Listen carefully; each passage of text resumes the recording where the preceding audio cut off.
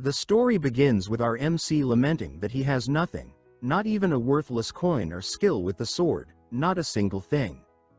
Looking at a young girl being dragged away, he clenches his fist and shouts that he must become stronger, become the greatest martial artist under the heavens, and when he lives as a rich man in a palace he will definitely. He doesn't finish his words and shouts for them to make a promise for when that time comes. Yes, for the future when that time comes. Some years later, inside a tavern. Some men are joyfully drinking and celebrating. One exclaims that they pulled it off again somehow, and another says that he really thought that he was going to die this time. The former asks if he reported to the leader, but the latter says that he'll do it tomorrow. A young man holding a spear over his shoulder and with a drink in his hand says that it's as expected of Yukgaeshan and that it truly deserves to be called a village of merchants and travelers.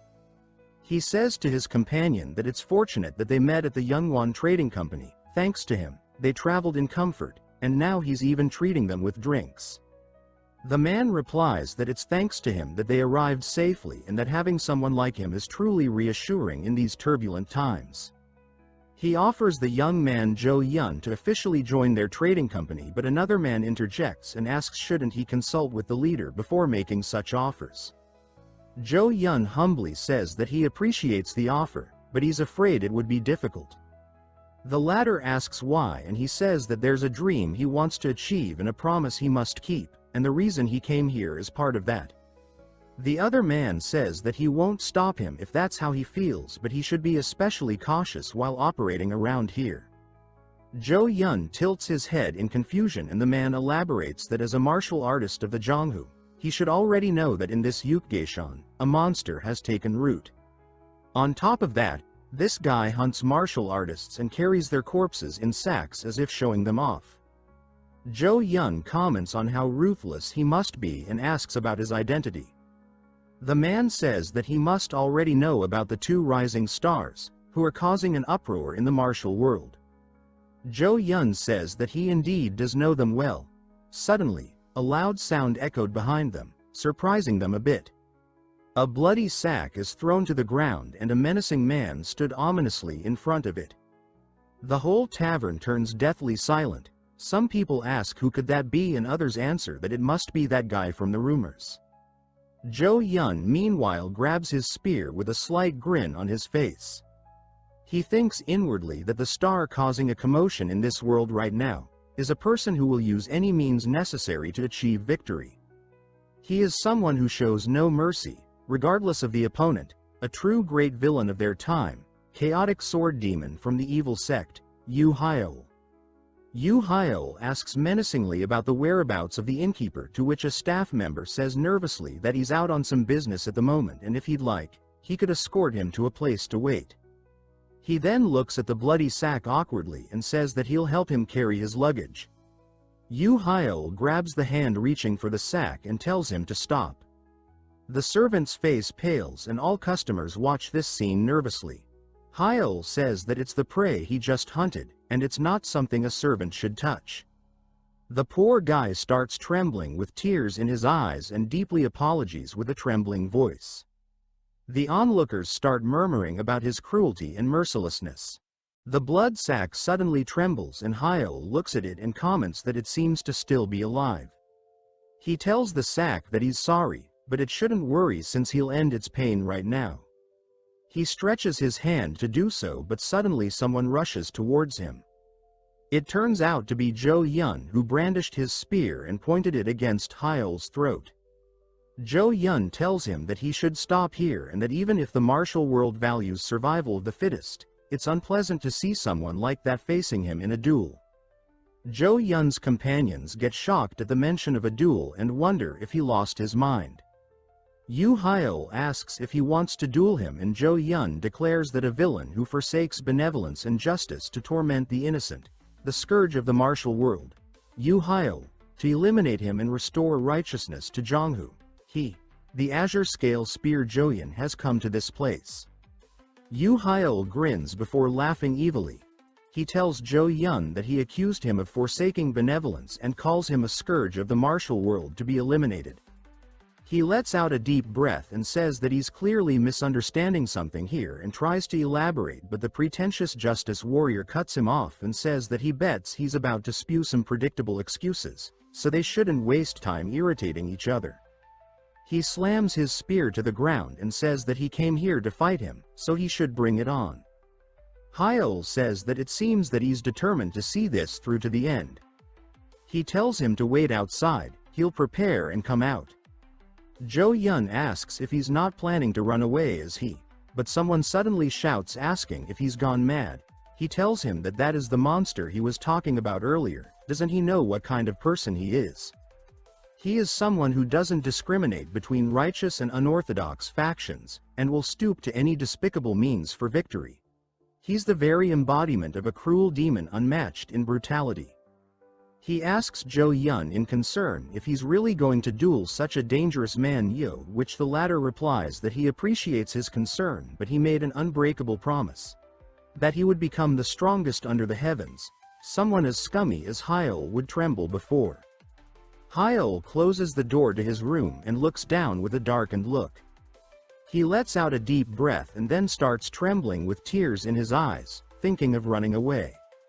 He laments that he just came here to sell his prey. He only stopped the innkeeper from touching it because he thought it wasn't something that should be handled carelessly by a cook serving customers. He shouts in panic what kind of disaster this is. Why does everyone judge him as a villain just by his appearance? And as if that's not bad enough, he's also stuck as a talentless third-rate martial artist who can't even use internal energy. He ponders on what to do with that lunatic outside. Stabbing a spear at someone's face, there's no way that guy is normal. He has to find a way to escape somehow. He refuses to die skewered here like an idiot. He clenches his fist, determined to survive and live on, at least, until he can fulfill his promise.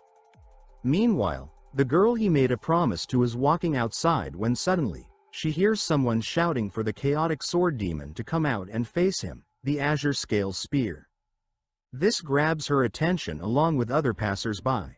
She reaches out for Yian, but he turns around and asks who she is. She removes her hat and asks if he's going to fight to the death against the chaotic sword demon. Seeing her heavenly beauty, he gets shocked and starts blushing. Some men around him seem to recognize her identity by seeing her white robes and striking beauty. Sun Moon Sword, Soulwa. These comments grab Yian's attention, and he thinks of the direct disciple of the former strongest under the heavens, who appeared like a comet, said to have subdued the successors of the renowned sects likened to dragons and phoenixes. The nemesis of the chaotic sword demon, star of the righteous sects, Sun Moon Sword, Soulwa. Yian wonders if she's here targeting the chaotic sword demon as well and thinks that collaborating with someone that famous won't make it easy for him to stand out. He finally responds to her and says that he came here to capture the scourge of the martial world Hiel inside that inn. She says that she sees, so he's inside there. Then she smiles bashfully saying that she finally found him. Her expression and smile are like an arrow straight into Yian's heart, and he says that it seems that she's also here looking for the chaotic sword demon. He thinks that if they join forces, there might be some backlash. He decides to forget about becoming the strongest under the heavens or whatever for now and start again tomorrow. So he proposes for them to work together to take down Hiel. Inside the inn, Hiel finally thinks of a solution and decides to report this to the authorities. He tries to convince himself saying that duels are illegal in the first place, and as a responsible law-abiding citizen, this is the right thing to do. His door suddenly gets slashed with strong force, causing it to fly off in pieces and making Hiel panic. Yian stood before him in tattered clothes, and Hiel started shouting for him to wait a second, saying that he hasn't reported anything yet and begs him to wait outside a little longer. The girl suddenly comes in and says that she finally found him. For so long, she's waited for this very moment. Hiel looked in confusion as the body of Yian suddenly collapsed and another figure started becoming visible from behind him. She tells him that she became the strongest martial artist while Yian lies there with broken teeth and tears in his eyes. She continues saying that she earned enough wealth, so now she declares the same thing he said to her when they were young, which is that they should get married. Some people then come in and see Yian collapsed on the ground, so they hurriedly take him out on a stretcher to see a physician. They wonder what happened after he entered the room with the sun-moon sword, and if he collapsed, that means that only the sun-moon and the chaotic sword are left. They comment that the two rising stars of Murim must be clashing. Meanwhile, inside the room, Hiel stares at Soulwa and she stares back at him. He tries to act like a fool and says that she must be looking for the chaotic sword demon and that it seems that he ran outside a moment ago. She stares at him in surprise, and he thinks that if there's one unchanging law of Murim he's learned from all the ridiculous rumors, it's that there's no one normal among those who cut down doors with their swords and barge in. And this woman is definitely not normal either, seemingly not recognizing her. He tries to walk past her, saying that he'll take his leave now since he has work to do, and tell her to take care, calling her great hero. She grabs his hand and he freezes in fear. She takes off his glove and says that she's not a great hero. She leads his hand to her cheek, which surprised him, but suddenly made him recall a similar scene from the past. Holding his hand to her cheek and looking at him bashfully, she tells him to call her like he used to in the old days. He calls her Soul but corrects himself and calls her Lady Soul. Lady Soul, or Seolhwa. About 15 years ago, during a famine, he was sold as a servant and came to serve her. The youngest lady, 3 years younger than him. The reason he set out into Jonghu, and the place he aims to return to. His beginning and his end. He wonders if he's dreaming right now, that very person he yearned for is sitting beside him while drinking tea. Though he wonders why she chose to sit right beside him. She asks if he's not drinking his tea, and he hurriedly tells her that should drink it, calling her my lady. She gives him a cold stare and he asks her why she's staring at him like that. She says that they agreed not to use formal speech from that day. He apologizes sheepishly, calling her Lady Seolhwa. She replies that she doesn't like being called Lady Seolhwa either. He scratches his cheek bashfully and says that anyways, it's nice to see her again, calling her simply Soul. She smiles brightly hearing this address and says that she, too, is really happy. Seeing her expression, he looks away and thinks that she's so pretty, he can't stop smiling. He then looks at her sword and asks if she became a martial artist as well. She confirms his assumption, saying that she worked really hard for the promise. He looks at her in confusion and asks what she means by promise. He suddenly recalls what he said that day, which is to become the greatest master in the world and to become a wealthy person living in a palace-like house. After that, they could get married. He gets shocked after realizing something, which is that the promise was missing the subject, which means that the person who had to become strong and wealthy wasn't specified in the promise. Looking at his shocked expression, she says that it seems he didn't forget their promise either. He says, well, that's true, but she cuts him off before he could explain and says that she came looking for him after hearing the rumors about him. He asks what rumors, and she says the chaotic sword demon, which made him shiver while trying to keep a straight face. She continues saying that she was shocked hearing that he harasses women and always dine and dash. He grits his teeth in frustration, wondering who is spreading such ridiculous rumors. She then touches his hand intimately while saying that she doesn't care what the public thinks of him, what is important is that they both kept their promise and became masters.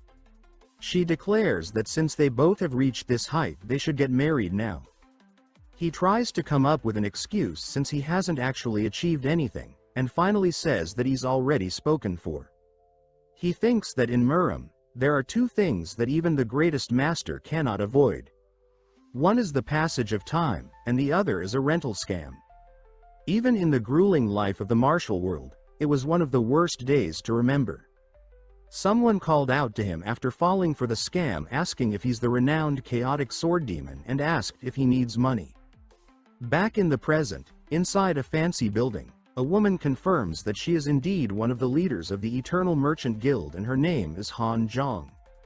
She asks if they've come to repay his debts to her. Seolhwa says that that is correct with a cold look in her eyes, and Hyeol turns his head to the side. She says that she heard his story and that he owes her a huge sum of money. And they're also using that debt as an excuse to exploit and control people as if they own them. Han Jirong ponders, then comments that this is awkward, to which Hyeol turns to the side thinking that of course it's awkward, since kindness has been repaid with hostility. Far from being exploited, she has been providing him financial support under the guise of sponsorship without asking for anything in return. If the person he went out of his way to help paints him as the bad guy, of course it'd be awkward. But Seoul has clearly become an incredible martial artist, and she's under the delusion that he's her equal in strength. If he recklessly agrees to marry her, he imagines her expression when she finds out and asks him what he's been doing while she's been grinding her bones to become a master. He shudders at the thought. He curses inwardly and thinks at this point he just begs her to play along. Looking at his constipated expression, she lets out a sigh and says that it seems that she's been misunderstood and they only borrowed Lord Yu Hyeol's name for a small favor, inwardly thinking what's he doing and is he asking her to get rid of that woman. Seoul asks how much is that favor worth exactly, to which Han Jong says that that's troublesome since this deal also leverages Lord Hyeol's reputation a bit, however, if that's what she wishes. She thinks that at this point, she'll just throw out an absurd amount and says that combining the principal and the losses from this incident, 100,000 Niyang should settle everything. Hiel clenches his fist, thinking as expected of the leader of one of the Central Plains' top 5 merchant guilds. He knew he could count on her to understand his situation and play along, so he says that now that he knows the exact amount, he'll head back for now, thinking that he bought some time for now. However, before he could even finish his words, Seoul drops a huge sack of coins and says that it is 100,000 as she requested. Hyeol could only stare dumbly at the coins, wondering where that huge sack even came from. He tries to dissuade her by asking if it isn't too much money to handle, to which she says nonchalantly that it'll be his money once they're married anyway. She gives him a beautiful smile and says that there's nothing she would regret spending on him. Hearing her words, he feels like they're stabbing him due to guilt. Han Jong confirms that it indeed looks like more than 100,000 Niyang. Seoul asks if she'll let Hyeol go now that she paid her. Looking at Hyeol's defeated expression and the huge sum of money, Han Jong thinks that as a merchant, she should create credit whenever she can. Seeing Seoul preparing to leave with Hyeol, she tells her to wait a minute, so Seoul asks if that's not enough. She says that the money is more than enough. She then proceeds to hug Hyeol tightly and says that the relationship between them is something that can't be fully expressed in terms of money and asks Hyeol to confirm. Soulwa's eyes turn deadly red and Hyeol panics and tries to deny. Han Jong tells him to stay still and asks him isn't the problem that woman anyway, so why is he panicking? Seoul suddenly calls out to her with her sword fully unsheathed and crackling with lightning. She tells her with a murderous look to get off him before she forces her. Hyeol panics and tries telling her that it's a misunderstanding, but Seoul is completely pissed and tells him to step away immediately. He begs her to calm down and says that this person is really important to him. Hearing this, Seoul freezes in her tracks. Seeing her stop, he thinks that he's somehow still alive. She looks to the side sadly, clearly hurt by his words, and apologizes. He gets confused by this apology and tries to explain, but Seoul turns to leave hurriedly. He shouts for her to wait, but she leaves, leaving him speechless. Han Jong says that that worked out somehow, and Hyeol turns to her completely flustered and asks what she means by worked out. She asks if that isn't the case and says that as a merchant, she's pretty good at reading situations. The method wasn't exactly smooth, but he ended an unwanted marriage, didn't he? She asks if this isn't the outcome he wanted, leaving him speechless. Later, everyone looks at him in fear as he walks by, his aura too dark and gloomy. He thinks that for Soulwa to make that kind of expression, he must have looked like he was cheating and she must be disappointed. They met as a servant and the lady of the house. He swore to overcome that gap and stand proudly beside her. After so much effort to become a master, He thought he'd make it to her level. All he ever wanted was not to disappoint her. He thinks that he needs to find her and explain when he suddenly hears someone saying that earlier on the mountain, he saw someone in white running with a dazed expression. His companion hopes that she didn't head toward the cliff, and he says that she looked a little unstable though and hopes nothing bad happens today. The woman starts trembling seeing Hyeol behind the man, and the guy asks what's wrong all of a sudden. Hyeol asks menacingly where did he say she went. After getting his answer, Hyeol ran there without a plan. He pants heavily and exclaims that Soulwa surely wouldn't, but there were witness accounts, so he decides to search the area. Reaching the cliff, he sees a white-haired figure standing at the peak. He rushes in and hugs the person from behind, saying that he'll marry her or whatever, so she shouldn't have unnecessary thoughts. The person turns in confusion and it turns out to be an old man. He blushes asking if he wants to marry him. Hyeol froze at this outcome, remained speechless for a while before letting the old man go and turning around to leave while saying with embarrassment that he mistook him for someone else.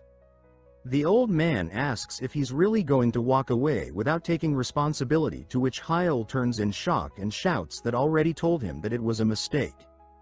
The old man tells him that that's right. Does he think he's the only one feeling uneasy?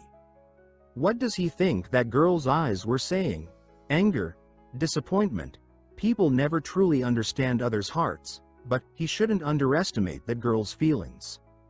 Hiel turns and asks who exactly is he, but he sees the old man facing off against a tree, saying that he shouldn't run away and should face it head on. A woman runs to the old man asking why he's here again, then she asks Hiel if he could help her a bit. In the end, he even had to go to the doctor over the mountain. He thinks of the old man's words from earlier about Soulwa's feelings and then sighs and says why he's even considering the words of a senile man. He gets welcomed back by Soulwa and he instinctively says that he's back. He then looks at her in surprise, then shouts some unintelligible words, but she understands and replies that indeed she's been here the whole time. He continues speaking gibberish and she responds by saying that this location is the first thing she checked when they arrived in this village. He suddenly stops when notices something and asks her if she was crying. She turns her head and denies, but he doesn't buy it and asks if it's about what happened earlier. He tells her that it's all a misunderstanding, the merchant lord and he are just. She cuts him off saying that she knows that they aren't like that, but he wants to go so far to avoid marrying her. This response left Hiel shocked and speechless. He remembers that old man's words and admits that she's right and he can't marry her. Her face darkens hearing his words and then turns around saying that she sees and she'll leave in that case.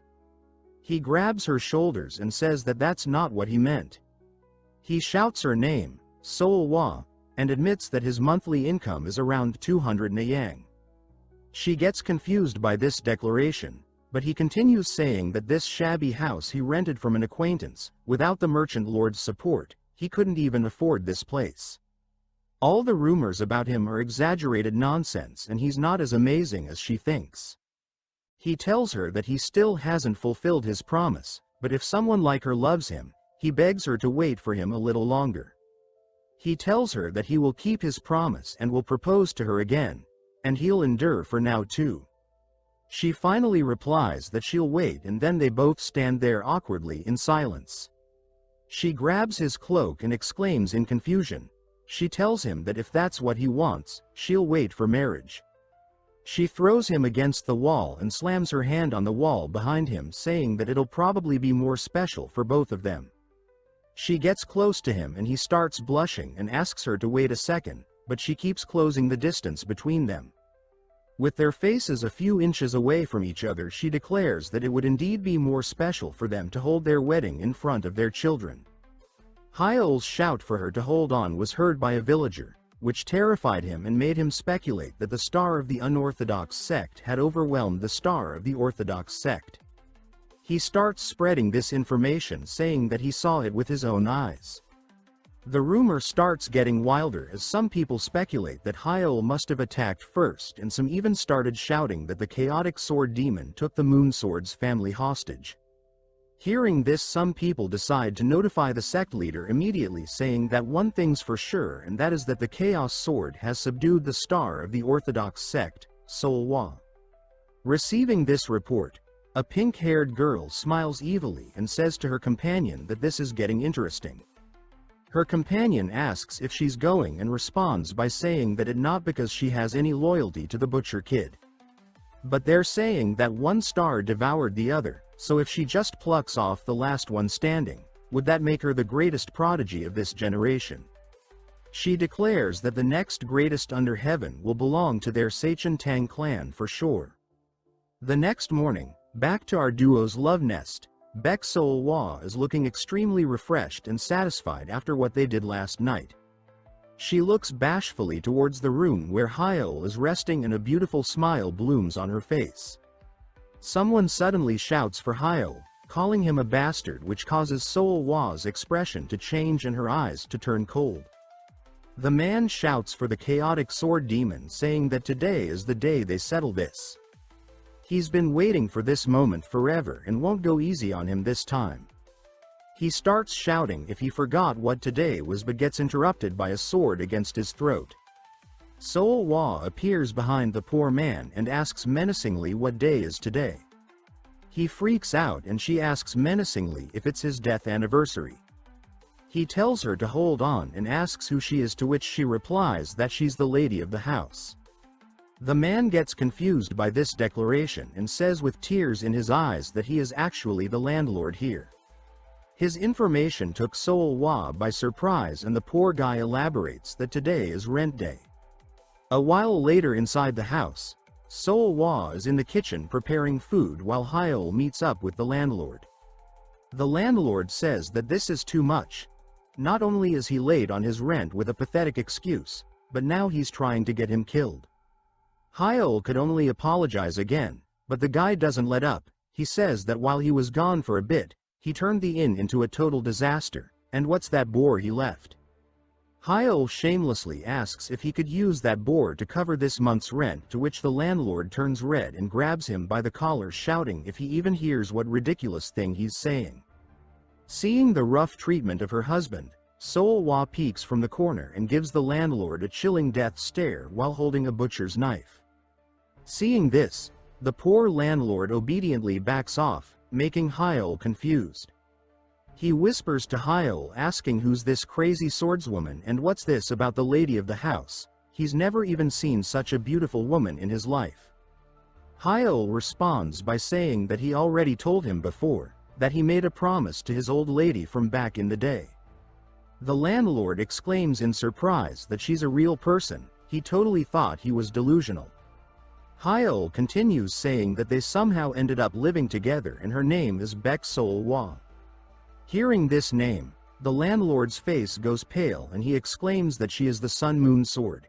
He asks in panic if that's the case, then are rumors true? Hyeol gets confused and asks what rumors is he talking about.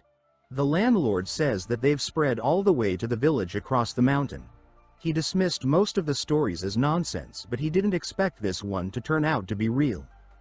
Hyeol asks what kind of rumors has got everyone so worked up, and the landlord says that it's that the chaotic sword demon hypnotized the Sun Moon Sword or something.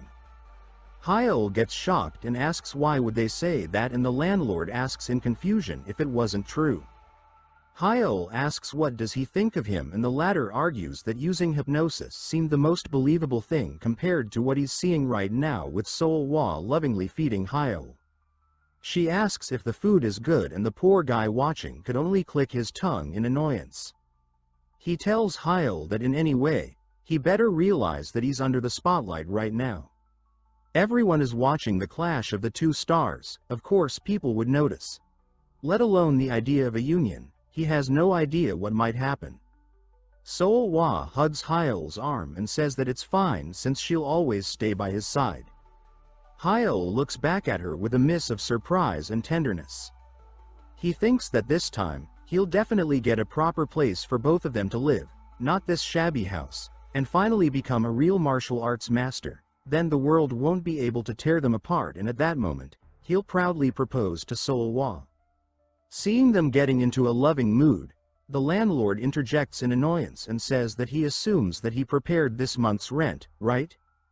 Hyeol only now remembers that he has rent to pay, so he could only exclaim in surprise.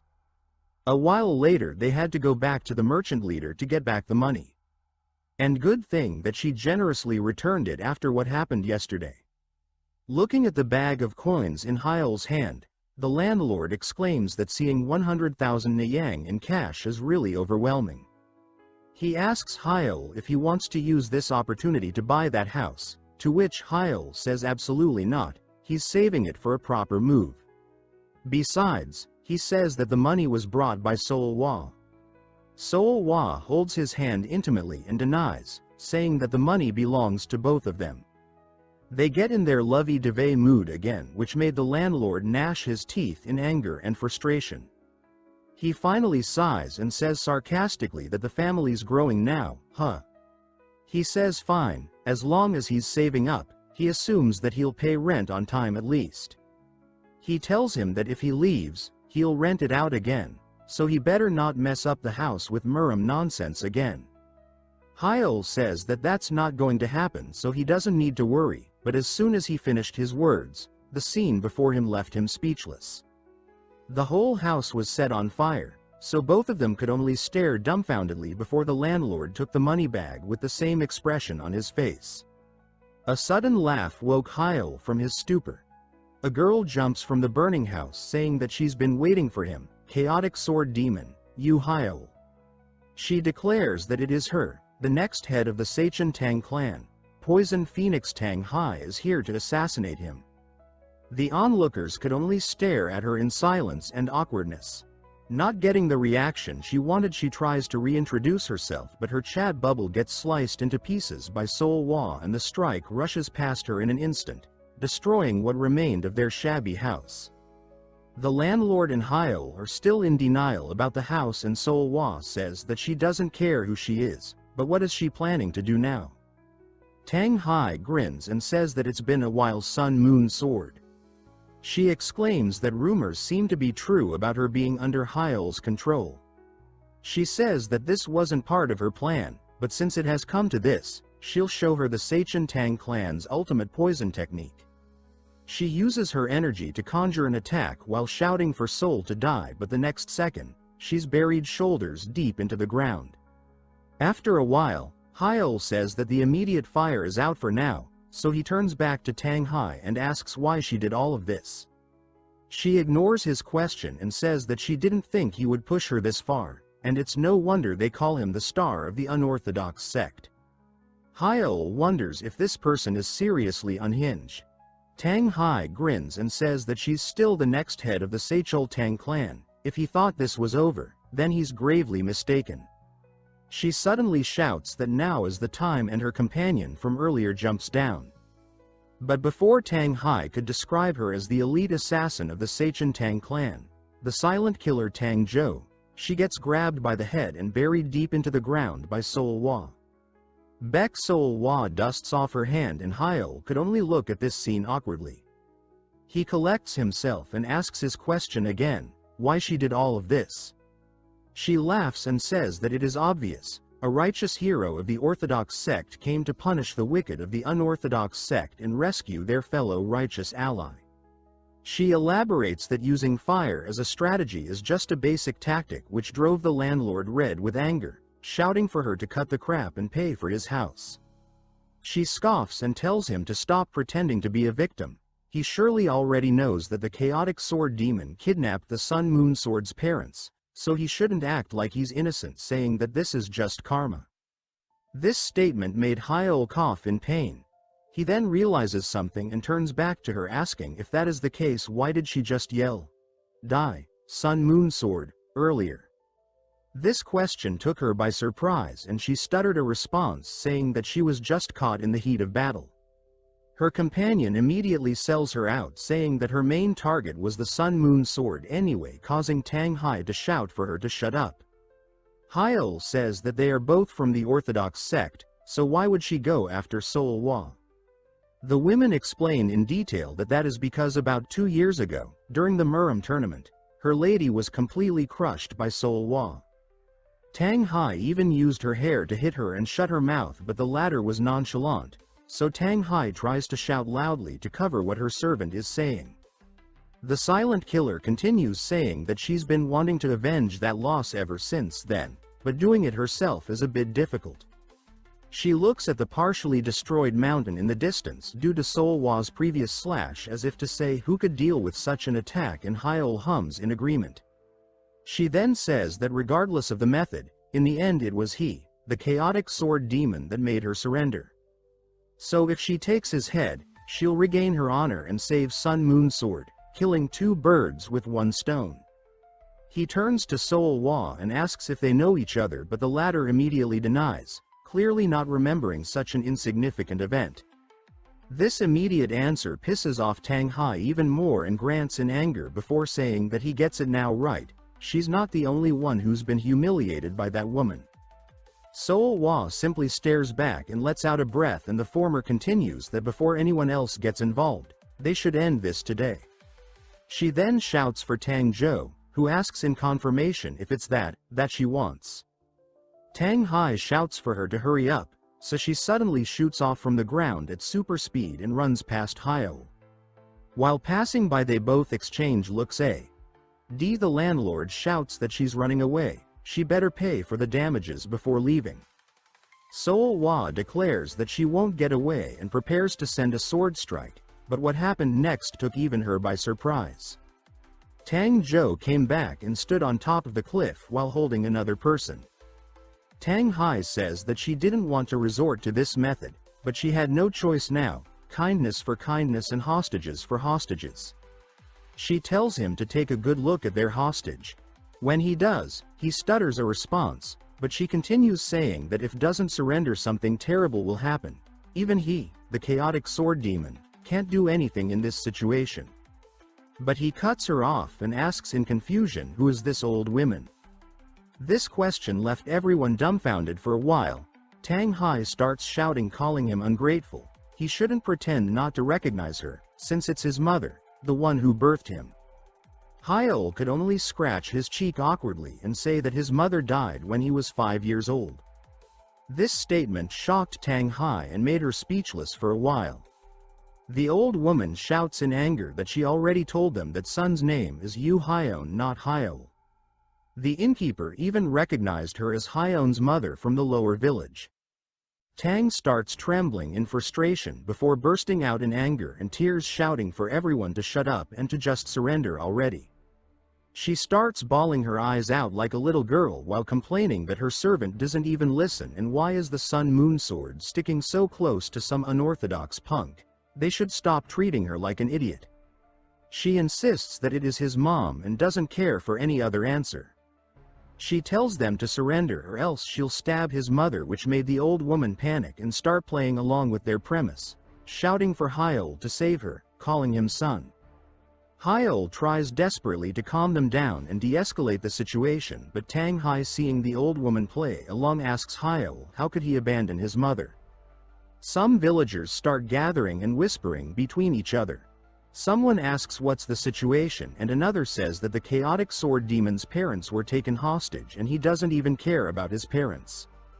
Seeing the rumors getting out of hand, he tries telling them that it's not his mother, but it only backfires as they start saying that he disowned his own parents to save himself and that they already knew he was a scumbag, but now even a disgrace to his family, calling him trash.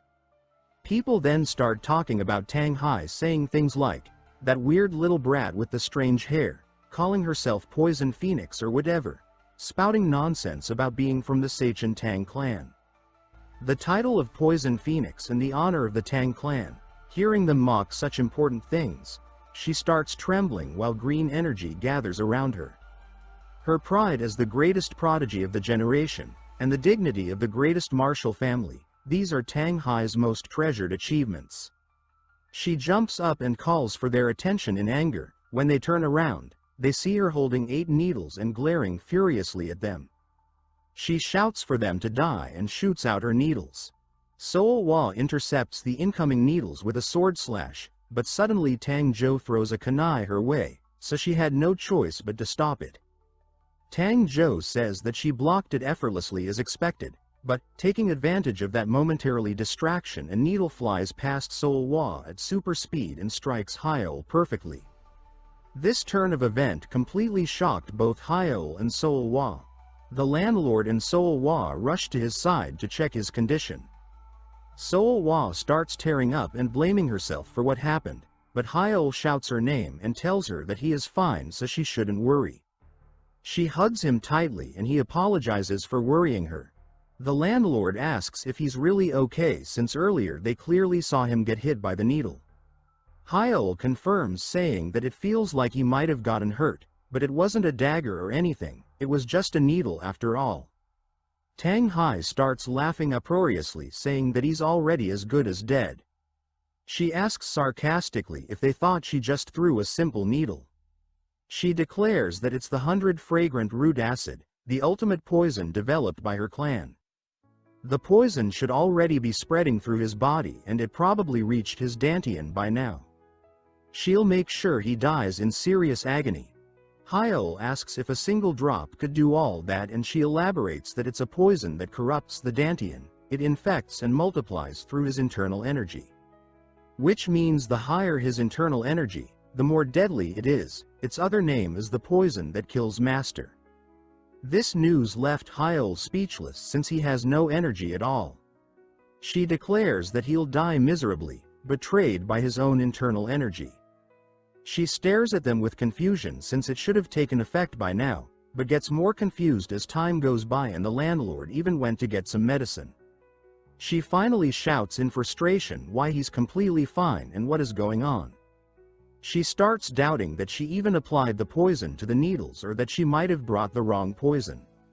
She takes out a needle and stares at it before pricking her own finger slightly. She feels a pang of pain at first, but that soon changes as she starts to scream in agony. Hyeol and Soulwa turn to her after hearing her screams only to see her convulsing on the ground, which confuses Hyeol, who asks what's she doing. Later that day, Tanghai finally opens her eyes and lifts herself up from the bed screaming. She wonders where she is when suddenly Hyeol says that this is the village doctor's place. She looks at him unsure of what to say. He tells her that she was writhing so extravagantly on the ground, so he brought her here and asks menacingly if still wants to keep going. She thinks inwardly that the poison was real.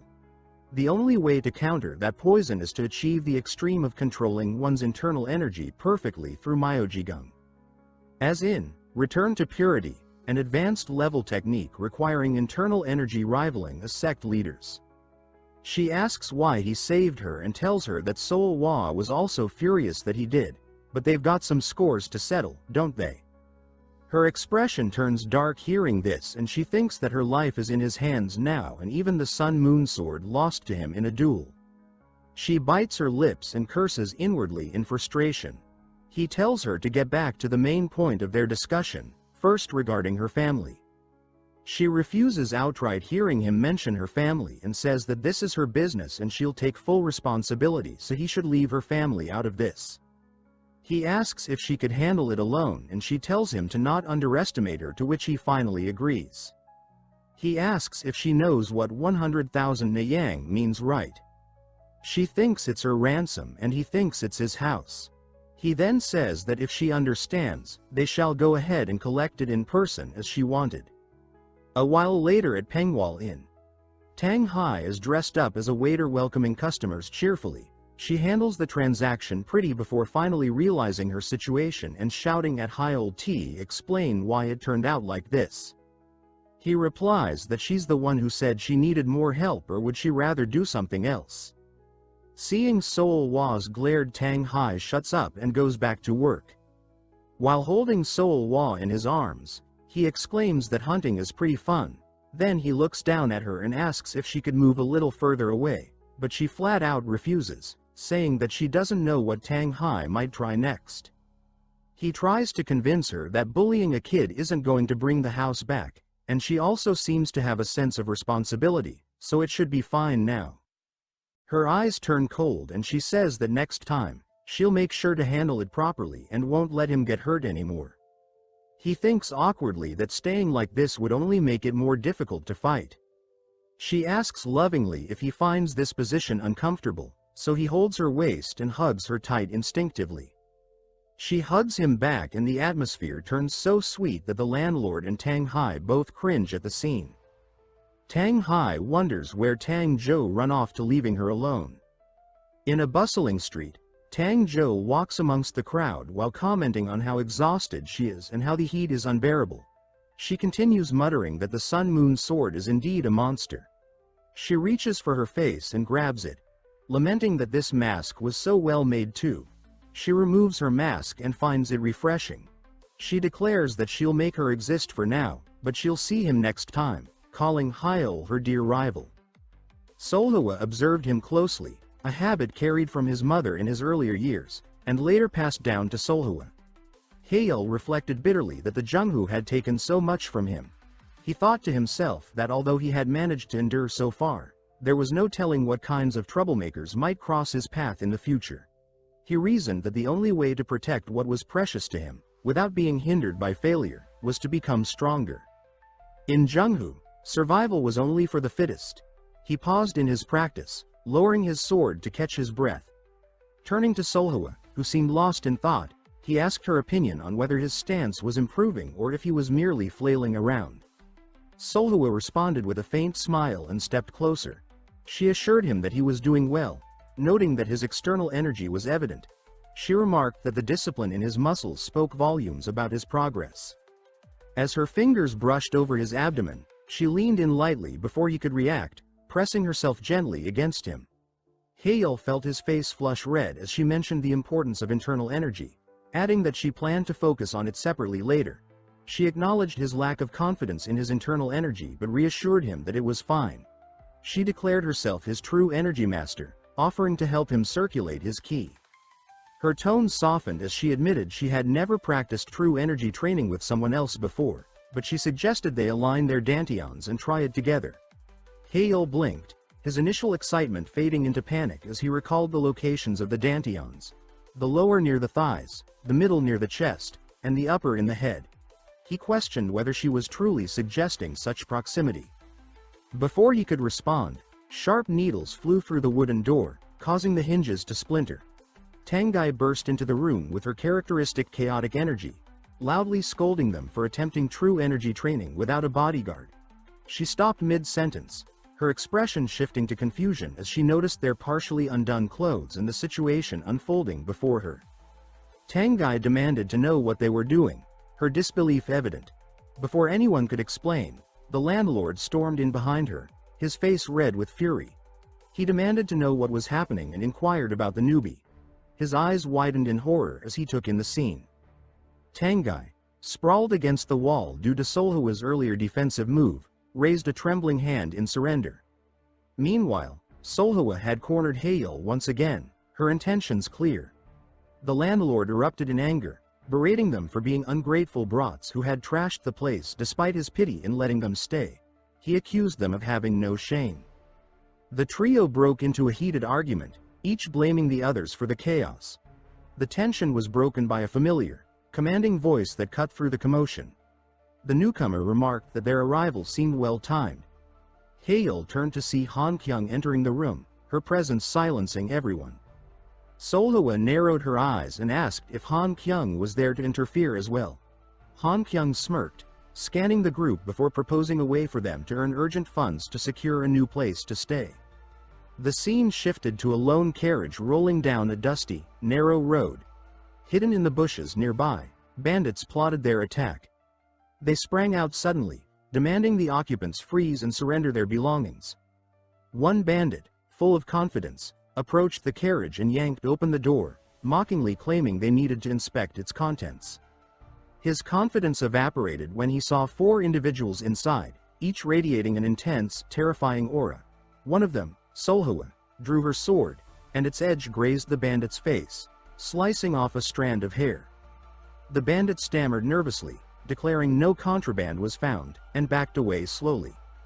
Moments later, the bandits were tied up and left battered by the roadside, groaning in defeat. As the carriage resumed its journey, Han Kyung leaned back and expressed disdain for the defeated group, calling them worthless riffraff who scavenged for crumbs of opportunity.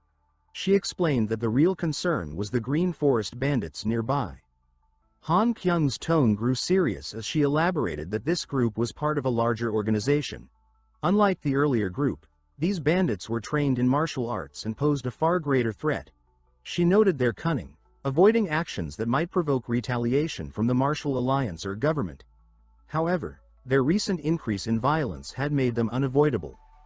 She revealed the valuable cargo they were transporting and emphasized the need to stay on course without detours. This was why she had hired Seolhwa and Hyeol to escort the caravan. Seolhwa rested her head on Hyeol's shoulder, her soft breathing breaking the tense atmosphere. Hyeol glanced at Han Kyung, explaining that since she often helped him and offered payment, he had no reason to refuse. He then questioned why Tanghai was accompanying them. Tanghai declared boldly that she couldn't stand by while innocent people suffered at the hands of villains, adding that for a fee of 100,000 nyong, she would save the day. Hyeol groaned in exasperation, telling her to stop spouting nonsense and return to helping at the inn. Their argument was interrupted by a sharp whistle that pierced the air like an alarm. The group tensed, weapons ready. Hyeol ordered everyone to stay inside, but Tanghai had her own plans. She kicked open the door and announced confidently that she would handle the situation alone. Despite Hyeol's protests, she charged out recklessly, her energy leading the way. From the edge of the tree line, one of the Green Forest bandits spotted movement. He noted aloud that someone had emerged from the carriage and speculated that it was likely the group's personal escort, perhaps the strongest among them.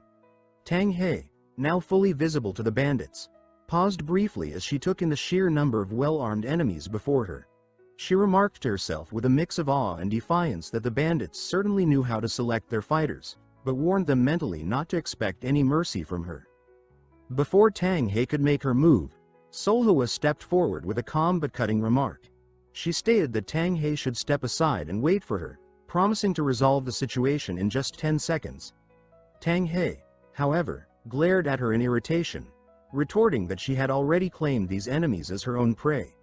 She suggested Seolhwa go practice breath control with the Chaos Sword Demon instead. Meanwhile, Hyeol sighed heavily, silently lamenting the life choices that had brought him to this moment. Paying no heed to his reaction, Tanghai pulled out a handful of needles, declaring with excitement that there was no better tool for dealing with small fry than these. She hurled the needles into the air, her voice ringing with exhilaration as she announced them as exploding darts. The needles detonated spectacularly, engulfing the surrounding area in flames. Hyeol's expression turned pale as he realized the consequences of her actions. The structure supporting the area began to crack ominously before collapsing entirely. With a deafening crash, the bridge gave way, sending the carriage, the horses, and the group tumbling into the ravine below. As they fell, Hyeol's voice roared above the chaos, furiously cursing Tanghai for her recklessness. Elsewhere, deep within a dense forest, a group of bandits convened inside a dimly lit cave. One of the bandits, his tone cautious, approached the chief and voiced his concerns. He reminded the chief that the caravan was backed directly by the merchant leader and speculated that their guards would be highly skilled.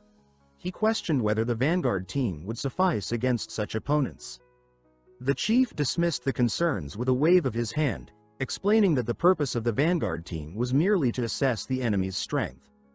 He emphasized the importance of the mission and revealed that reinforcements from the Green Forest main base had already been requested. He assured his subordinate that the true operation would begin upon the arrival of a certain individual. The subordinate, impressed, complimented the chief's strategic brilliance, comparing it to that of the legendary Zhuge Liang. Their exchange was interrupted when another bandit stumbled into the cave, his face pale and his breath labored.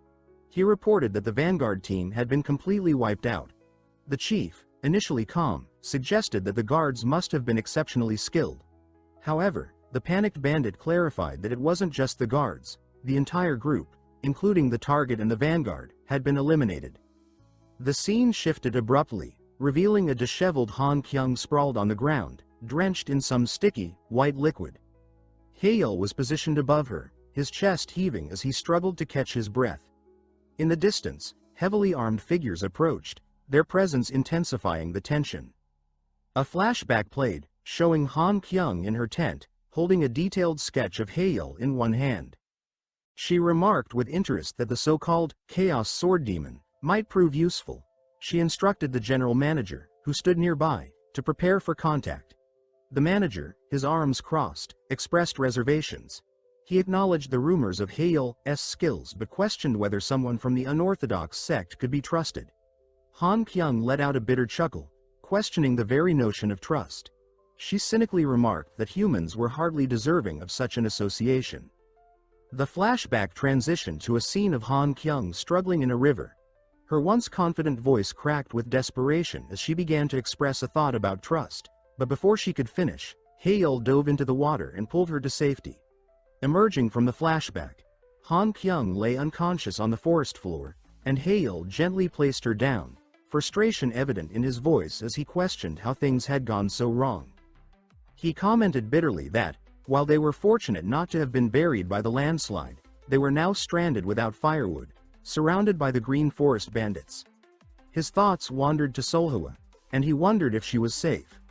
He mused to himself that her abilities were far beyond his, and searching for her would likely only hinder her efforts. Despite this reasoning, guilt pricked at him as he recalled their promise never to be separated.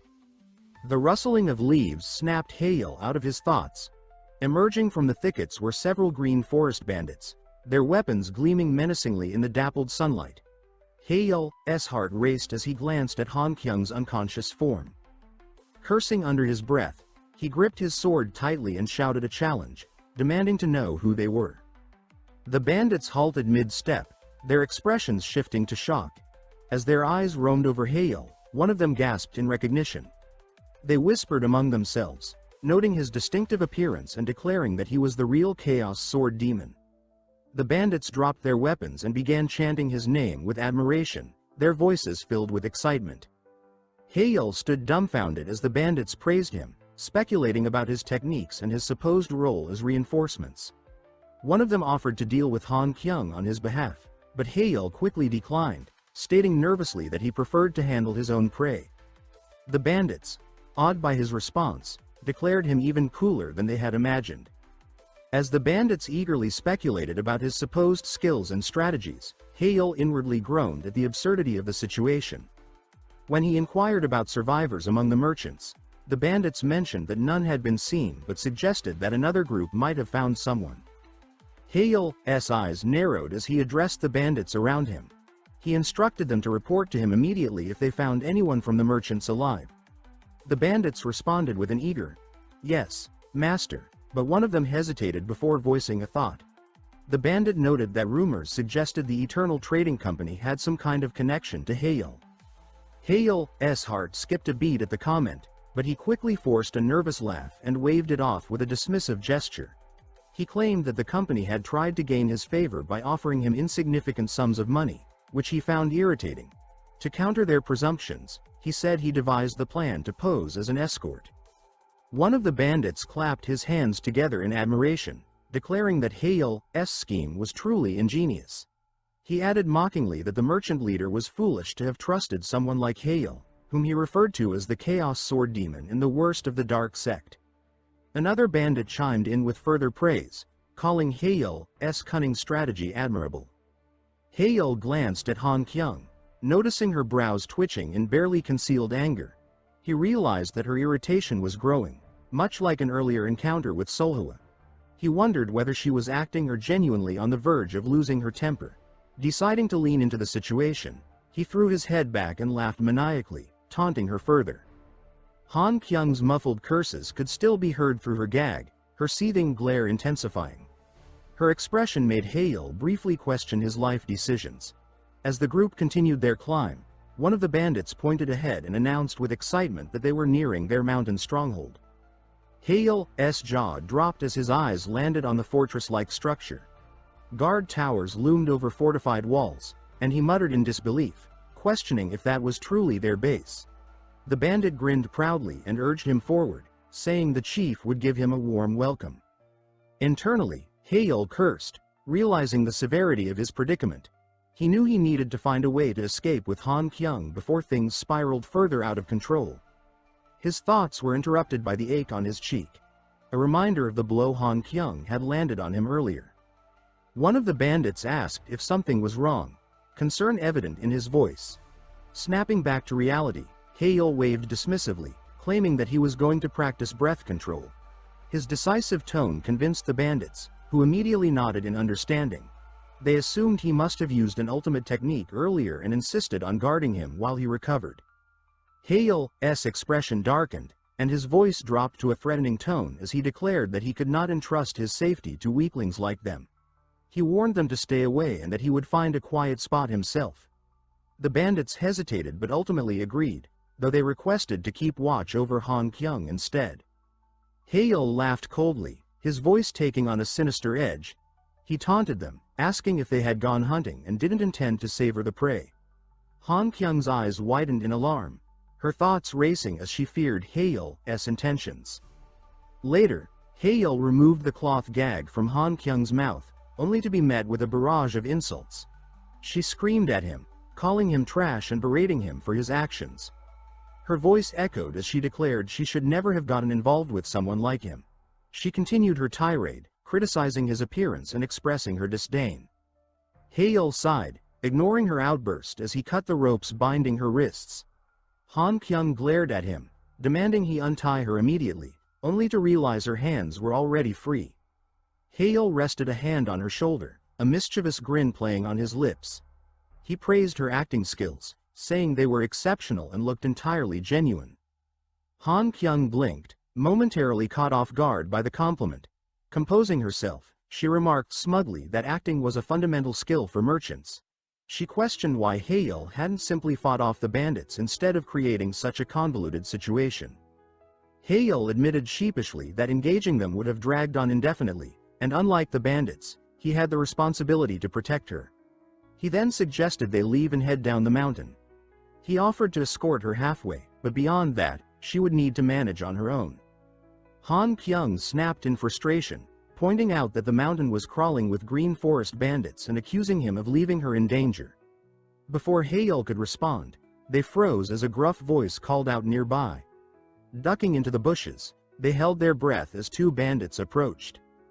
The bandits scanned the area, noting that they had heard voices. After a brief exchange, they decided to return to the stronghold, mentioning that the reinforcements had already captured the key targets. They even mentioned the capture of an Orthodox sect woman who had resisted so fiercely that additional forces were required to subdue her.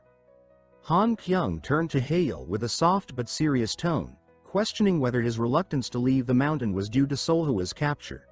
She suggested they retreat, emphasizing that even someone as skilled as Seolhwa had been defeated, and their enemy was no ordinary opponent. Hyeol responded with firm resolve, stating that skill, numbers, and strength didn't matter to him. He declared that he would never lose his people again, recalling the promise he had made with Seolhwa. Han Kyung raised an eyebrow and questioned whether that promise outweighed his contract with her. Hyeol insisted on escorting her halfway down the mountain. Sighing in frustration, Han Kyung began tearing her clothes strategically, fashioning a makeshift disguise. She explained that as the merchant leader of the textiles division, creating a simple outfit on the spot was no challenge for her. Hyeol, left in his undergarments, stared at her in disbelief. She avoided his gaze, blushing faintly, and admitted they didn't have enough materials. Meanwhile, in a dim prison cell elsewhere, Seolhwa sat quietly, murmuring Hyeol's name under her breath.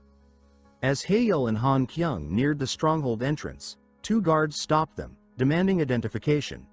Hyeol attempted to play along, cheerfully claiming to be one of their own. The guards, however, saw through the ruse immediately, sneering at the weak disguise. Hyeol's heart sank, realizing their ploy had failed. Before he could act, Han Kyung slapped one of the guards sharply across the face, her sudden action catching everyone off guard. The force of the blow sent the bandit sprawling to the ground, his hands clutching his cheek in shock. He exclaimed his disbelief, asking what she was doing. Han Kyung, standing over him with a calm yet icy demeanor, replied sharply. She reminded him that it was no surprise they didn't recognize Hyeol, calling him an idiot for not thinking it through. She went on to state that their leader himself had requested reinforcements, questioning if they were so incompetent as to forget that fact. The bandit blinked in realization, his expression shifting to one of understanding. He asked if she was the reinforcement sent to assist. Han Kyung confirmed this with a curt nod and added disdainfully that she had decided to accompany them because she was worried her husband would be left under the protection of country bumpkins. Her voice dripped with contempt as she berated them, criticizing their lack of intelligence and mocking their poor training. The second bandit, overwhelmed, dropped to his knees and bowed deeply, apologizing profusely. He acknowledged their ignorance and begged for forgiveness. Hyeol, watching the scene unfold, felt a mixture of amusement and disbelief as Han Kyung stomped down on the first bandit's head, eliciting a yelp of pain. She dismissed them with a scoff, questioning the point of continuing the conversation. Instead, she ordered them to lead the way to the entrance of the mountain stronghold. The bandits scrambled to their feet, hurriedly gesturing for the pair to follow.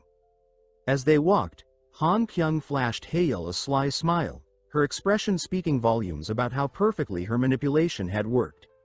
Inside the hideout, the tension in the air was palpable.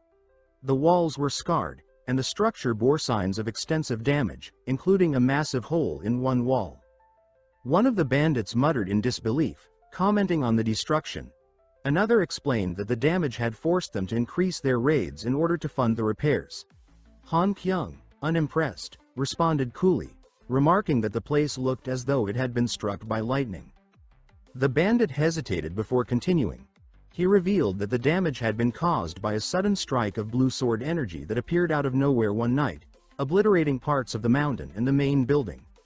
Hyeol's mind raced at the mention of blue sword energy, his eyes widening as the memory of Soulhwa slicing through the mountain resurfaced vividly.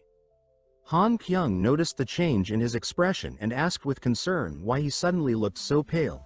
Hyeol, his voice barely above a whisper, admitted that he felt an overwhelming sense of responsibility and a strong urge to protect her at the very least. Han Kyung blinked in surprise, a faint blush rising to her cheeks. She chided him lightly, telling him not to say such embarrassing things without warning. The bandit leading them brought them to the storage room and prison area of the stronghold. As they reached the storage room, Hyeol acted quickly, striking the bandit on the back of the neck in an attempt to render him unconscious. To his surprise, the bandit didn't fall immediately but instead turned to him in confusion. Moments later, the bandit collapsed in a heap, though the scene was far less dignified than Hyeol had anticipated, as ketchup inexplicably splattered everywhere. Han Kyung sighed in exasperation, scolding him for not finishing the task properly. Hyeol shrugged, admitting sheepishly that he wasn't skilled in acupuncture techniques. Rolling her eyes, Han Kyung gestured for him to hurry as Hyeol retrieved the keys from the bandit's pocket. They approached a prison cell, and Hyeol called out, his voice filled with concern, asking if Seolhwa was all right and whether she was hurt. Han Kyung immediately hissed at him to lower his voice, warning that they would be caught. To their surprise, a cheerful voice answered from inside the cell. It was Tanghai, who excitedly remarked that Hyeol, the demon sword of chaos, must have at least some shred of honor to come and rescue her. Hyeol and Han Kyung exchanged frustrated glances, silently regretting the mess they had walked into. Tanghai demanded that they untie her quickly, brushing aside Hyeol's question about Seolhwa. She explained dismissively that the lunar sword wasn't with her, mentioning that a few others had been captured but were released right away. Han Kyung smirked, her tone sarcastic as she remarked that it made sense since a lowly porter wouldn't fetch much of a ransom. Tanghai bristled at the insult, accusing Han Kyung of saying it specifically for her to hear. Han Kyung replied unapologetically that her words were indeed meant for Tanghai. Hyeol sighed, clearly frustrated, and commented that it was a relief if Tanghai was the only one captured. He urged them to move before a patrol arrived. Tanghai, however, revealed casually that when she was locked up, she overheard that opening the prison door would trigger an emergency bell throughout the stronghold. No sooner had she said this than the sound of footsteps and clattering swords echoed through the corridor. The bandits had surrounded them. Hyeol cursed under his breath, calling Tanghai a liability. One of the bandits, identifiable by his eye patch, laughed cruelly, declaring that everything was going according to plan. He mocked the so-called righteous faction for falling into his trap. Han Kyung's eyes sharpened as she pointed to Tanghai, suggesting they use one of her concealed bombs to blow the place sky high. Tanghai's face fell as she admitted that she had lost her weapon code in the landslide and wouldn't have been caught otherwise. Han Kyung's frustration boiled over, and she unleashed a torrent of insults at Tanghai, blaming her for the disastrous situation they were now in. Hiel, his voice tinged with nervousness, asked how they planned to escape. Han Kyung and Tanghai exchanged knowing glances before Tanghai replied casually, questioning why escape was necessary. She pointed out that Hiel was the demon sword of chaos, and at the mention of that name, the bandits recoiled visibly, their fear evident. Hiel stood in silence, his aura radiating a quiet but overwhelming power. Tanghai, letting out a mocking laugh, remarked that since she had been burdened with babysitting Hiel, she hadn't been able to fight properly. She declared with exaggerated generosity that she would leave the smaller enemies to him. Han Kyung sighed in disinterest, adding that at least Hiel was proving somewhat useful. Confused and unsure how to proceed, Hiel thought to himself, wondering what they were talking about. Meanwhile, the eye-patch-wearing bandits staggered back, muttering in disbelief about the demon sword of chaos. The bandits, realizing the tables had turned, questioned whether they had been the ones trapped all along. Tanghai, amused, affirmed this with a laugh, explaining that the alarm had only been sounded because they had a plan. She taunted them to struggle as hard as they could if they wanted to live. The bandit leader, trying to maintain some control, stammered as he suggested that if Hiel opened a path for them, they would be spared. Hiel, playing along, replied hesitantly, trying to maintain his act. The leader's expression shifted as he seemed to consider retreating, but a commanding voice interrupted. The voice ordered everyone to stop their nonsense. The bandits immediately recognized the figure as Wasiak, the leader of the fierce tiger division. Tall and imposing, with a weathered axe in hand, Wasiak exuded a fearsome presence as he stepped forward. He was one of the 8 commanders under the Green Forest King, a man feared for his strength and ruthlessness. Tanghai cursed under her breath at the sight of him, referring to him bitterly as the bald-headed bastard who had been responsible for her capture. Han Kyung whispered Wasiak's title, recognizing him as one of the top forces under the Green Forest King. She connected him to the reinforcements the bandits had mentioned earlier. Wasiak's sharp gaze focused on Hiel, and he growled a question, demanding to know why the demon sword of chaos was present.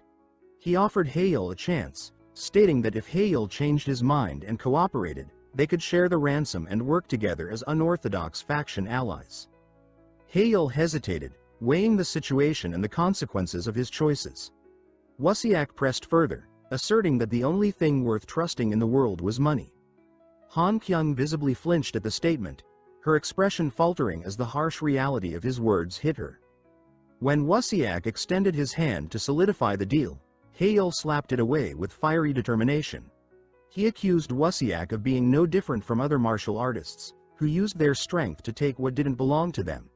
He declared that he was there to ensure he would never lose his people again. Han Kyung's cheeks flushed at his words, a mix of emotions stirring within her as she looked at him. The tension broke as the ground suddenly trembled. A massive force erupted from the wall, and all eyes turned toward the source. It was Seolhwa. She entered the room, dragging the limp body of a bandit by the hair like a trophy. Her cold, piercing gaze locked onto Hiel, radiating an intent so deadly that it sent chills through everyone present. Seolhwa's voice, sharp and cutting, addressed Hiel, questioning what he meant by his people. Under the soft moonlight of the spring evening, her presence was both mesmerizing and terrifying. The bandits and allies alike were struck by a mix of awe at her beauty and dread at her aura of absolute authority. Breaking through the tension, Seolhwa ran to Hiel and wrapped her arms tightly around him, asking softly if he was okay and whether he was hurt. Hiel, flustered, stammered that he was fine before asking if she was unscathed. Seolhwa tightened her embrace, her voice trembling with relief as she apologized for being late and explained that she had been searching the lookout towers and nearby hideouts, dealing with nuisances along the way. Tanghai, recovering from her shock, shouted in disbelief, accusing Seolhwa of showing off again. Han Kyung, observing the interaction silently, clenched her fists as she wondered if Seolhwa's display was subtly directed at her. Before Tanghai could voice further complaints, Seolhwa's icy demeanor returned. Her voice, cold as steel, directed at Tanghai, warned her not to put Hyeol in danger again. She declared that if it happened once more, everyone except her and Hyeol would die. Hyeol, alarmed by the rising tension, placed his hands gently on Seolhwa's shoulders, trying to calm her. He reminded her nervously that Tanghai and the others were guarding the leader and couldn't simply be eliminated. Seolhwa's gaze briefly shifted to Han Kyung before rephrasing her statement, stating that everyone except the 4 of them would die. Suddenly, an axe came hurtling towards Seolhwa. Woo-seok, raising his voice, accused her of crossing the line. Seolhwa, without even turning, effortlessly blocked the axe with her sword. Woo-seok sneered, addressing her as the lunar sword and noting her disheveled state. He taunted her, speculating that she hadn't been able to regulate her energy properly after scouring the mountains. He promised that even if she lost an arm or two, her value as a commodity would remain intact. His crude remarks about her appearance and potential use as a prisoner drew laughter from the eye-patch-wearing bandit, who declared that Woo-seok was an ultimate master, a fully fledged monster no fledgling could defeat. As Woo-seok swung his axe again, Seolhwa, exhausted from her earlier battles, found it difficult to retaliate. The fight intensified, her movements slowing as fatigue took its toll. Hiel, feeling a surge of worry, muttered to himself that he couldn't just stand by and do nothing. He reached for his sword, ready to intervene, but stopped as he observed the fight before him. He realized that both combatants were incredibly dangerous and that stepping in would only hinder her. The imposing figure of Woo-seok raised his axe, shouting vile threats as he declared his intentions to break her will and degrade her. Seolhwa, blocking his strikes with nonchalant precision, retorted coldly, acknowledging him as a full-fledged monster and admitting the danger of the situation. She added, with biting sarcasm, that his 3-inch energy wouldn't even faze her. Enraged by her words, Woo-seok snarled, accusing her of mocking him. He spat back that she didn't even know what she was talking about and should keep her mouth shut. Seolhwa, her tone indifferent, admitted that she lacked the strength to lift her sword properly anymore. She glanced toward Hiel and mentioned that energy regulation was her only option now. Woo-seok, furious at their mockery, began to seethe. His veins bulged as his body seemed to swell with power. He thought to himself about his roots as a mountain bandit and recalled the words of the Green Forest King, who had taught him to focus on mastering one thing rather than spreading himself too thin. Tanghai shouted a warning about the danger as Woo-seok swung his axe. A golden aura surrounded him, the culmination of a lifetime of mediocrity channeled into a single, devastatingly simple principle of power. It was overwhelming in its intensity. Hiel yelled at Seolhwa to focus on the fight ahead, but she responded calmly, speaking of energy regulation and true energy guidance. As Woo-seok roared, declaring that even a 1,000-pound boulder could be split in two by his strike, Seolhwa coldly stated that killing wasn't an option. With measured precision, she swung her sword, releasing a brilliant blue slash of energy. She added, almost as an afterthought, that she would simply break his attack instead.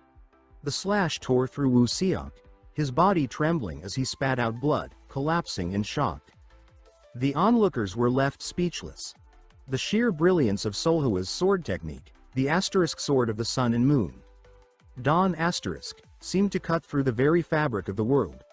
Tanghai and Hiel, both overwhelmed by the display, exclaimed in unison that it was far too much. The force of the attack caused the entire hideout to begin collapsing. Hiel grabbed Han Kyung's arm, urging her to flee as the structure crumbled around them. Amid the chaos, Seolhwa leapt gracefully into the air, carrying them effortlessly. Tanghai, desperate to escape, clung to Seolhwa's leg, shouting for her to take her along. Seolhwa, visibly annoyed, shouted back for her to let go and end herself already. Later, Hiel handed Han Kyung the artifact they had set out to protect. Han Kyung, surprised, asked how he had recovered it. Hiel explained that Seolhwa had retrieved it separately for safekeeping. Han Kyung raised an eyebrow and commented on Seolhwa's thoughtfulness, expressing a desire to thank her. She asked where Seolhwa was, and Hiel replied that she was tending to those trapped under the rubble alongside Tanghai. Han Kyung then inquired about the fate of the bounty targets, including Woo-seok. Hiel explained that Seolhwa likely shattered their energy cores and restrained them separately. Crossing her arms, Han Kyung noted that the damages caused were substantial and stated they would need to collect the bounties to offset the losses. However, since the artifact remained intact, she decided not to hold anyone responsible. Turning toward Hyeol, she remarked that she didn't know much about martial arts but speculated that if he was on par with the lunar sword, Woo Seok would have stood no chance. Hyeol scratched his head nervously and clarified that it wasn't entirely true, explaining that battles depended on compatibility and matchups.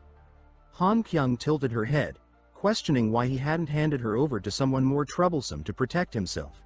Hyeol, awkwardly rubbing his neck, replied that they had made a promise, and he had vowed to take responsibility for her safety. Han Kyung's expression softened slightly at his words, and she smirked before letting out a light giggle. She admitted that trusting him had led to the caravan's trouble but added that he seemed like someone she could rely on. Her cheeks flushed faintly as she smiled at him and insisted they move on, reminding him that for merchants, wasting time was a grave sin. Later, the group handed over the captured criminals to Yun Sung, the province's deputy official. Yun Sung inspected the restrained captives, noting the apparent intensity of the fight that had led to their capture. He commended them on their efforts and assured them that the bounty would be delivered to their guild. While Han Kyung offered a polite bow in gratitude, Hyeol stood tensely, prompting Seolhwa to ask why he seemed nervous. Hyeol replied awkwardly that he felt uneasy in government offices and thought it might be better to wait outside. Before they could respond, a stern voice spoke from behind them, agreeing with Hyeol's unease. The group turned to see an older man with a cold expression who introduced himself as Yun, the province's chief magistrate. Yun went on to warn that the law of non-intervention protecting figures like Hyeol wouldn't last forever and that he would eventually be brought to justice. Han Kyung tried to defend Hyeol, emphasizing his efforts in capturing the notorious bandits, but Yun cut him off sharply, recounting the heinous deeds attributed to the demon sword of chaos. Han Kyung stepped forward, firmly grabbing Hyeol's arm, and declared that she was at his mercy for now. She cautioned Yun that provoking Hyeol would ultimately result in her suffering the consequences. Later, a feast was laid out, filled with various dishes. The group reflected on their journey, and though tensions lingered, there was a tentative air of relief as they prepared for what lay ahead. Seolhwa sat close to Hyeol, lovingly feeding him small bites of food, her demeanor gentle and attentive. Across the table, Tanghai was slurping her meal loudly, a chaotic mess that made her appear more like a hungry child than a martial artist. Han Kyung, watching the scene with a sigh, began to speak, explaining the intricacies of the current political and martial climate. She stated that the non-intervention rule, which had long been an informal tradition, had now been codified into law under imperial decree. From a magistrate's perspective, she explained, this must wound their pride, as it prevented them from pursuing criminals unchecked. However, she continued, the aftermath of the Great Martial War had given the martial world unprecedented influence. She elaborated that taxes and military power were now managed independently across the territories, resulting in a chaotic era that felt like two nations coexisting under one emperor. Han Kyung added with a hint of bitterness that, considering the bloodshed endured to reach this point, the arrangement was only fair. Continuing her explanation, she noted that even punishments were divided.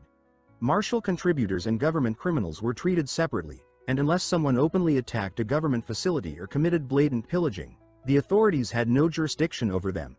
Turning to Hyeol, she warned him to stay out of sight when they delivered the goods tomorrow, emphasizing that the recipient was a dragon. She then explained further, describing peak martial mastery as a state where internal energy manifests beyond the body, expressed as ki. In the past, she said, this was regarded as the pinnacle of martial arts. Even in the current age of advanced techniques, it remained the hallmark of a true master. Han Kyung added that those who reached such a level before the age of 20 were called dragons, or phoenixes, prodigies of the martial world. Hyeol, wide-eyed, remarked in awe that they must be extraordinary. Tanghai, overhearing, burst into laughter and agreed enthusiastically. She declared herself to be one of those prodigies, specifically the youngest phoenix, known as the poison phoenix. Hyeol and Seolhwa exchanged unimpressed glances, muttering quietly that it didn't seem particularly impressive. Han Kyung nodded in agreement, commenting that Tanghai's self-proclaimed title seemed trivial compared to Hiel and Seolhwa's abilities. Tanghai, indignant, shouted at them for their lack of respect. Han Kyung ignored the outburst and returned to the topic at hand. She mentioned that the individual they would meet was a future master from Mount Hwa, known as the Martial Dragon. She dismissed the title, adding that it held no real significance for their group. Turning to Tanghai, she asked if she had any insights about the Martial Dragon. Tanghai, still irritated, shouted indignantly, calling him not normal. Seolhwa, with her characteristic calm, remarked that the abnormal among the abnormal was merely the norm. Hyeol nodded in agreement. Han Kyung, exasperated, questioned whether the two of them were in any position to make such statements. She then noted that the sun was setting and directed the receptionist to prepare a private room for the four of them. Suddenly, Seolhwa slammed her fist onto the counter, splitting it in two. Her tone was icy as she commanded the receptionist to prepare two-person rooms instead, threatening them with death if her request wasn't met. Later that evening, Tanghai appeared fresh and content after a wash, her long hair flowing loose. She remarked happily that nothing compared to a good wash after such a long day. However, she stopped abruptly upon noticing Han Kyung holding a cup to her ear, listening intently to muffled sounds coming from the adjacent room. Tanghai pointed at her and shouted, accusing her of being a rebellious punk. Han Kyung snapped back, telling her to mind her own business. Frustrated, Tanghai threw herself onto the bed and muttered that she was trying to sleep and wished everyone else would do the same. Meanwhile, in Hyeol's room, Seolhwa entered, mentioning that she had finished washing up. Hiel, flustered, turned nervously, commenting on how refreshing the bath must have been. Seolhwa watched him intently, her gaze filled with desire. She reminded him of her promise to help with his breathing and energy circulation training, adding that it was time for him to strip as well. Hiel, realizing her intentions, gulped and tried to deflect. He asked about the clothes she was wearing, but Seolhwa stepped closer, her robe brushing against him as she explained that her old clothes were being washed and she had borrowed the robe for convenience. She added, with a seductive tone, that it would be easy to remove. Cornered against the wall, Hiel panicked internally, knowing there was no way out. Seolhwa embraced him tightly, pulling him close with surprising strength. Her teasing smile faded as she locked eyes with him, whispering that she was his and he could decide everything. As their interaction grew more intimate, muffled sounds of their passion filtered into Han Kyung's room. Irritated, Han Kyung muttered angrily, attempting to block out the noise. Suddenly, an owl flew through the open window, grabbed the suitcase containing the artifact, and fled. Noticing this, Han Kyung panicked and yelled for Tanghai to wake up and catch the owl.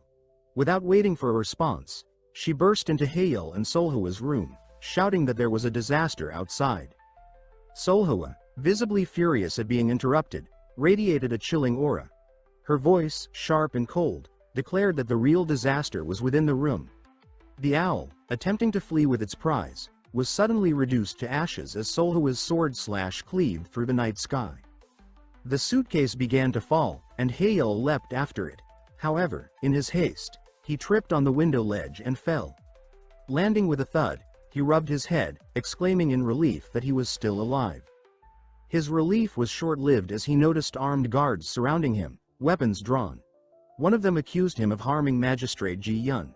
Turning, Hiel froze in shock as he saw Yian on the ground, bruised and groaning in pain. Realizing the gravity of the situation, Hiel muttered to himself that he had truly become a public threat and a criminal in the eyes of the government. As Hiel was escorted to the jail, he tried his best to convince the guards that the incident was a misunderstanding. His pleas were met with anger when one of the guards turned sharply, shouting at him to shut up. The guard reminded Hiel that Yian was still unconscious because of him, prompting Hiel to apologize once more. The guards roughly threw him into a cell, one of them warning him not to start any trouble with his cellmate. Hiel, confused, glanced around, wondering who the cellmate could be. A calm voice broke the silence, asking Hiel if he was all right.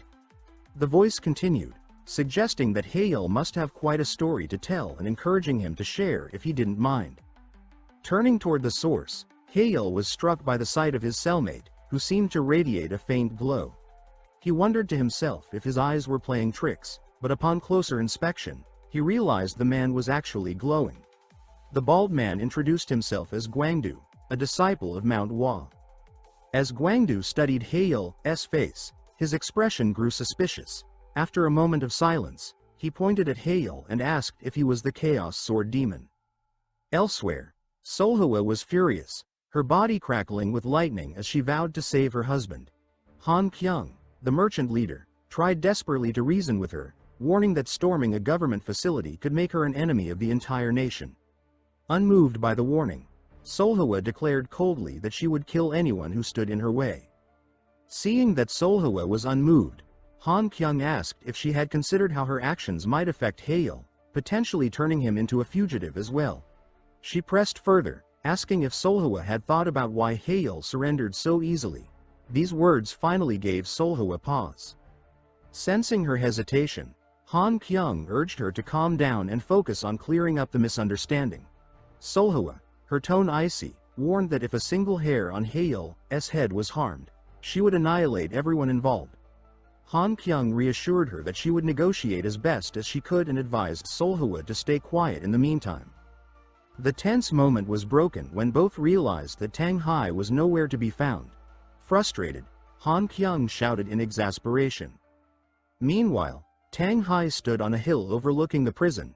She declared to herself that there was no need to overcomplicate things when she could simply sneak Hiel out. Laughing uproariously, she proclaimed it was time for her to shine, oblivious to the figure silently watching her from the bushes. Back in the prison, Gwangdu listened intently to Hiel's story. When Hiel finished, Gwangdu exclaimed with sympathy that Hiel must have gone through a lot. Surprised, Hiel asked if Gwangdu actually believed him. Gwangdu reassured him, saying there was no reason not to believe him. Hiel explained that most people didn't trust him, especially those from orthodox sects who treated him as an enemy on sight. Gwangdu shook his head, remarking that it was wrong to judge someone based on rumors. He added that even if their paths differed, martial artists were still comrades pursuing the same goals. Hiel, deeply moved, felt his eyes well up with tears. He then asked Gwangdu why he was in prison. Gwangdu admitted, somewhat embarrassed, that the day he arrived in the country, he encountered a commotion in the marketplace involving a horse. He explained that the horse belonged to the county magistrate, so no one dared to deal with it. When Hiel asked if he had done something about the horse, Gwangdu clarified with frustration that the horse had panicked after seeing the light reflecting off his bald head. Annoyed, he had punched Hyeon Sung, which led to his imprisonment. Hiel laughed weakly, thinking that Hyeon Sung must feel more wronged. Gwangdu declared cheerfully that it was his last day in prison. He promised to help Hiel out of his situation before running an errand for his sect leader. When Hiel asked about the errand, Gwangdu mentioned that he was supposed to retrieve an item from a nearby inn. This revelation made Hiel realize who Gwangdu was, but before he could confirm it, the walls suddenly exploded. Tanghai burst into the cell, announcing loudly that she had come to rescue Hiel. Both Hiel and Gwangdu shouted her name in surprise. Hiel tried to thank her, but she cut him off, stating that he owed her 10,000 Nayang in gratitude. As she shouted, Hiel urged her to keep her voice down, but she dismissed his concerns, claiming to have knocked out everyone in her path. Gwangdu, still stunned, pointed at her. Tanghai recognized him as the glowing-headed disciple of manhwa, which made him visibly irritated. Hiel could only watch as the two began to bicker. Gwangdu asked why Tanghai was helping Hiel, and she replied vaguely, avoiding admitting that she owed him a debt.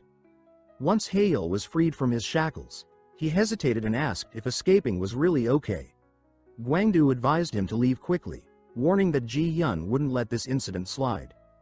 Hiel thanked Gwangdu, who waved him off and suggested they meet again in the future. Tanghai hurried Hiel along, adding that they needed to move before Seolhwa smashed everything in search of him. Hearing Seolhwa's name, Gwangdu froze. His aura flared as he asked if the sun and moon sword was nearby. Tanghai pointed at Hiel and revealed that he was her fiancé. Gwangdu's expression darkened, and his aura grew more intense. He muttered that he understood now, and with a sudden burst of emotion, he threw a punch at Hiel. The blow smashed through the wall, but Hiel narrowly dodged it by falling backward. Tanghai shouted in disbelief, asking if Guangdu had lost his mind. Hiel, shocked, demanded to know why he was being attacked. Guangdu apologized, explaining that his emotions had gotten the better of him. He admitted that he had no real animosity toward the Chaos Sword Demon, but learning that Hiel was engaged to the Sun and Moon Sword changed everything. Guangdu states with a deadly glint in his eye that they must now fight to the death. A memory then surfaces, recalling what Soulwa once did to him. During the final stages of their battle, she had defeated him so thoroughly that he had temporarily lost the ability to speak. At that time, the one thing Guangdu cherished more than his life was the few strands of hair left on his nearly bald head. Despite suffering a humiliating loss against the overwhelmingly powerful Soulwa, he had no regrets, as he had managed to protect his precious hair. However, his relief was fleeting. As the fight concluded, Soulwa had seized him by his hair and questioned the referee about the match's official end. Guangdu had tried desperately to signal her not to touch his hair, but his inability to speak rendered him helpless. Ignoring his silent pleas, Soulwa had casually cut one of his treasured strands, leaving him internally screaming in despair. As he sat there in devastation, thoughts of his people back home, Baek Ho and Elder Yian, clouded his mind, filling him with dread at how they would react to his disgrace. But the humiliation had not ended there. Soulwa had taken her torment further, yanking out the remaining strands from his scalp, rendering him completely bald. The harsh sunlight glaring off his bare head had served as the final blow to his pride, and all he could do was let out a silent, desperate scream. From that moment, Guangdu had sworn vengeance against Soulwa, now known as the Sun and Moon Sword. Now, in the present, Soulwa, the warrior known as the Sun and Moon Sword, charges toward the government office, her fury unrestrained as she realizes the vagueness of Zhang's plan.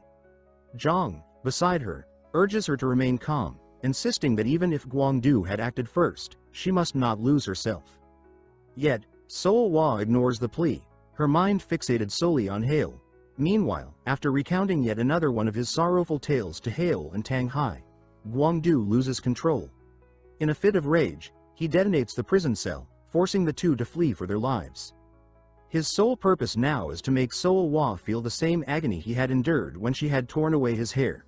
To achieve that, he intends to take revenge upon her fiancé.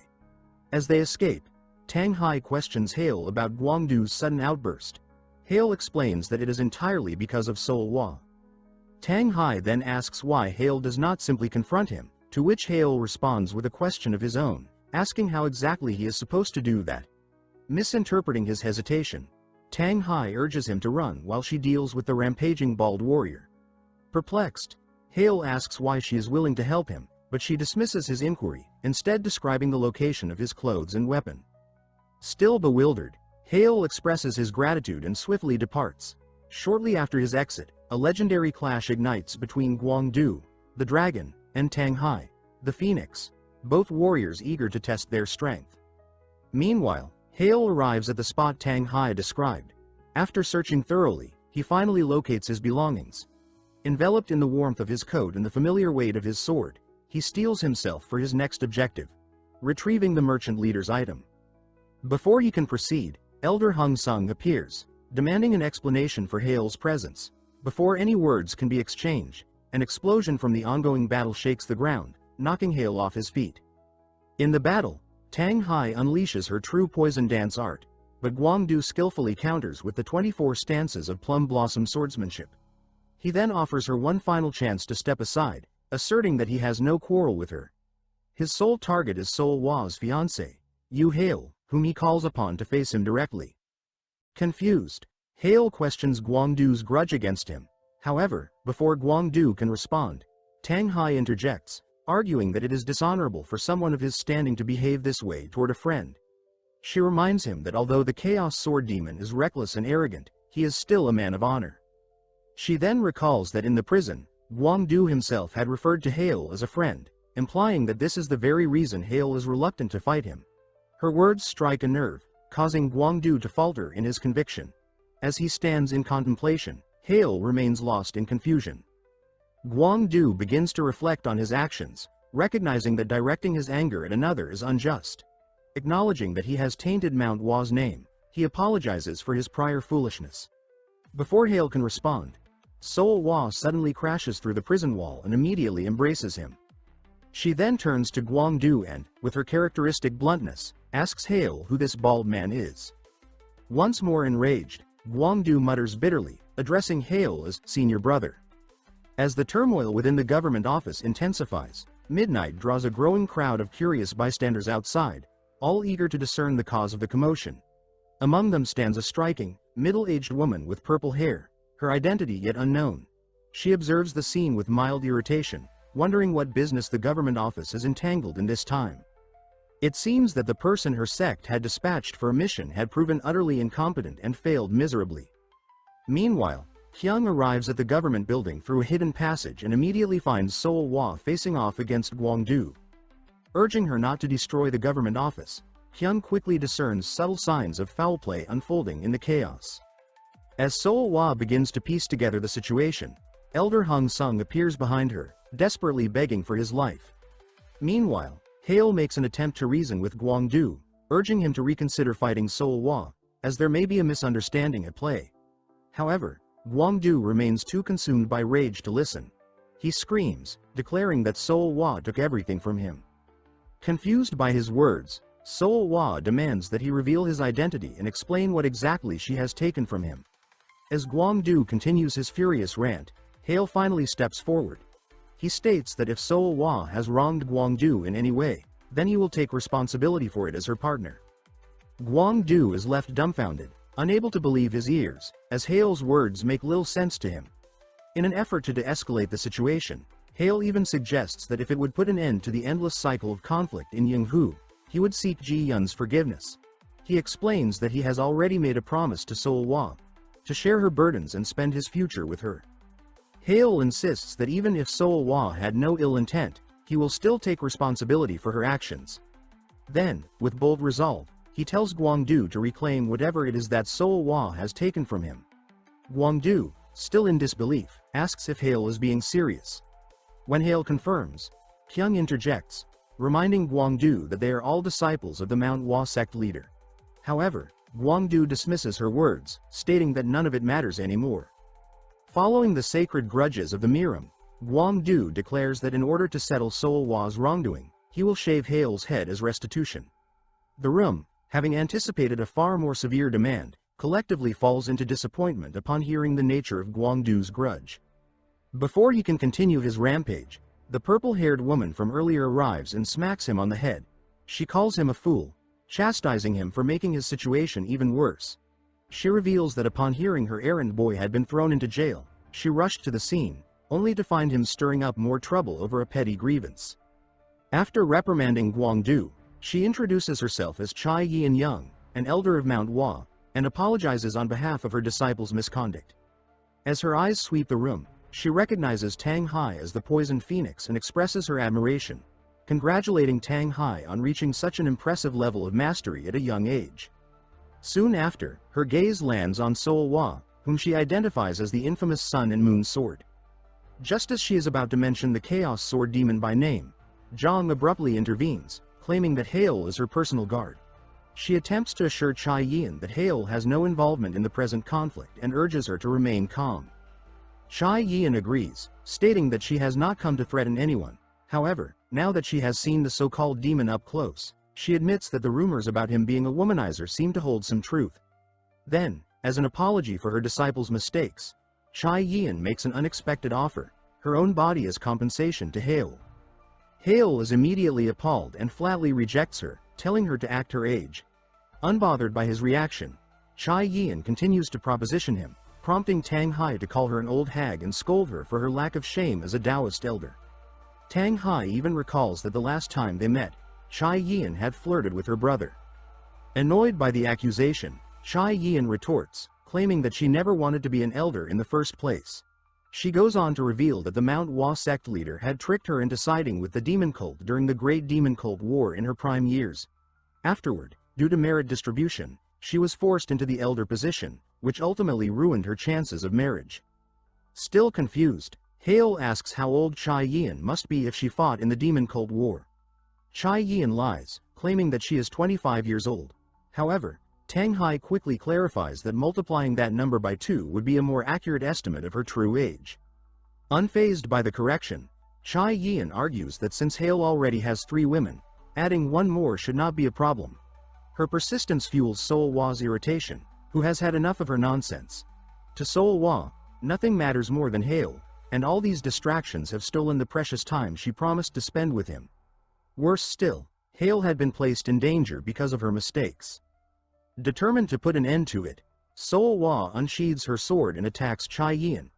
However, Yian swiftly deflects the strike, redirecting it toward Elder Hung Sung and Tanghai. Now, both women glare at each other, prepared to fight over the Chaos Sword Demon. Before chaos erupts, Hiel tries to calm Soulwa, but Yian silently wonders just how dangerous Soulwa might become when Hiel is involved. At that moment, Elder Hung Sung, still fearing for his life, seizes the opportunity to interrupt. He hurriedly reveals the existence of a precious cargo that the government had been hiding. As the group grants him an audience, Hung Sung explains that Yian had ordered him to orchestrate everything, leaving him with no choice but to obey. However, before he can elaborate, Yian's voice suddenly erupts from outside. He screams, commanding the Murim scoundrels within the office to surrender and submit to the law, declaring that they are completely surrounded. His subordinates report that the perimeter has been secured and confirm that everyone remains inside the government office. However, they note that the office itself is in complete disarray, and Hung Sung has yet to return, which raises concerns.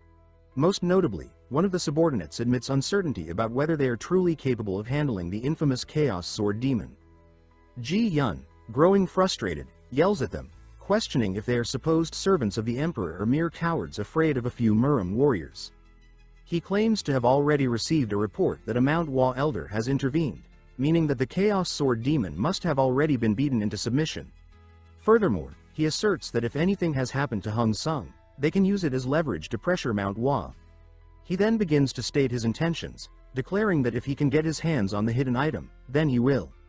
His words are abruptly cut off when one of his subordinates mentions a peculiar rumor that the Chaos Sword Demon possesses a wicked spell capable of seducing women. Yian, exasperated, yells at him, demanding that he not believe such nonsense. However, despite his dismissal, he acknowledges that even if a portion of the rumor were true, their opponent is a manhwa elder. What could a mere brat who has not even reached 30 years old possibly do? Suddenly, the entire county descends into chaos. As Yian stares in disbelief, he looks up, his expression shifting to one of nervous dread as the smoke begins to clear. In that moment, he sees him, the Chaos Sword Demon, standing there menacingly, seemingly unharmed. Soulwa turns to Hiel and asks if he is all right. He thanks her for protecting him, admitting that he genuinely thought he was about to be crushed to death. Hyung then raises her voice in frustration, questioning why the two of them are swinging swords around in a building that is already on the verge of collapsing. Meanwhile, Yian Young apologizes while inspecting Guangdu. She mutters that her entire body is covered in dust after shielding this bald-headed fool. In the background, Yian shouts at her, questioning whether she is truly an elder of manhwa. He demands to know why she is not punishing the scoundrel from the unorthodox sect. Yian, unimpressed by his outburst, scolds him for his rudeness and then declares that from this day forward, Hiel will become her fiancé. Yian, taken aback, recalls his subordinate's words about Hiel supposedly being able to cast a wicked spell that seduces women. Tanghai interrupts the moment by shouting in exasperation, questioning if that is all Yian has to say. Holding Hung Sung by the hair, she continues, pointing out that they have already heard everything he had to say. Hung Sung appears visibly nervous as she presses on, accusing him of deliberately provoking Guangdu to ensure he would be thrown into jail, thereby preventing the item from being delivered on time. Kyung, looking at him in disgust, accuses him further, stating that he even trained an owl to steal the item. She explains that after the theft succeeded, the person receiving the box was tasered and captured. She then questions whether his true intention was to keep the item under the guise of evidence, only to secretly steal it later. At this, Yian growls in frustration, calling Hung Sung an idiot. He then shouts in defiance, accusing those before him of daring to question him. He claims that not only have they destroyed the office and coerced Hung Sung into giving a false confession, but they now have the audacity to accuse him, the very person in charge of this county. He then declares, with great conviction, that the Chaos Sword Demon is sentenced to death. Hiel reacts with shock, questioning why it is always him who ends up in this situation. Meanwhile, Soulwa looks increasingly furious. Yian quickly formulates a plan to shift all the blame onto Hyeol. He then points in his direction, loudly proclaiming that Hyeol is the only one present who does not belong to an orthodox sect. He proposes that if they simply hand him over, he will not pursue any of the other criminals involved. He suggests that by turning Hyeol in, all their troubles will be solved. At this, Soulwa's anger flares even more, and Hyeol quickly tries to hold her back. He shouts at Yian, warning him to stay quiet if he does not want to die. Yian smirks, claiming that Hyeol is finally showing his true, vulgar nature. Yian attempts to de-escalate the situation, advising Yian to calm down. However, Yian has had enough of the chaos. He turns on her, yelling that as an elder of a Taoist sect, she should be handling this situation with more authority.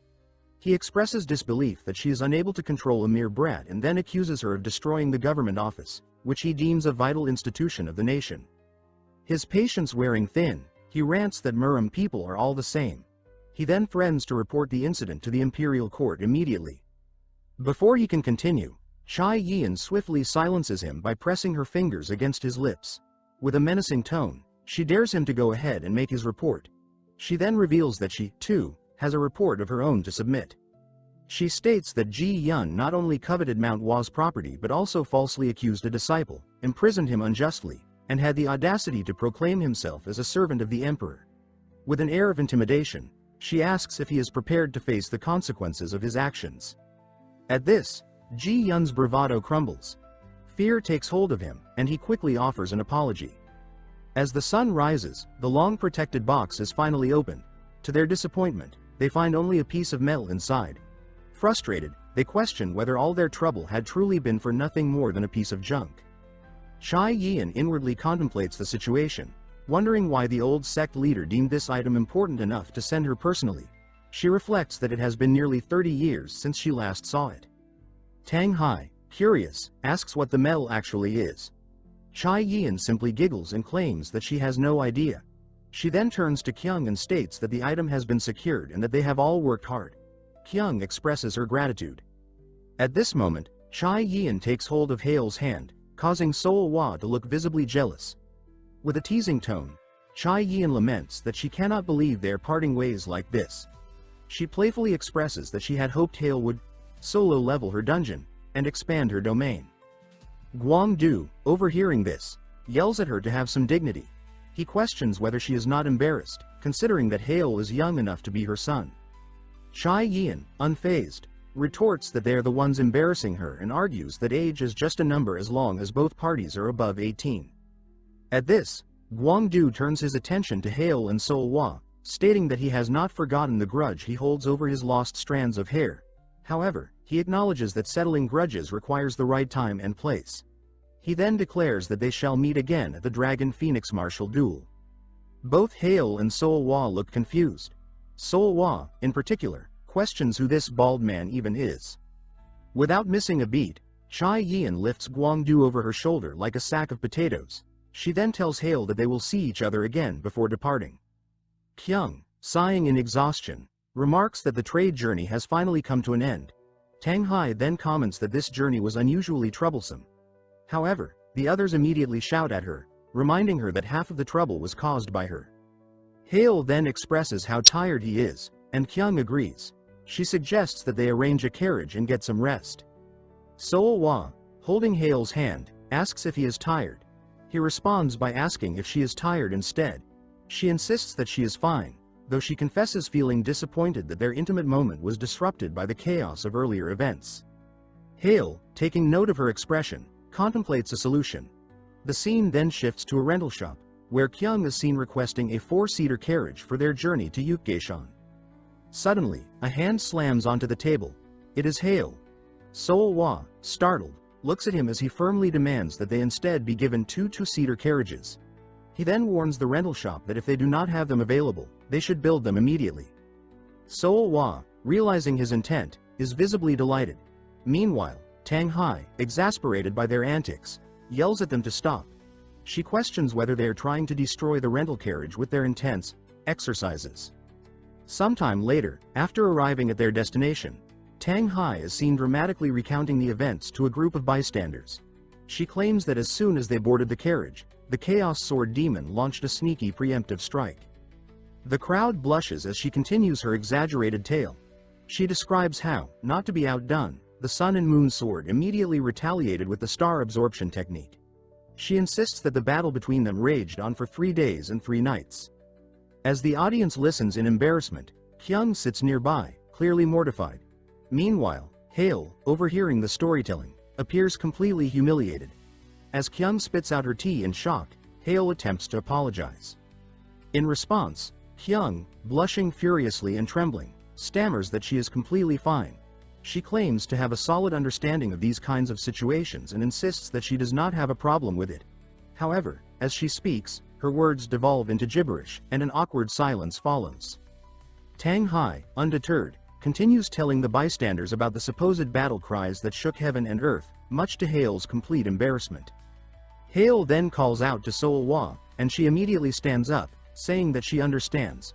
Without hesitation, she strides over and swiftly knocks Tanghai out, silencing her for good. Kyung then coughs and shifts the discussion back on track. She states that, based on both of their reputations, the commission fee amounts to 3,000 Niang each, totaling 6,000 Niang. Hiel's excitement is apparent, but before he can celebrate, Kyung continues, informing him that 3 of the supply wagons were lost due to a landslide. She further explains that although they managed to salvage what they could, the financial toll has been severe. The penalty fees and additional costs have piled up, and some workers were even injured during the process. Hiel's disappointment reaches its peak, and he curses Tanghai for her reckless behavior. Kyung then adds that while she would like to blame Tanghai, in all fairness, the real culprits were the Green Forest bandits. She acknowledges that Hiel fulfilled his duty in protecting her. Furthermore, she notes that with the bounty money and the hush money they received from Yian, they can cover the losses. Overcome with relief, Hiel thanks her, causing Kyung to blush slightly as she dismisses his reaction, telling him to cut the nonsense. She then stands up and firmly clarifies that she is giving him special treatment, making it clear that this is not something she would normally do. Hiel excitedly assures her that he will repay the favor and then exclaims that with 10,000 Niang, they finally have enough for a new place. However, before he can continue celebrating, the landlord of the inn bursts into the room, yelling at Hiel to shut up and get out of his establishment immediately. Later, after they have left the inn, the scene shifts to an explanation of Yukgaeshan, a settlement in western Shaanxi. It is too large to be considered a village but too small to qualify as a city. Due to its strategic location, it serves as a crucial stop for merchants despite lacking a notable specialty. This results in a high floating population and an abundance of vacant houses. A broker then introduces the owner of a house they're considering renting. However, the moment the owner lays eyes on Hyeol and Soulwa, he begins to tremble. The broker informs him that they are here to rent a room, but the landlord immediately falls to his knees, begging them to spare his house. Hyeol grits his teeth in frustration as the broker sighs, questioning how many times this scenario has repeated itself. Ever since a nearby inn burned down, it seems that no one is willing to rent their properties to figures from the unorthodox sects. Feeling guilty, Hyeol tearfully apologizes to Soulwa for making her endure such difficulties because of him. In response, she leans toward him, resting her head on his shoulder. She reminisces about the past, recalling how they once walked through villages hand in hand. She expresses that as long as she can hold his hand and feel his presence by her side, that alone is enough for her. Tanghai then cheekily interjects, agreeing with the sentiment but pointing out that if all they ever do is sit in a corner practicing breath control together, then their relationship is far from what mature lovers should have. With a smirk, she notes that at least they are finally making some progress. Suddenly, the landlord appears out of nowhere, grabbing Tanghai and reminding her that she needs to work. Everyone is left bewildered, wondering how he managed to arrive so suddenly. Once the chaos settles, Hyeol turns to Soulwa and asks what kind of house she wants. She thinks for a moment before responding that she does not have any particular preference. However, she adds that she would like a big house with many rooms. Hyeol inwardly reflects on her words, realizing that Soulwa has always lived in large houses due to her noble background. It makes sense that she would be used to such luxury. Before he can dwell on the thought any longer, Soulwa cuts in, explaining that the reason they need many rooms is because their family will grow significantly in the future. She expresses her desire to populate the world with Hyeol's demon sword. Embarrassed, Hyeol blushes while the broker, exasperated, yells at them, questioning whether they think house hunting is a joke. He reminds them that they only have 10,000 nyang for a deposit, making it impossible to afford a mansion. However, suddenly remembering something, he tells them to wait, saying that he might have an idea that could work. Sometime later, they arrive at a massive mansion. Hyeol marvels at its interior design and vast size, declaring that it is by far the best house he has seen.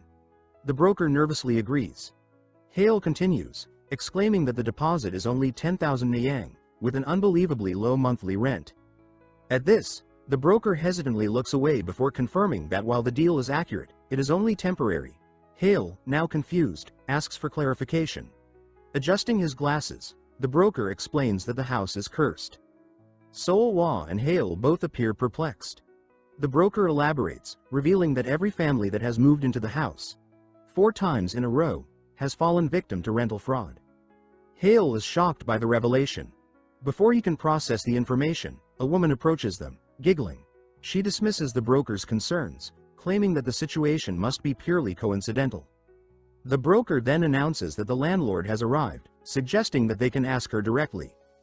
Hyeol attempts to maintain a polite smile but inwardly braces himself, acknowledging that the true battle is about to begin. The woman greets them with a cheerful expression, asking if they are here to inspect the house. Hyeol, startled by her familiarity, immediately questions whether she is the scammer from the last fraud case. A flashback follows, depicting Hyeol handing over a payment of 5,000 nyang for a different house. They shake hands, sealing the contract, and Hyeol is overjoyed, expressing disbelief that he secured such a splendid mansion for that price.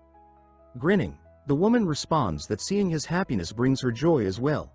She assures him that if he ever needs anything, he should feel free to contact her. As Hyeol holds up the contract with pride, he reflects that this is a step closer to the promise he made to Soulwa. However, before he can bask in the moment, 2 men approach, demanding that he move aside. They proceed to place a sign in front of the house, declaring that the building is being put up for auction. Stunned, Hyeol overhears them discussing how some scammer had vanished after collecting all the tenants' money. It was not just this house. Several properties had been affected. One of the men laments that all the money is completely gone, wiped clean. Returning to the present, Hyeol, now seething with rage, grabs the woman by her clothes and yells at her, declaring that she is the scammer. The broker, confused, asks why Hyeol is suddenly acting this way. Hyeol, still furious, insists that this woman is the very scammer who ran off with his entire fortune.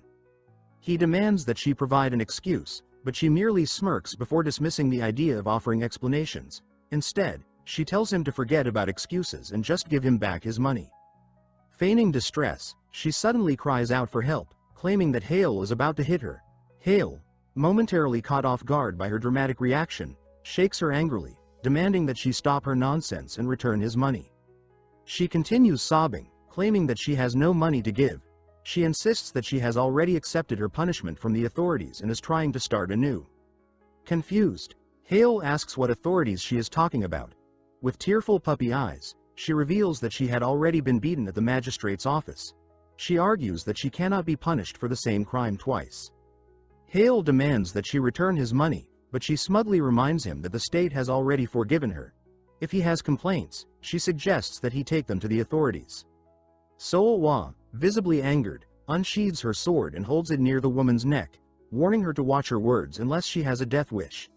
The broker, witnessing the escalating tension, sighs and mutters that this is exactly why he despises martial artists. Hyeol instructs everyone to go inside so they can talk. Later, they are seated inside, the tension in the room thick as the scammer watches them with a smug expression. Both Hyeol and Soulwa glare at her, their patience wearing thin. Hyeol then turns to the broker and asks if he is absolutely sure that the house is under the supposed owner's name. The broker confirms, stating that on paper, it is definitely his, and even the seal is genuine. Hyeol then states that if the scammer cannot return his money, he will simply take the house instead as compensation. The scammer, unfazed, lets out a sly laugh and remarks that his suggestion is laughable. She claims that the money she, unfortunately, could not return is not even a tenth of the mansion's value and sarcastically wonders if martial artists struggle with basic math. Hyeol then demands that she sell the house and use the money to pay him back. However, she cuts him off, reaffirming that she has already decided to start a new life. She insists that she is not some shameless coward who runs away from past responsibilities. She then suggests that, instead of dwelling on the past, they consider making a trade, his current funds in exchange for ownership of the mansion.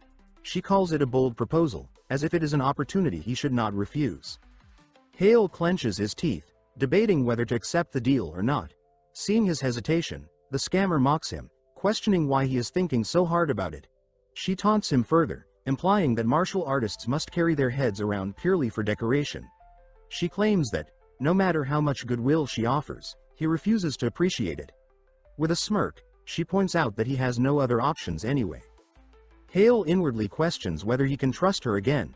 However, he cannot deny that his situation leaves him with few alternatives. His infamous reputation has spread far and wide, making things difficult for him. Before he can respond, Soulwa firmly takes his hand and rejects the deal on his behalf. The scammer, now confused, questions whether Soulwa understands what a great opportunity she is throwing away. However, Soulwa cuts her off with a cold glare and instructs her to shut up. She declares that the scammer can do whatever she wants with the house, sell it, burn it, or give it away. The only thing that matters is that she returns the money she scammed from Hiel, with interest, and then disappears from their sight. Hiel, feeling a mix of nervousness and admiration, starts to say something, but Soulwa gently squeezes his hand and reminds him of what she had told him before, that just having him by her side is more than enough. He is touched by her words. The scammer, growing frustrated, suddenly slams the table. She sarcastically states that fools truly do find each other, declaring that they will only realize their mistake when they are left rolling around on the streets. Her mocking tone continues as she ridicules Hiel for being a man who cannot even talk back to a woman and Soulwa for being a foolish woman who throws away a golden opportunity. Meanwhile, the broker carefully examines the contract, noticing something suspicious. The scammer then shifts her attention back to Soulwa and, with a cruel smirk, remarks that at least one of them has nothing to worry about. She insinuates that if Soulwa were to entertain some night guests, by selling her body, she could fetch a high price. Before she can finish, a fist smashes into her face, sending her flying out of the house. Hyeol walks toward her with a dark expression as she recovers from the blow, shouting at him in outrage. She demands to know what he thinks he is doing and accuses him of abusing his martial arts status to do whatever he pleases. She then threatens to report him to the authorities. Hyeol, his patience finally gone, yells at her to shut up. She flinches as he seethes with fury, stating that he does not care about the authorities or the house. What he does care about, however, is that she dared to insult Soulwa. Spectators gather as Hyeol clenches his fist, daring her to report him. He tells her that he will not stop her, but she must be prepared to pay the price for what she said about Soulwa. The scammer scoffs, calling the situation ridiculous. She claims that all martial artists are the same. When things do not go their way, they fabricate excuses and then resort to brute force to solve their problems. Hyeol, confused by her words, questions what exactly she is rambling about. The scammer, refusing to back down, declares that she has plenty more to say. She then smirks, saying that she had, of course, anticipated this possibility. Opening her mouth wide, she lets out a sharp whistle. She then confidently proclaims that her brothers will arrive soon and tear him apart. With a wicked smile, she warns Hyeol to start saying his goodbyes because Soulwa will soon be turned into nothing more than a pleasure toy. Hyeol, now filled with rage, demands that she repeat what she just said. Soulwa, stepping forward, tries to take control of the situation, offering to handle things herself. However, Hyeol stops her, insisting that he will share in her frustration. Soulwa, caught off guard by his words, finds herself momentarily stunned.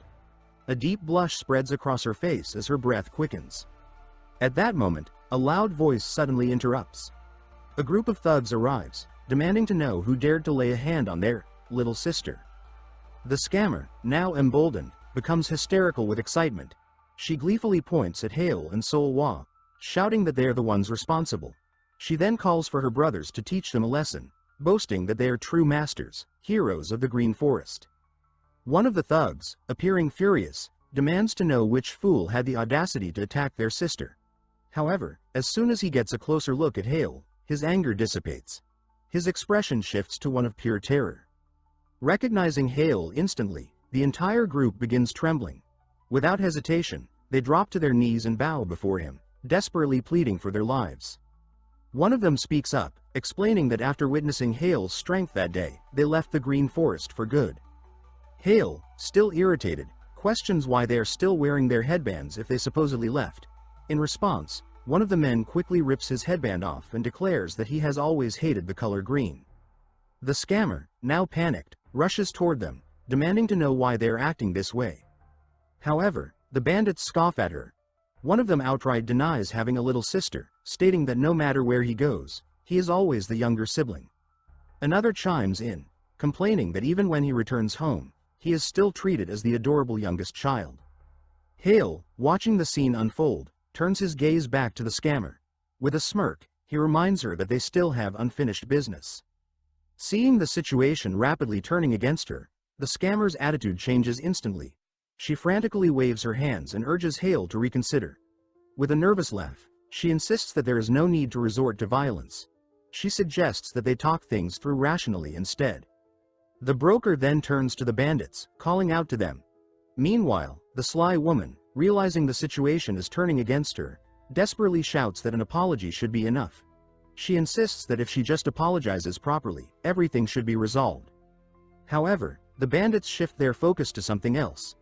One of them speaks up, confirming that they had made a contract with her.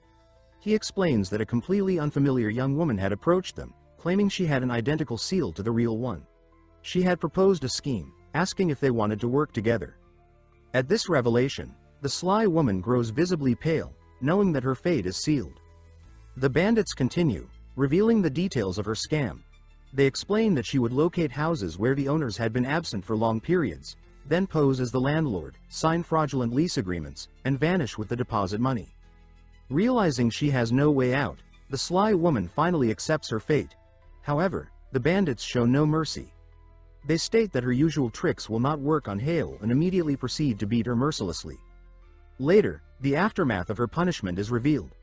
The sly woman, now battered and bruised, is assigned to work at an inn. The inn owner gives her instructions, ordering her to start by cleaning the second floor and reminding her to rinse the mop regularly. As he walks away, the inn owner sighs, complaining that Hyeol must think his inn is a garbage dump, given that he brought such a troublesome woman there. The sly woman, reflecting on her situation, inwardly expresses her surprise. She had expected some elaborate act of revenge, but instead, they were making her work to pay off her debt. Before she can dwell on the thought further, she stiffens as she hears the inn owner calling out to someone. The inn owner casually mentions that the new recruit has arrived, meaning she is no longer the newest worker. Suddenly, Tanghai steps forward, deviously greeting her with a smirk. She welcomes her and gleefully announces that this officially makes her an underling. Laughing menacingly, Tanghai makes it clear that the sly woman's troubles have only just begun. The realization hits her, she is completely doomed. Meanwhile, Soulwa sits calmly, drinking tea. The inn owner takes this moment to turn to Hyeol and inquire whether he has had any luck finding a place to live. Hyeol admits that he has not and then, considering his situation, asks if he could stay at the inn for a few days. The inn owner's expression shifts to one of annoyance. Without hesitation, he declares that Hyeol's rent will now be doubled. Hyeol, surprised, protests, pointing out that he even brought a new employee to the inn. The owner, unimpressed, scoffs at the claim, retorting that what Hyeol did was not hiring an employee but simply dumping the woman on him. Before the argument can continue, a newcomer arrives and greets Hyeol with great enthusiasm. The man addresses him respectfully, asking if he is truly the legendary Chaos Sword Demon. The newcomer then bows deeply, expressing his excitement at finally meeting Hyeol in person. Introducing himself as Yian from the lower village, he states that he has long wanted to meet the great hero. Hyeol, hearing the name, finds it vaguely familiar. Before he can place it, the inn owner excitedly speaks up, recognizing Yian. He asks how Yian's mother has been doing. Hyeol, now even more curious, turns to the inn owner and asks if he knows this man. The inn owner nods and reminds Hyeol of the old lady who had been kidnapped when his house burned down. Yian, he explains, is her son. At this, Hyeol recalls the painful memories associated with that time. Yian solemnly agrees, admitting that when he first received the news, he had been utterly devastated. He states that if he ever lays eyes on the kidnapper responsible, he will grind them into dust. Hyeol and the inn owner share a silent look, both fully aware that the kidnapper in question is currently in the kitchen. Oblivious, Yian continues speaking. He states that he had heard about how Hiel had saved his mother, even at the cost of his own reputation. For that, he says, he has always wanted to personally express his gratitude. However, he admits that he has been so caught up in various matters that he never had the chance to visit Hiel before now. Now, he finds himself indebted to Hiel once again. Hiel, confused, asks what debt he is referring to.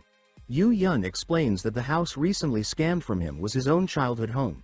It was the very same house that had been swindled away when he was a child, the home his parents had spent their entire lives working to buy. After that incident, he says, his mother had stayed with him for a while, but now, history had repeated itself, and his family had lost their home once again. Clenching his fists, he declares his hatred for con artists. He vows that if he ever sees the scammer responsible, he will tear them apart. Both Hiel and the inn owner grow increasingly tense, knowing that the very person Yian is talking about is standing in the kitchen. However, Yian then clears his throat and shifts the subject. He acknowledges that he does not have much to offer in return for everything Hiel has done. He then presents an unexpected proposal. He offers Hiel a place to stay at his family's home. Hiel, caught off guard, listens as Yian explains further. Since his mother will be staying with him for the time being, the house will be empty anyway.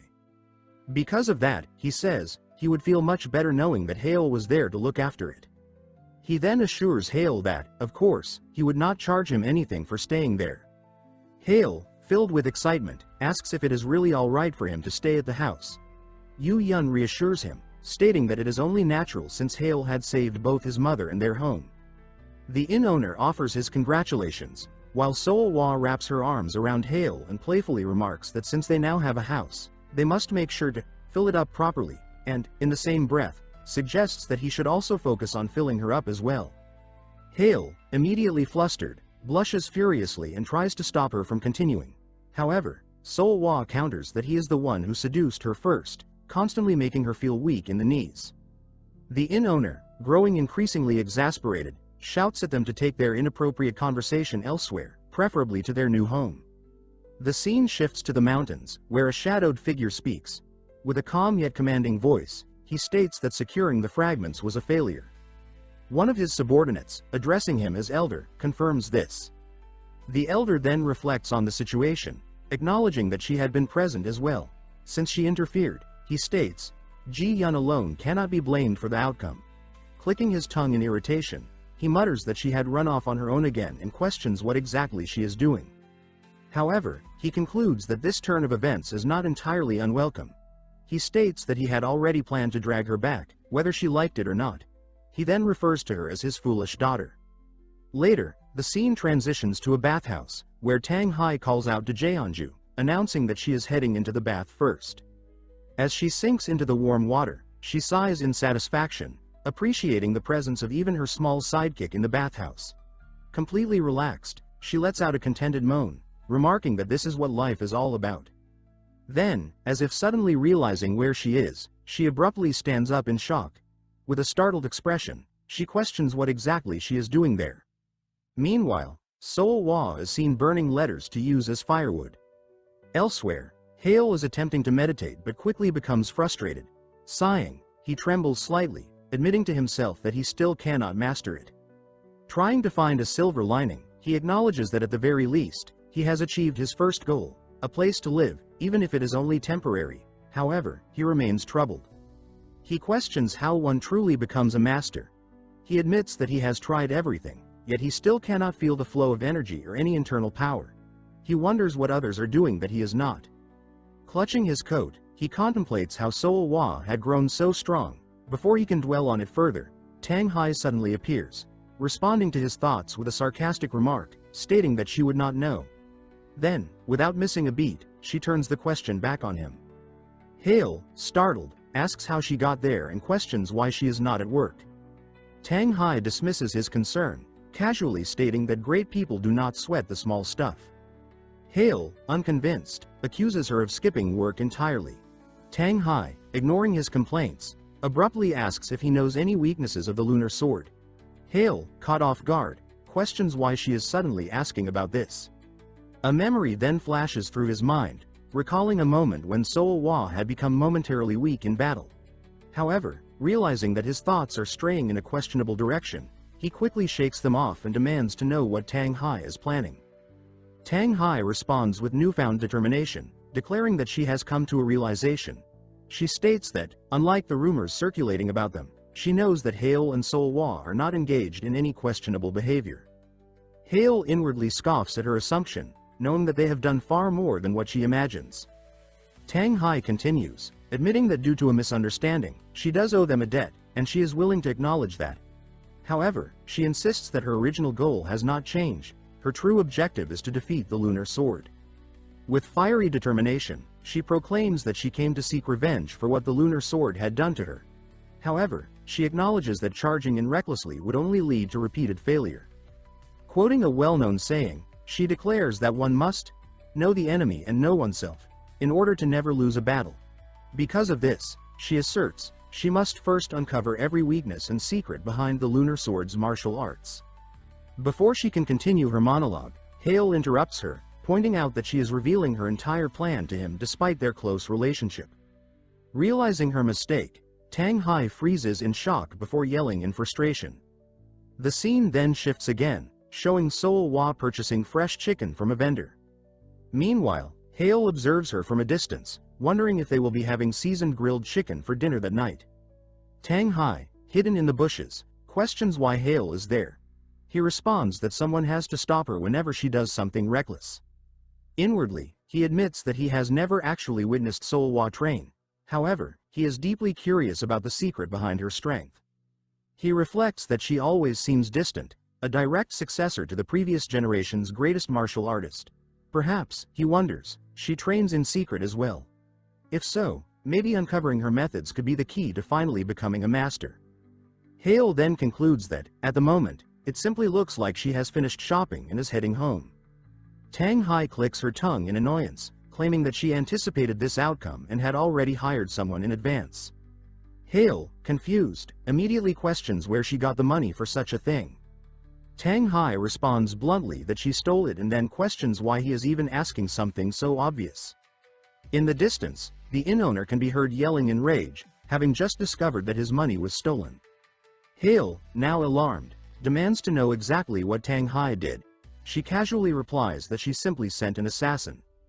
For a moment, they both stare at each other in silence before Hiel explodes, yelling in disbelief and demanding if she has lost her mind. Tanghai, unbothered, reassures him that Soulwa is going to win anyway. As the scene shifts again, Soulwa is seen walking, only to be approached by a shady figure. Tanghai remains confident, assuring Hiel that this is merely a test. She then turns her gaze toward the approaching assassin, commenting that in his prime, he was quite well known. She claims that there were even rumors that he once sliced lightning in half with his sword. However, as the assassin comes into view, Hiel's eyes widen in shock. It is none other than the senile old man from the cliff, the very same schizophrenic elder who had given him advice after his heartbreak. Hiel, dumbfounded, struggles to comprehend how this could be happening. Before he can react, the old man approaches Soulwa but is immediately grabbed by the face. In the very next moment, both Tanghai and the old man are sent crashing into the ground. Tanghai, now sprawled on the ground, groans in exhaustion. Having experienced too many ridiculous situations in a row, she mutters in frustration, realizing that this entire ordeal is quickly becoming traumatic for her. Seolhwa leans against Hiel, speaking softly as she explains that aside from the external training she does with him, there is nothing else. She states that she does not want to waste even a single moment apart from him. Hiel, concerned, tells her that if she continues like this, her skills will deteriorate. She casually replies that they probably have already worsened a little. At her statement, everyone is visibly shocked. Tanghai, unable to hold back, shouts in disbelief, questioning what kind of martial artist would ever say such a thing. The old man, equally appalled, scolds Seolhwa, accusing her of actually bragging about getting weaker. He questions whether that is truly what her master had taught her. Tanghai agrees, stating that Seolhwa is a disgrace to the martial world.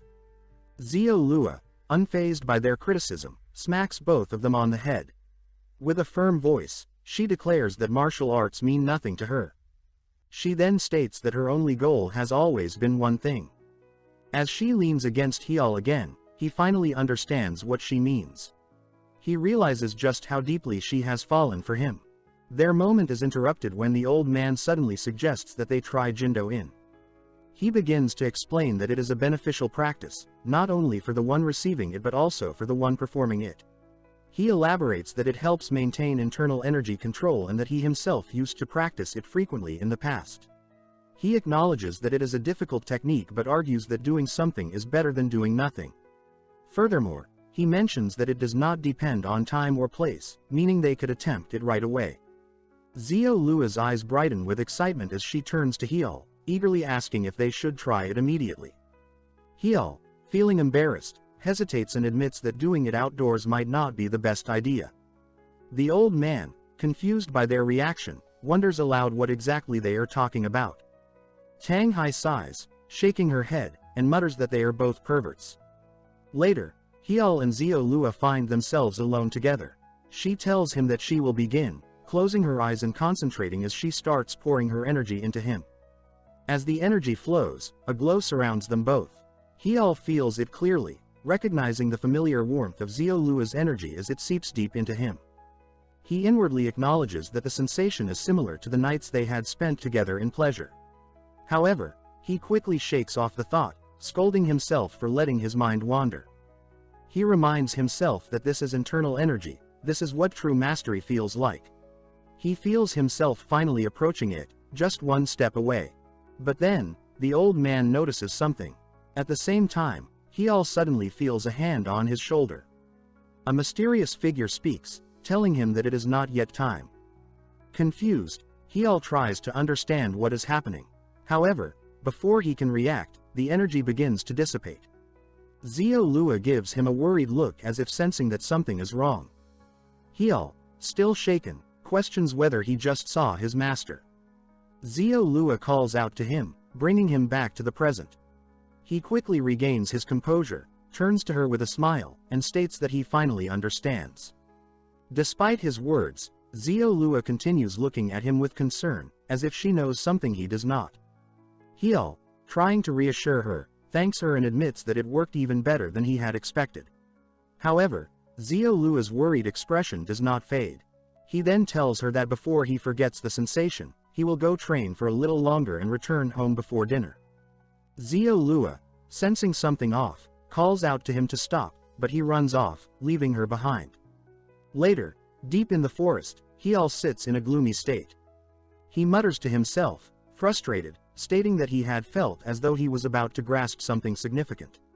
He then clenches his fists, correcting himself, he had not just felt close. He had been right there, on the verge of reaching it. But in an instant, it had slipped away. Something deep inside his chest had blocked him at the last moment.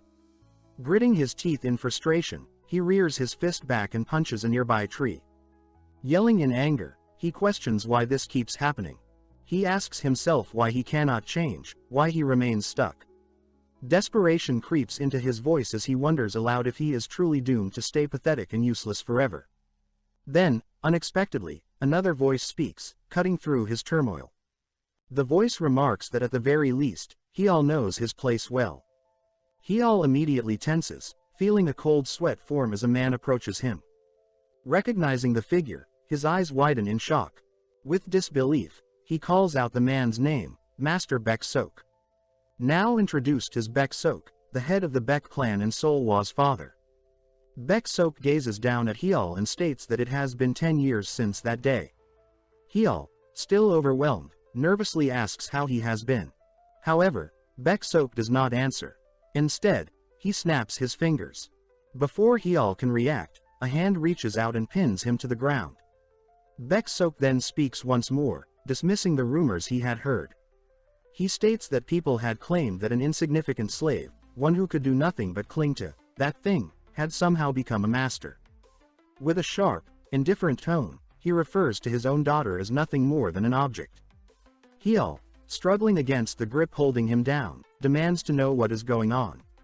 However, the man above him responds with a sneer, questioning if he cannot even break free from this hold. He coldly remarks that this is the extent of Hiel's skill, expressing disbelief that Hiel could have possibly thought spreading false rumors would allow him to crawl back to it again. He then insults him further, calling him just as pathetic as ever. The word "it" lingers in the air, making it clear that he is referring to his daughter, Soulwa. Hiel attempts to say something, but before he can, the man strikes him on the neck. His body immediately goes limp as he falls into unconsciousness. The man then speaks again, stating that even a pitiful wretch like Hiel can still be of use. Because, he adds with a chilling tone, Hiel has always been that thing's weakness. The scene then shifts to Soulwa, who appears uncharacteristically quiet and distant. Those around her notice her sudden change in demeanor, wondering what could have caused it. Tanghai, confused, questions what is going on. She recalls that Soulwa and Hiel had only been exchanging techniques earlier, so she cannot understand why Soulwa is acting this way now. She wonders if something might have happened while she was gone. Before Soulwa can respond, she is suddenly stopped by a man stepping into her path. The man greets her formally, remarking that it has been a long time. Addressing her as Lady Soulwa, he expresses hope that she has been well. He then asks if she remembers him. Soulwa, however, immediately scowls, showing no patience for him. Without hesitation, she coldly responds that she does not remember him and orders him to leave. The man appears momentarily taken aback by her bluntness. After regaining his composure, he carefully asks again, wondering if she truly does not recognize him. Although visibly irritated, he swallows his frustration and formally introduces himself. He states that his name is Dujin, and he serves as the head steward of the Baek clan. He then informs her that he has come in the name of Lord Baek to find her. Soulwa, showing no reaction to the name, dismissively replies that she has never heard of him and tells him to scram. Dujin, finally losing his patience, raises his voice, declaring that Lord Baek is her father. This makes Soulwa pause for a moment. She mutters to herself, considering the name, and admits that it does sound somewhat familiar. Dujin, now exasperated, shouts in frustration, insisting that it is not somewhat familiar, Baek is her father. Tanghai, watching from the side, comments dryly that Soulwa must have a few screws loose. Ignoring the remark, Dujin points directly at Soulwa and reminds her that Lord Baek had sent countless letters calling her back home. He accuses her of never responding, despite his repeated attempts to reach her. He then states that Lord Baek has finally run out of patience, which is why he has sent him personally to retrieve her. Soulwa, after a brief moment of thought, casually admits that she did receive those letters. Hearing this, Dujin immediately yells in triumph, stating that since the letters were addressed to her, she cannot deny their existence. However, Soulwa nonchalantly responds that she had no idea who sent them, so she used them as firewood. Dujin's face turns red with fury. Tanghai, upon hearing this, sighs in disbelief. She comments that if there were dozens of letters, Soulwa could have at least opened one to check before burning them. She then questions if Soulwa is seriously missing a few screws. Before she can continue, Soulwa knocks Tanghai out with a single strike, dismissing her concerns entirely. She then turns back to Dujin and firmly states that if delivering those letters was the only reason he had come, then he can turn around and leave. She declares that the only place she belongs is by Hyeol's side. However, Dujin refuses to back down. He insists that her declaration only means that she must come with him even more. Soulwa, now on high alert, listens as he continues speaking. Dujin then states that the lowly servant boy she cares so much about, Hyeol, has already been beaten to a bloody pulp, wrapped up, and tossed into a carriage like a piece of luggage. He then informs her that by now, Hiel should be far away. Soulwa, her expression darkening, demands an explanation.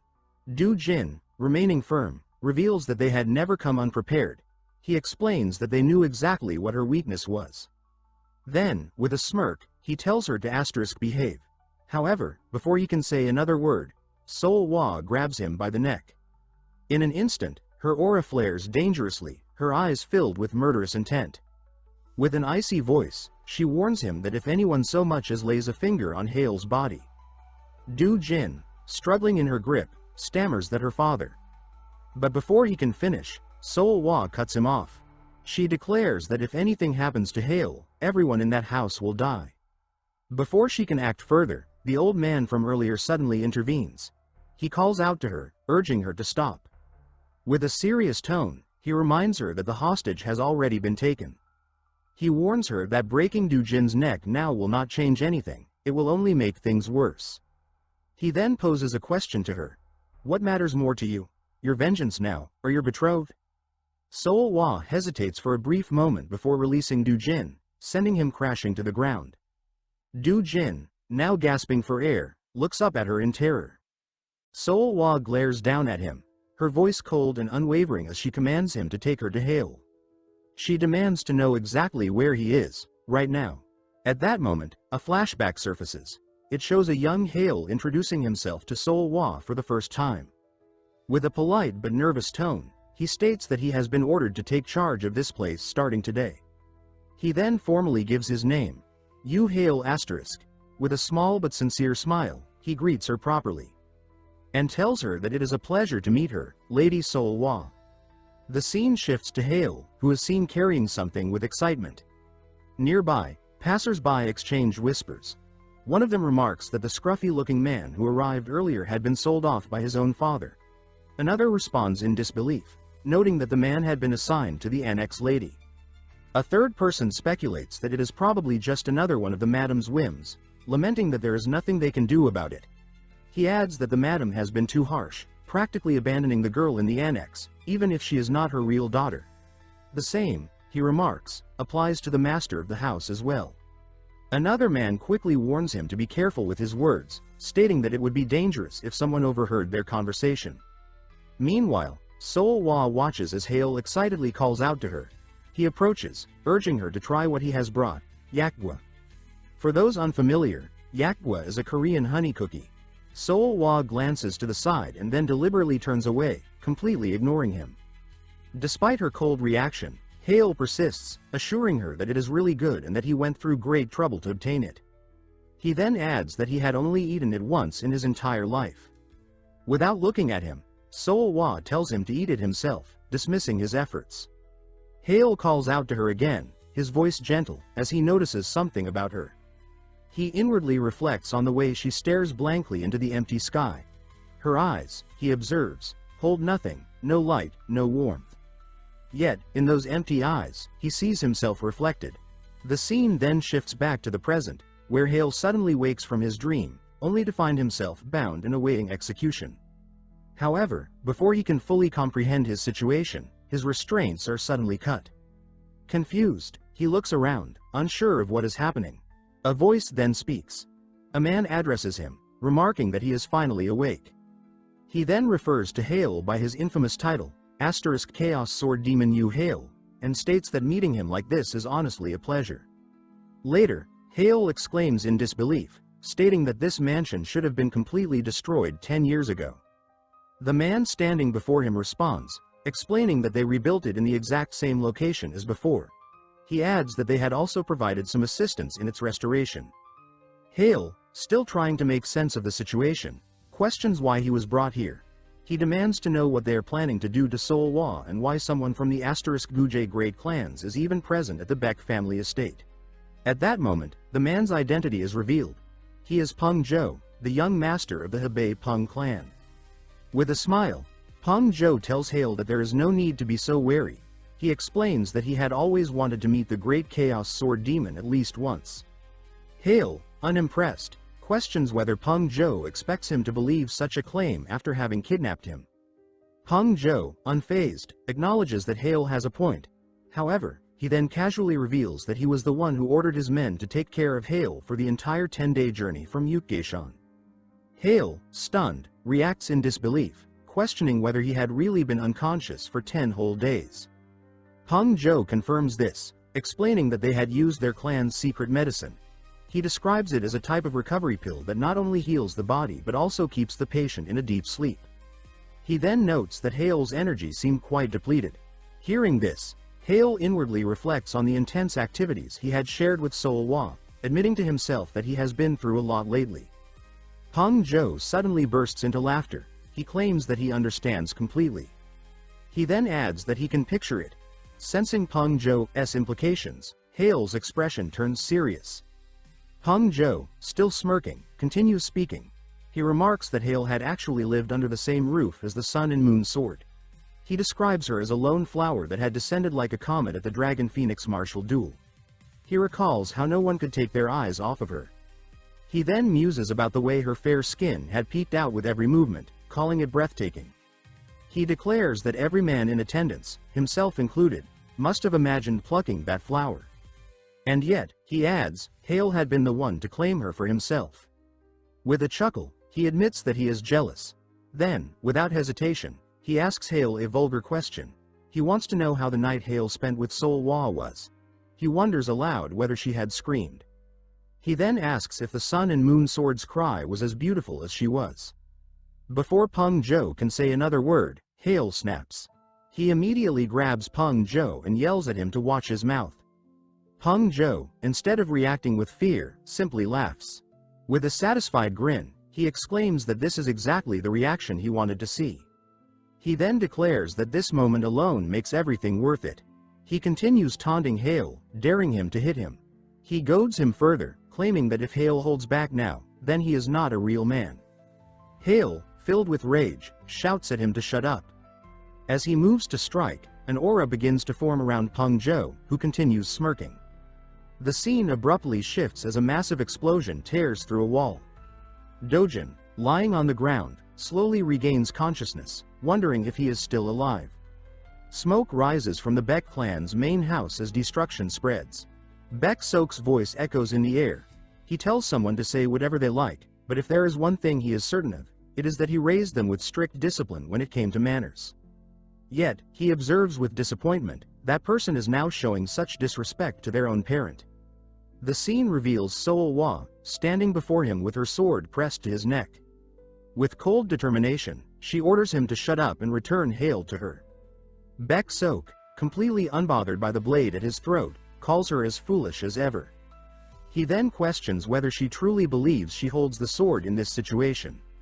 Soulwa, momentarily confused by his words, hesitates. Meanwhile, the scene shifts back to Hiel, who suddenly collapses to his knees. Pain racks his body, leaving him unable to stand. Peng Zhou watches with amusement, laughing as he describes the sensation Hiel must be experiencing. He explains that the pain feels like having one's insides seared with a red-hot iron rod. Even the mighty Chaos Sword Demon, he remarks, cannot endure it.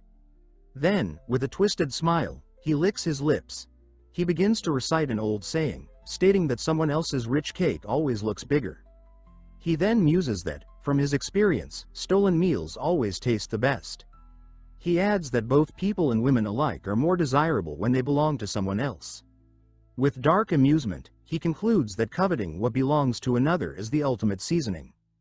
Hyeol becomes furious and struggles to stand up while shouting that the man before him is a bastard. He demands to know what he is trying to do to Soulwa. Peng Zhou responds with a slow clap, expressing his surprise that Hyeol is able to stand despite his condition. He remarks that the rumors about him were not exaggerated after all and sarcastically wonders if it is the power of love keeping him on his feet. With a grin, he declares that, in that case, he might as well have some fun too. Before the situation escalates, Baek Sok intervenes, stating firmly that it is enough and that the matter is already settled. Hyeol's eyes widen in shock as Baek Sok continues, revealing that he has convinced his daughter as well. He insists that there is no need to waste time on such nonsense and advises Hyeol to maintain the dignity expected of his position. Soulwa looks away in guilt as Baek Sok formally announces Peng Zhou as his son-in-law and the newest member of the Baek clan. Later, as Soulwa descends the stairs in her formal robes, the onlookers bow in awe and respect. A man among them, one with a scornful attitude, comments that while he thought her appearance was decent before, he never expected this level of beauty. He laughs heartily and turns to her father, expressing his excitement for the events of the following day. Soulwa stomps her foot forcefully, and in that moment, the gathered men feel an eerie sensation, as if their heads have been severed. Peng Zhou's gaze sharpens as he wonders whether this was meant to be a warning. But rather than being deterred, he finds her cold gaze exhilarating, something that satisfies his twisted desires. He smirks to himself, eager for the chance to break her spirit as well. Her father, unimpressed by her display, scoffs at her actions. He comments that she has never once listened to him, and all for the sake of an insignificant person. As she turns to leave, he continues, stating that despite using Hyeol against her, he still fails to understand her. He then poses a question, reminding her that she was the one who dismissed Hyeol first. He demands to know what it is she sees in him now. Soulwa pauses her steps and slowly turns back to glare at him. In a single, unwavering word, she answers, everything. Meanwhile, Tanghai watches from a high vantage point, surveying the estate. Though she cannot hear the conversation, she observes Soulwa's posture and expression, quickly deducing that, for some reason, she is completely helpless. A smirk plays on Tanghai's lips as she realizes she has finally discovered Soulwa's weakness. Elsewhere, Hiel grips the robe of an official and demands to see Soulwa. However, he is quickly restrained by several men. Undeterred, he continues shouting, insisting on seeing her and demanding to know what they have done to her. The butler scoffs at his desperation and mockingly asks where his confidence is coming from. This leaves Hyeol momentarily confused. The butler elaborates, acknowledging that Hyeol was indeed close to the young lady. He admits to using her as bait to ensnare him, but then sneers, questioning what difference that makes. He points out that Hyeol has nothing to his name, nothing that would make him a suitable match for her. Despite their attempts to shake him, Hyeol scoffs at their efforts to make him doubt Soulwa. However, he cannot ignore one troubling detail. Why would they bother placing a guard at his door instead of simply locking him up? His father's words echo in his mind, reminding him that he has always been Soulwa's weakness. Frustration wells up within him as he curses his fate. But right now, none of that matters. His priority is escaping this place and reaching Soulwa. He mutters a curse, wishing for some reckless individual to come and break down the door. No sooner do the words leave his mouth than the door flies open with a loud crash. Tanghai steps inside, and Hyeol stares at her, utterly dumbfounded. For a moment, they simply look at each other before Hyeol finally regains his voice and demands to know what she is doing there. As they sprint through the corridor, Hyeol expresses his gratitude profusely. In response, Tanghai teases him, questioning why he always seems to end up trapped somewhere. Hyeol quickly changes the subject, asking about Soulwa's whereabouts. Tanghai informs him that she is in the annex, but she also voices her own concerns. She describes how Soulwa has been sitting there, radiating an overwhelming sense of killing intent, and asks if Hyeol knows what could have left her in such a state. The question stings him. He knows the answer all too well. He himself is her weakness, but there is nothing he can do about it. Gritting his teeth, he acknowledges that this is the best he can manage for now. His thoughts linger on this bitter truth until they finally reach their destination. Tanghai turns to him, stating that now that she has led him here, she will be heading back to the inn. Before she can leave, however, Hyeol grabs her by the collar and insists that she put those thoughts aside. Right now, the only thing that matters is meeting Soulwa. As they step into the estate, they begin shouting Soulwa's name, searching for her whereabouts. However, Tanghai suddenly stops him, saying that something is wrong. When Hiel presses her for an explanation, she points out that it isn't even that late at night, yet there are no guards in sight within this enormous mansion. More importantly, under normal circumstances, the moment Soulwa heard his voice, she would have come rushing to him. She deduces that this entire situation reeks of a trap. When they finally reach the chamber, they find Soulwa standing with her back to them, gazing out the window. Overcome with relief, Hiel asks if she is all right, assuring her that everything will be fine now and urging her to leave with him. But Soulwa does not turn around. Only her cold voice fills the air as she tells him not to come any closer. Her words strike him like a physical blow. He remains frozen, unable to comprehend what she has just said. Stammering, he asks what she means by that. Tanghai, equally stunned, watches the scene unfold. Desperation seeps into Hyel's voice as he tries to reason with Soulwa. He insists that she is only here because she had no other choice. If that is the case, then everything will be fine now that he has come for her. Reaching out, he pleads for her to at least show him her face. Without hesitation, she coldly slaps his hand away. In an emotionless tone, she apologizes and informs him that she will be attending the wedding tomorrow. As Hiel stands there in shock, a piercing laughter fills the room. The sound belongs to none other than Peng Zhou. Laughing heartily, he exclaims that this situation is beyond his expectations. Waiting until this late at night was absolutely worth it. Hiel grits his teeth in rage, calling Peng Zhou a bastard and demanding to know what he has done to Soulwa. The man simply smiles and teleports near Soulwa, reaching out for her as he mockingly states that Hyeol has already heard it from Soulwa herself. With a twisted grin, he leans in close, sniffing her hair in a disturbingly possessive manner, and declares that by tomorrow, she will belong to him. Hyeol furiously orders him to back away, but Peng Jo only smirks. With a snap of his fingers, Soulwa suddenly turns and strikes Hyeol with a precise blow to the neck, knocking him unconscious. Peng Jo watches the scene unfold with satisfaction, commenting that this is truly spectacular. In order to save the man she loves, she has chosen to abandon him completely. As Hiel collapses into her embrace, unconscious, she addresses the scumbag, telling him that she already warned him not to touch her or else she'd kill him. He mockingly pretends to be scared of her threats, saying he didn't know her hair was included too. Tanghai, on the other side, is completely confused by what is going on right now. The scumbag asks her what she's doing here. She thinks inwardly that she needs to escape for now and responds that a washed-up old man who couldn't even earn the Dragon Phoenix title doesn't get to act like he knows her.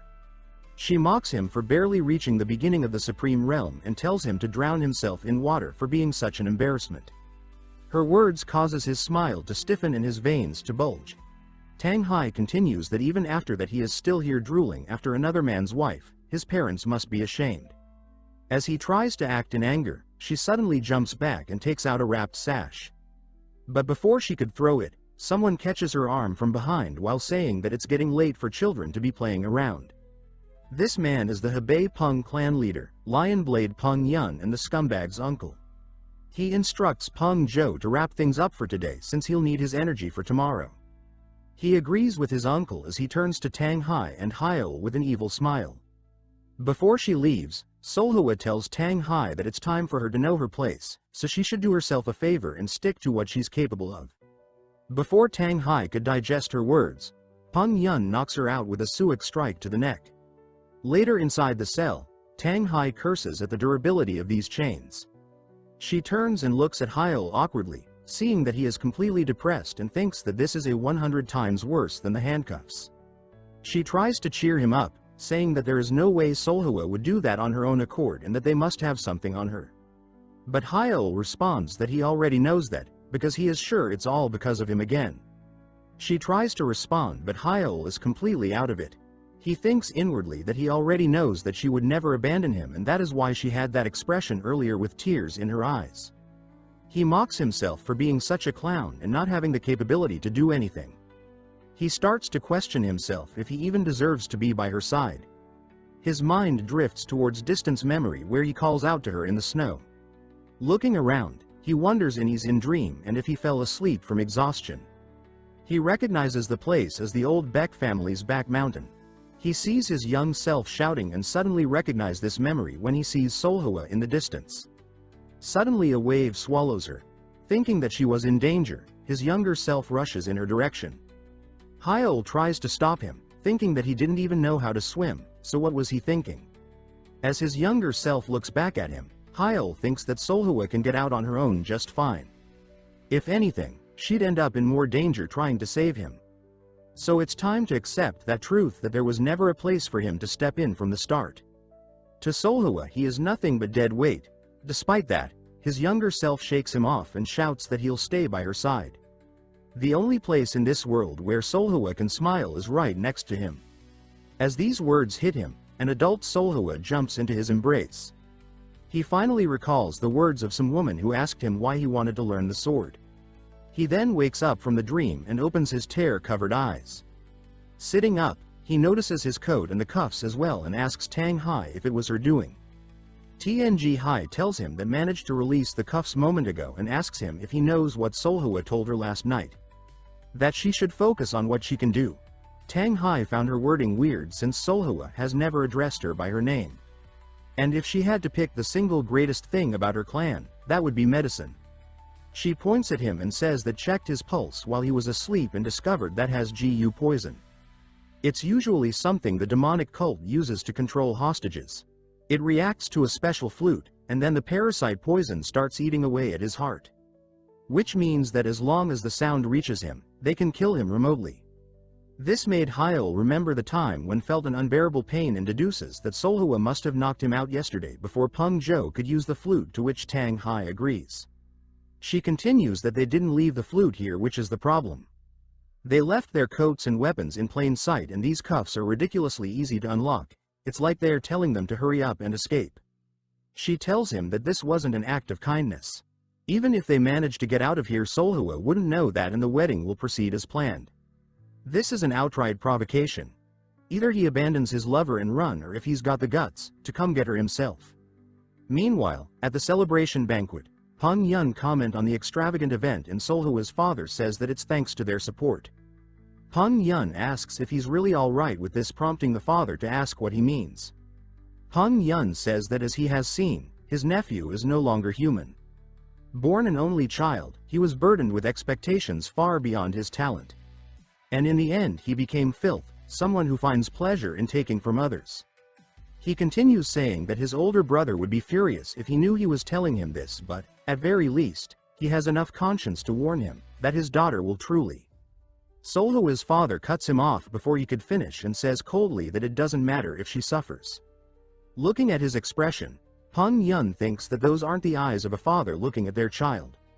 But still, he detects a certain feeling from him and becomes sure of it.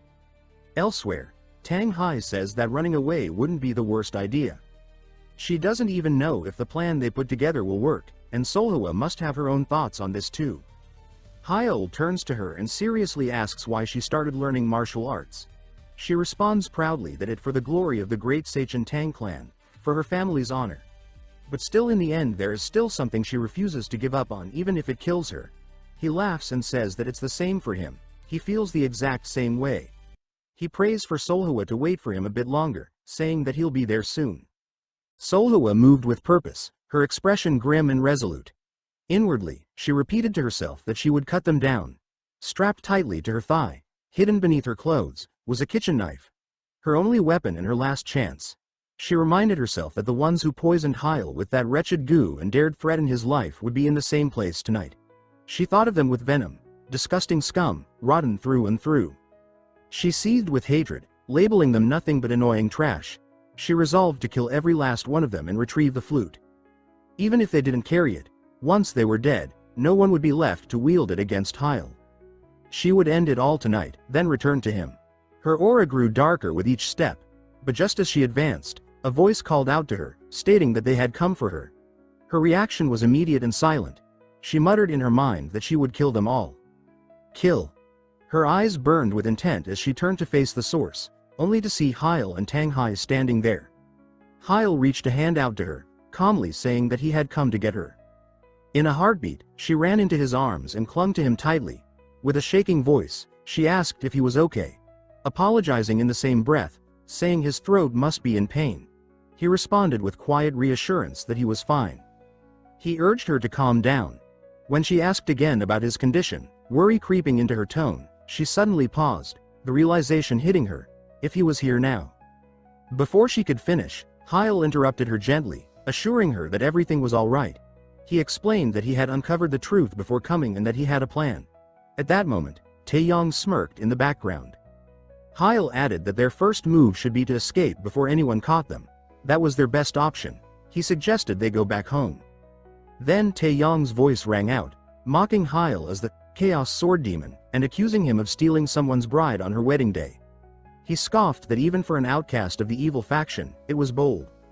He sneered, stating that Hiel's infamous title, the Star of the Evil Faction, must be crying in shame. Tanghai erupted in anger, shouting that Taeyong had some nerve. She accused him of being the same bastard who poisoned Hiel and spat that he was a disgrace to the Orthodox sect. But Taeyong merely laughed, claiming he didn't understand the outrage. He argued that the wedding was an agreement between two noble families. Just common sense. Then he pointed a finger at Hiel and proposed they settle it like martial artists, with a duel.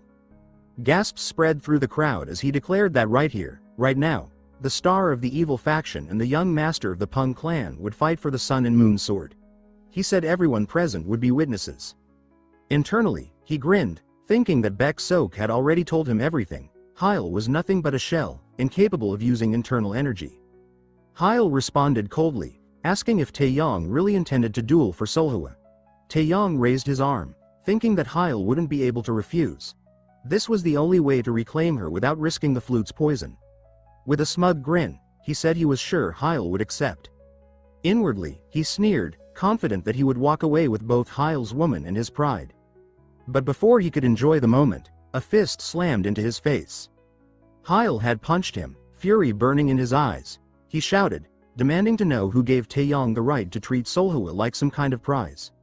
Seolhwa gasped in surprise as Hiel pulled her close with one arm and declared that she was not a prize, she was everything to him.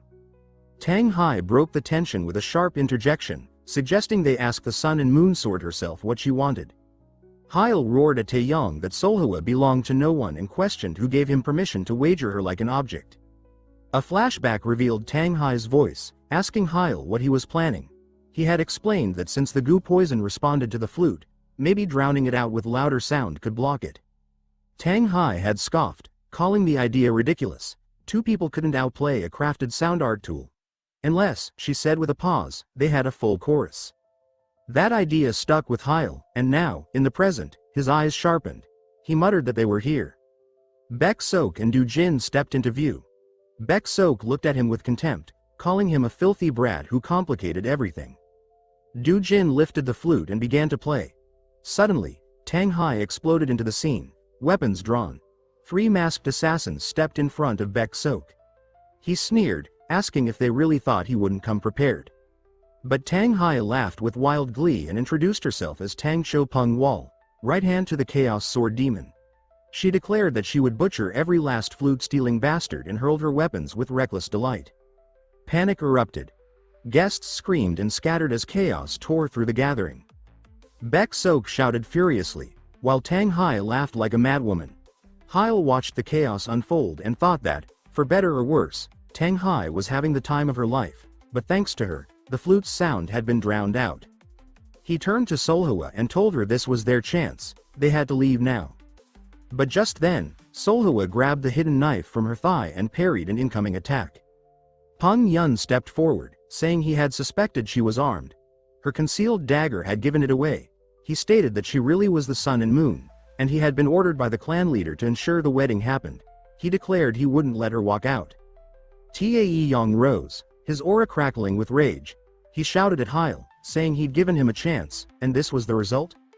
Hiel clenched his jaw, thinking that his surprise punch had landed with full strength, steel armor and all, and yet Taeyong stood unfazed. Both Taeyong and Peng Yun advanced, ready to strike.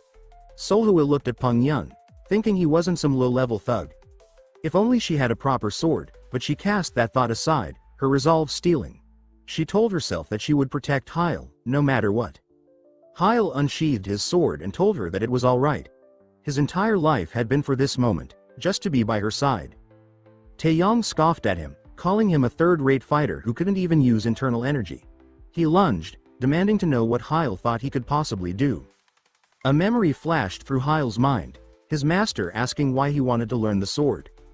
Back in the present, Hiel answered Taeyong. He admitted he was indeed a third-rate who lacked internal energy. But still, he would protect the one he loved. He blocked Taeyong's strike. Shock rippled across Taeyong's face as Hiel not only blocked the blow but redirected it, pushing him back. Hiel shouted that everything Taeyong said about him was true, but none of it mattered. He slashed across Taeyong's chest and declared that he was no helpless fool. Meanwhile, an old man watched from a distance, muttering that he came because he was worried, and now everything was a complete mess. Peng Yun clashed with Seolhwa, and inwardly, he wondered how she could face him on equal footing with just a dagger. Then he glanced toward Hiel and thought, what on earth was that? Taeyong yelled, ordering Hiel to just stay down and die. Their swords clashed, and Hiel thought to himself that he could do this. His enemies were slower, weaker, and so rough in style, it didn't even compare. Tanghai watches the duel intently, her eyes narrowing with skepticism. She comments on their stance, questioning if that's really how they wield such a sword. Perched above, the old man sits calmly atop a roof, his voice drifting down as he explains the deeper truth. He says that among the 5 principles of swordsmanship, there is one that allows the weak to overcome the strong, softness. He notes that it's the most grueling and difficult path, but when mastered, it bends strength to its will. As the clash continues, Hiel reflects inwardly. He thinks of how he's just a third-rate swordsman, but one who has walked alongside titans and absorbed the essence of their blades. He muses that top swordsmen, even after surpassing their limits, tend to look down on the weak. But here he is, facing a top-level superhuman without internal energy. The only reason he has a chance is because his opponent, Tae-yong, uses the swift blade. A style meant to deflect, but one easily thrown off by reckless emotion. And Tae-yong, in his arrogance, is completely intoxicated with rage. That, Hiel thinks, is his advantage. He blocks another heavy strike, and Tae-yong yells at him, calling him a rat. Hiel breathes heavily, his body trembling under the pressure. He says to himself that this isn't sustainable. Each block sends tremors through his arms. His hands are going numb. One misstep and his sword, or worse, his arm, will snap. Frustration wells up in him. He wonders if it always comes down to internal energy in the end. Maybe it's a miracle he's even lasted this long. But if he just keeps defending, he'll be worn down. And if he attacks without purpose, Tae-yong's retaliation will be swift and merciless. Tae-yong screams at him in anger, demanding whether he plans to fight like that forever. Hiel's eyes flick to the shallow cut on Tae-yong's torso. Even his most focused strike barely scratched him. He realizes it's body protection Kai. Every offensive move requires a wide opening, and if it doesn't end the fight, he'll suffer for it. Without internal energy, there's no way he can survive a failed attack. Tae-yong lunges again.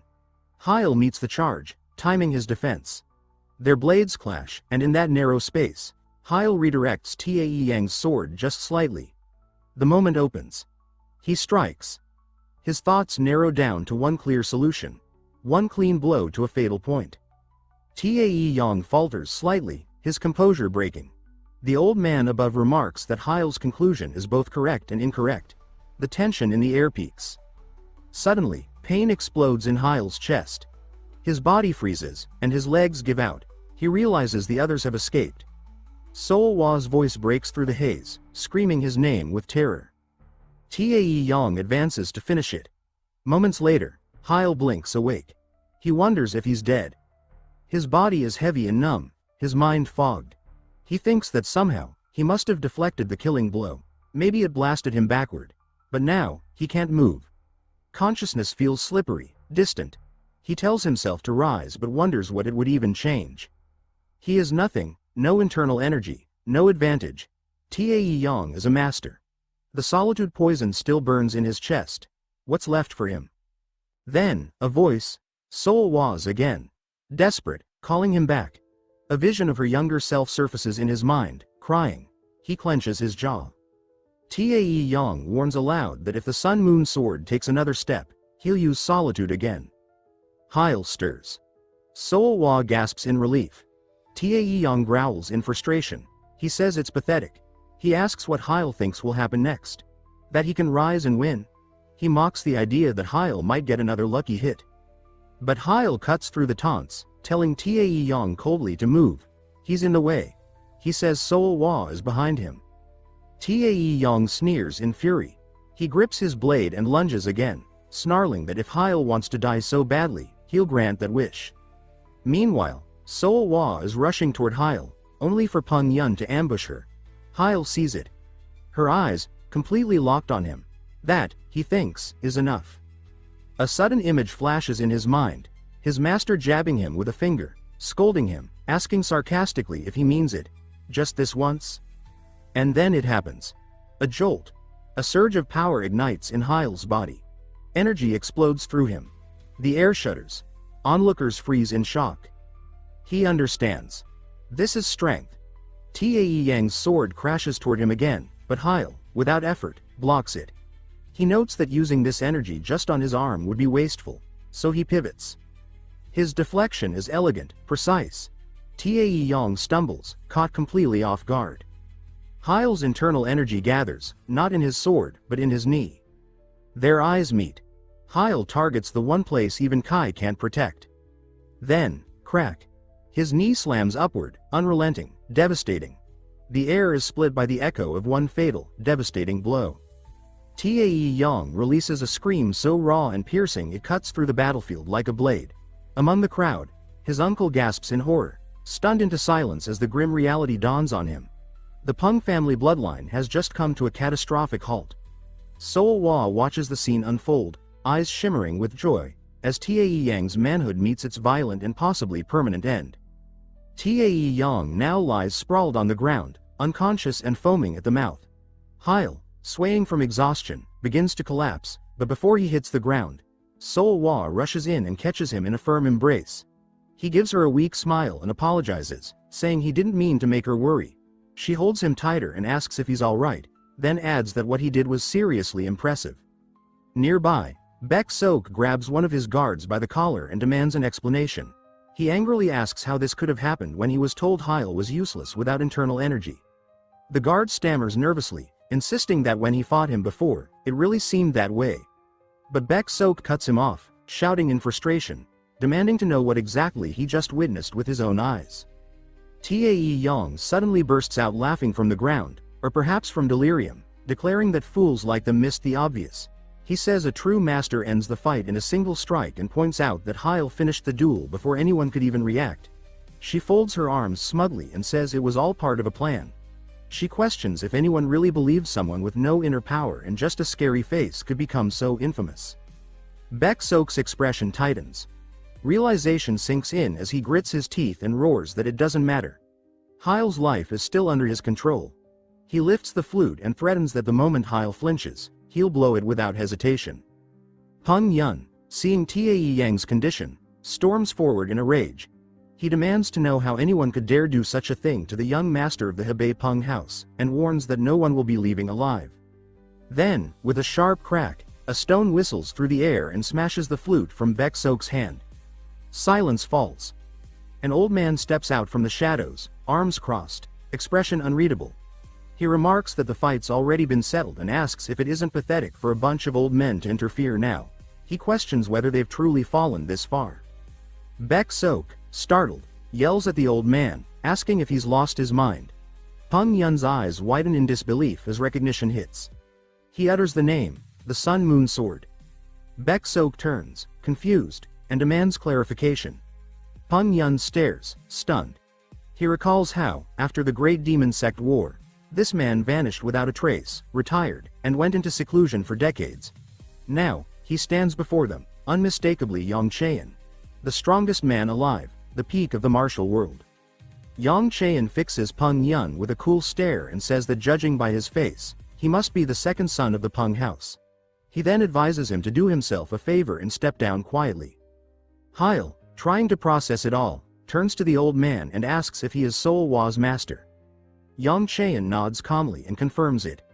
Soulwa shrugs nonchalantly and says that who knows. Yang Cheon smiles faintly and says that although he retired, there was no way he'd let talent like hers go to waste. He adds that he passed down everything he had as a martial artist. Soulwa rolls her eyes and says he was just annoying, so she went along with whatever he said. Yang Cheon scowls and grumbles about her attitude. He says that he's been watching them from a distance, worried that his clueless little disciple might get herself into trouble. Soulwa sighs, calling him a weird, pervy old geezer who keeps showing up.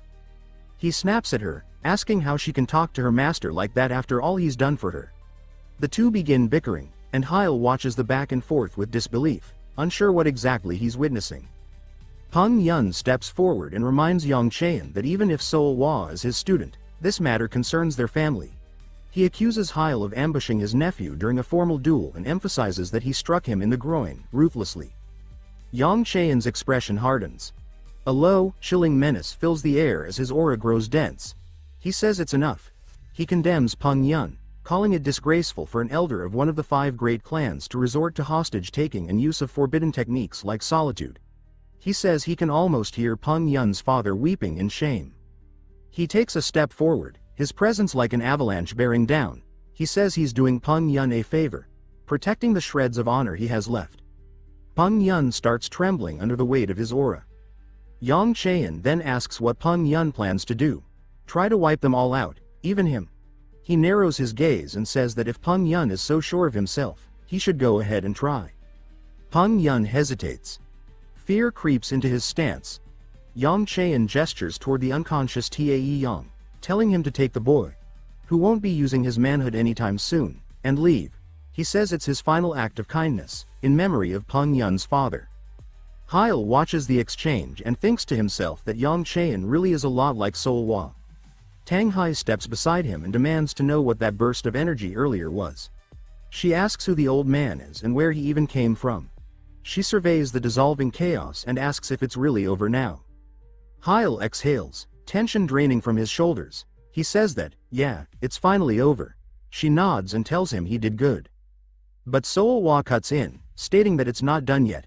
Later, Baek Sok's bodyguard can be seen getting thoroughly thrashed as Soulwa storms after her father, eyes blazing. Tanghai watches in disbelief and mutters aloud, questioning if this is actually normal. She asks how someone can toss aside 3 elite assassins like nothing, and what that makes her look like by comparison. Soulwa kicks her father hard, sending him sprawling across the ground. He screams at her, calling her a monster and asking if she really intends to kill her own father. She stares down at him, voice cold, and says that he never once saw her as his daughter. He lets out a bitter laugh and sarcastically asks if she's going to accuse him of abuse next. But she sharply replies that she knows the truth. He doesn't hate her, he fears her. She takes a step forward, voice sharper now. She asks if someone who fears their own child can even be called a parent. Her eyes narrow as she demands to know whether he's disgusted by her, or just afraid. She asks why he always looked at her like she was something horrifying. Suddenly, Baek Sok's mind flashes back to a distant memory. A shadowed figure handed him a small child and said it had been a long time. He told him she was his daughter, and to raise her. The memory fades like smoke, but the damage lingers. Baek Sok begins to sweat, his arrogant mask slipping. He forces out a strained, bitter laugh and says that of course, she figured it out. He declares that she's a monster, just like that woman. The one who deceived him. He rants that they're both the same, unnatural creatures, liars and beasts in human skin. His fury boils over as he spits that no freak like her could ever be his daughter. He swings his glare toward Hyeol and demands if he truly loves this thing. He scoffs at the idea, saying no woman should ever possess that kind of strength. It's unnatural, wrong. Soulwa's eyes sharpen like twin blades. She lifts her sword with cold resolve and says that she's had enough. It's time for him to die. But Baek Sok shrinks back, still shrieking that she isn't his daughter, not even human. Just before the blade can descend, Hyeol reaches out and gently grabs her hand, halting her. She turns, confused, and Baek Sok lets out a mocking chuckle. He taunts them, calling it poetic that Hyeol is stopping her from killing the very man who poisoned him with solitude. But then Hyeol bows deeply and introduces himself with quiet pride. He says his name is Hyeol, son of no one important, born in the modest village of Baek Seol. No grand family name follows him, but he has a small house in Yukga village and a life of his own. Baek Sok looks at him, bewildered and irritated, asking what nonsense he's spewing. Hyeol continues, explaining that he earns around 200 nayangs a month, sometimes more if he puts in extra work. Then, without hesitation, he confesses that he might not be much, but he will give everything he has to love Soulwa. He respectfully announces that he intends to marry her. Soulwa stares, stunned. Slowly, a genuine smile begins to bloom across her face. She pulls Hyeol in and kisses him. He cradles her face gently and returns it without hesitation. Baek Sok bristles with rage, but before he can explode, Tanghai steps forward with a mischievous smirk. She reminds him that it wouldn't be a good look to attack his future son-in-law. Young Cheon folds his arms and adds that slicing up the in-laws probably isn't the best fatherly move. Baek Sok, completely unhinged now, demands to know what madness they're all babbling. But Tanghai steps in closer, her grin sharpening as she asks if he's ever heard of kidney stones. As Hyeol and Soulwa walk away hand in hand, smiling like the world's finally quieted, Baek Sok's voice echoes behind them, begging them to wait. But Tanghai has already pulled out her acupuncture needles, eyes gleaming with merciless intent. She tells him that if he wants to discard the pain of raising a child, then he can feel the agony of giving birth instead. A scream rings out from behind them. Hyeol suddenly stumbles, his legs buckling beneath him. The world blurs. A memory flickers, Soulwa as a child, her voice echoing with the words of a monk. Life is suffering. She remembers watching those monks stare at walls, searching for enlightenment.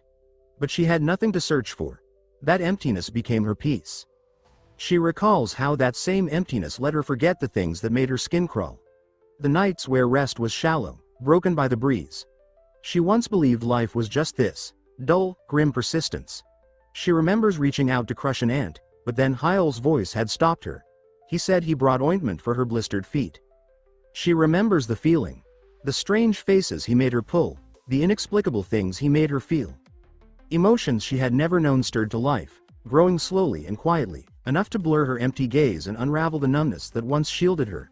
She remembers deciding then, if he insisted on shaking her world, she would cut herself free. The image sharpens. Soulwa with her hair cropped short, walking into the waves. Young Hyeol's voice shouts after her, begging her to stop. She had always done the math. One brief pain could end the endless suffering. No matter what he said or did, life still hurt. And yet, she found herself crying out his name. Hyeol dove into the water after her. Panic swelled inside her. She pulled him close and swam to the surface, dragging him to shore. As he lay there, she stared, confused and shaken. She wondered why she didn't let it end. She asked him why he risked himself. His answer caught her off guard. Because he liked her, he admitted he couldn't just stand there doing nothing. He said that even if he was useless, he had to act. That he watched her, thought about her, loved her. That single word, love, shattered everything. It tore through her defenses. She realized she had never truly lived until that moment. That this was what life really meant. The flashback ends. Morning light filters in. Soulwa stirs and smiles warmly, greeting Hyeol. He smiles back. But before they can say more, a voice cuts in, an old man's voice, dry and amused. He introduces himself as young Cheon, her lover's humble teacher. He explains that he's been retired, hiding in seclusion while pretending to be a senile old fool for reasons of his own. Hyeol sits up quickly, but the old man immediately warns him not to push it, he's still healing. Hyeol thanks him and asks what caused his sudden collapse. A beat of silence passes between them. Then, out of nowhere, young Cheon explodes in fury, calling Hyeol an insolent brat for questioning his elders while still in bed. He shouts that Hyeol should just drop dead already. Hyeol flinches, stunned by the outburst. But the old man quickly calms himself, returning to a measured tone. He says they should start from the beginning. First of all, the solitude poison that had taken root in Hyeol's body. It's gone. Removed completely. Hiel, stunned, starts to thank him, but young Cheon shakes his head and says he wasn't the one who did it. He explains that when he checked Hyel's pulse after the collapse, the poison was already dead. Hiel asks how that's even possible. The old man admits he doesn't know for sure, but he speculates that a powerful surge of internal energy may have purged the toxins. He says that such feats are the basics for top-tier martial masters. Considering everything, it's the only explanation. And using that kind of strength without training, that, he concludes, is exactly why Hyeol collapsed. Hyel's eyes widen as the realization sinks in. There's an immense force slumbering within him. It shocks him. The thought of such power existing in his body stirs something wild in his chest, but before it can take root, young Cheon speaks up sharply. He warns him not to get carried away. The old master explains that when a person begins training their internal energy, that power starts to circulate slowly, gradually threading through their body. Even at beginner levels, certain cultivation techniques can enhance this flow. That's why, he says, techniques like the reversal of the returning pulse are so highly regarded. They represent control, refinement, and advancement. But then he adds something else, something heavier. He says that Hyel's energy, though vast and undeniable, doesn't circulate at all. Not even a trickle. He pauses, giving Hiel a moment to grasp the implication, then says that this isn't a matter of talent or physical compatibility. The issue is deeper. He reveals that Hyel's dantian, the very core of his internal energy, has been sealed. And not just sealed lightly, but locked away by a force of staggering power. Hyel's voice is tight with frustration as he says he was only able to use that power this time because he had help. Help from someone at the absolute peak of the martial world. Surely, that must have made the difference. But young Cheon shakes his head. He says that he already tried once and failed. He explains that the seal binding Hyel's energy isn't something ordinary or simple. Despite its poetic and grandiose name, the technique used is far beyond his own ability to undo. He says, plainly, that as someone who isn't a specialist in such matters, he simply cannot break it. The weight of those words hits hard. Hyel's hands clutch the bedsheet, knuckles whitening as he struggles to hold back his disappointment. He thinks that after everything, after all this time, he finally believed he could become someone someone strong enough to stand beside Soulwa. Someone worthy. But before that despair can take full hold, young Cheon cuts in again, his voice firm with authority. He chides Hyeol, calling him an impatient youth. He reminds him of what he just said, that this is beyond his skills, not beyond all skills. The scene shifts. A figure walks with calm purpose. A woman, her presence serene. She may be the specialist, and perhaps, the key. There was once a man dressed in ragged clothing who stands unremarkably, his appearance giving no hint of his fate. No one could have imagined this man would be crushed mercilessly into the dirt. He introduces himself as Jaeshung. Seolhwa asked if he appeared out of nowhere to take the demon sword of Chaos's head. Seolhwa mocks him, calling him a common thug and complaining that punks like him have been popping up everywhere, turning the martial world into a human cabbage field. She adds dryly that it's at least good for their household finances. Jaeshung demands his sword back, but the Hyeol retorts that since they tried to kill him, they probably deserve this treatment. Hyeol Ren thanks Seolhwa before noticing something is wrong. She stares at him intently, and when he asks what's wrong, she asks if he's just gonna respond with words. With that, she cups him hand and places it on her cheek. Hyeol observes that Seolhwa has been acting more forward since returning from her family home.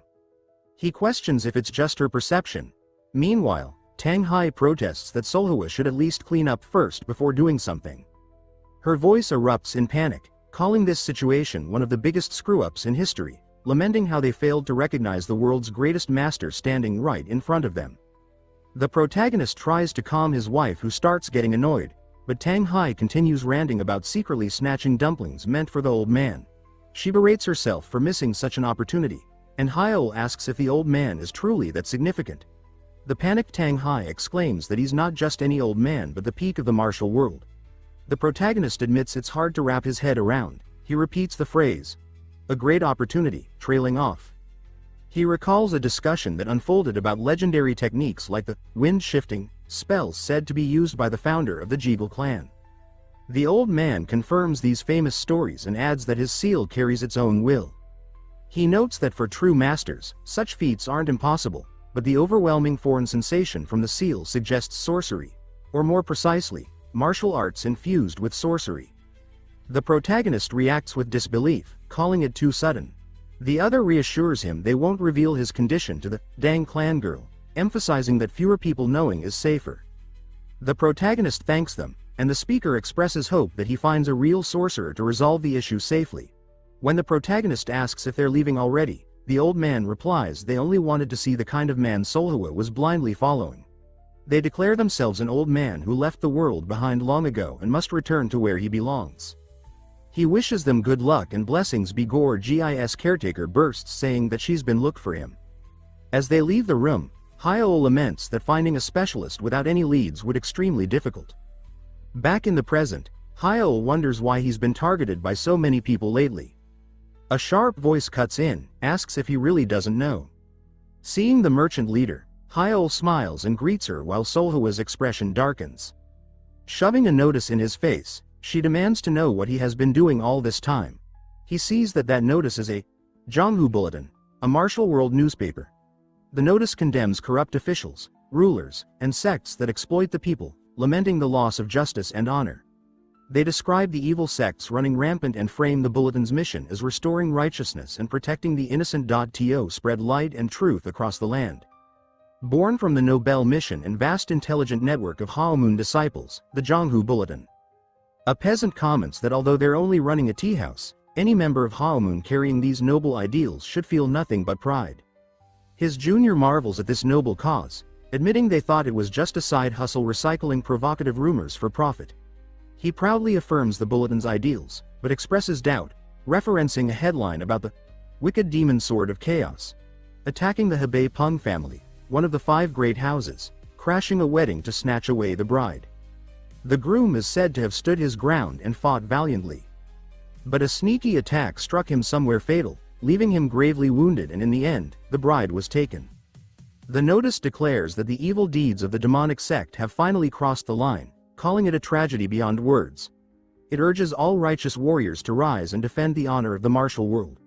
The man claims that the article has been fact-checked thoroughly, so what was the issue? His junior asks if, For example, the demon sword of chaos actually lives in this very town. The junior nervously asks if the demon sword will come after them. The senior reassures him, saying they've written about him many times before, and he's never shown up. The senior adds that their sales even went up because of it. However, this time, the situation is different, his junior argues, since it's tied to one of the 5 great houses. But the senior cuts him off, declaring that if they're swinging the torch of truth, they can't be scared of a few scratches. The senior boldly proclaims that if the demon sword of chaos really shows up to bury the truth with violence, he'll face him head on without fear, with honor. Just then, Hyeol shows up behind him with an angered expression. The man quickly shuts the door and starts panicking. His junior tries to calm him down, but he shouts that their lives are on the line. How could he stay calm, contradicting everything he said earlier? His junior argues that if he wanted to hurt them, he would have done so earlier. The senior calms down and thinks that he indeed just came here to eat at the inn probably. But Hyeol's voice shatters that thought as he states that finding their location was tougher than he thought. The merchant leader mutters that they're probably afraid just by seeing them and proposes to check it herself. She asks Hyeol loudly what would be the plan if he found the members' Haomun, causing the senior member to panic further and wonders what they're planning, and if he's here for revenge. Seolhwa declares that first of all, she'll cut off their hands. Hyeol stammers that it's way too much, saying how about they just butter them up instead. The man, panicked, asks inwardly what they mean by butter them up, fearing it's a prelude to being cooked and then eaten. Hiel pointed out that there are no customers and no one is taking their order. He questions whether the establishment even wants to do business. The man wails that they're dead, or worse, they're going to be eaten alive. The junior, trembling, urges caution, saying that making a scene right now would only make things worse. In their panic they tumble to the ground, causing a commotion and drawing Hyeol and others' attention. Hyeol picks up the article from the falling stack of paper and declares that it looks like they finally found them. The junior laughs awkwardly and his senior begs not to be eaten. Later, the man asks if he truly meant sorcery. Hyeol confirms, saying that if they really have the kind of network to spread rumors like this, then tracking down rumors should be easy for them as well. The senior asks nervously if he's really not gonna kill them, to which Hyeol says dejectedly that bad rumors are part of his life at this point. Seolhwa chimes in, saying that burying those rumors are part of her life as well, causing the man to freak out. The man tries to make excuses, saying that sorcery and the likes are total nonsense, but his junior raises his hand and says that that sounds familiar to the Jegal clan's dragon maiden. The Zood clan, long regarded as the cerebral center of the martial arts alliance, earned its reputation through cunning strategies, complex formations, and enigmatic curses. But with their mastery of intellect came a steep cost. Their martial prowess, grounded in defensive techniques, lacked offensive power. In whispers across the Murim world, warriors mocked them. Small sects had outpaced them in raw combat. That was before they birthed a dragon. In response to growing scrutiny, the Zood clan made a bold proclamation. They declared the emergence of a prodigious figure, the dragon priestess, blessed with a sacred relic known as the dragon scale. They claimed to have acquired a unique curse that didn't weaken, but strengthened martial arts. The merchant leader noted with suspicion that the Zood clan was now sharing this power with other Murim warriors. Hyeol, unconvinced, remarked that unless the priestess was truly exceptional, he wouldn't mind getting a consultation himself. Even the merchant leader admitted the whole thing smelled fishy.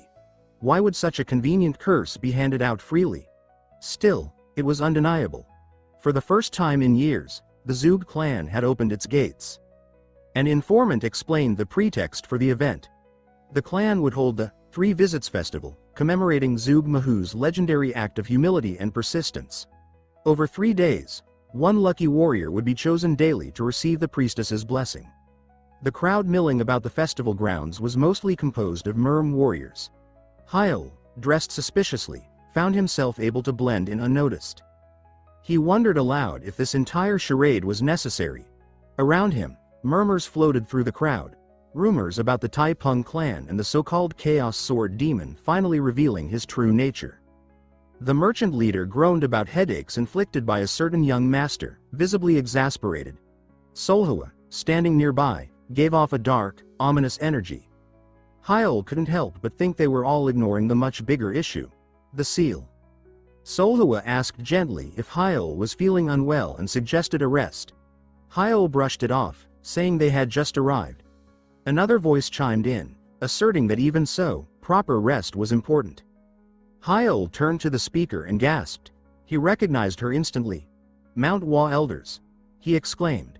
The energy shifted as the woman gave a playful smile and scolded him for not calling her Cheon Young, as he had promised.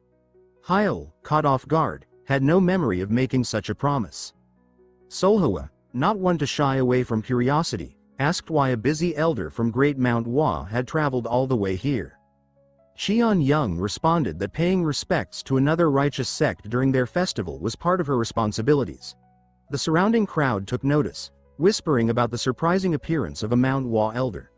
Cheon Young redirected the conversation, commenting on the festival's central mystery. She wondered aloud if the priestess's power was truly so great, could it even reverse death? Hiel stared at her, startled.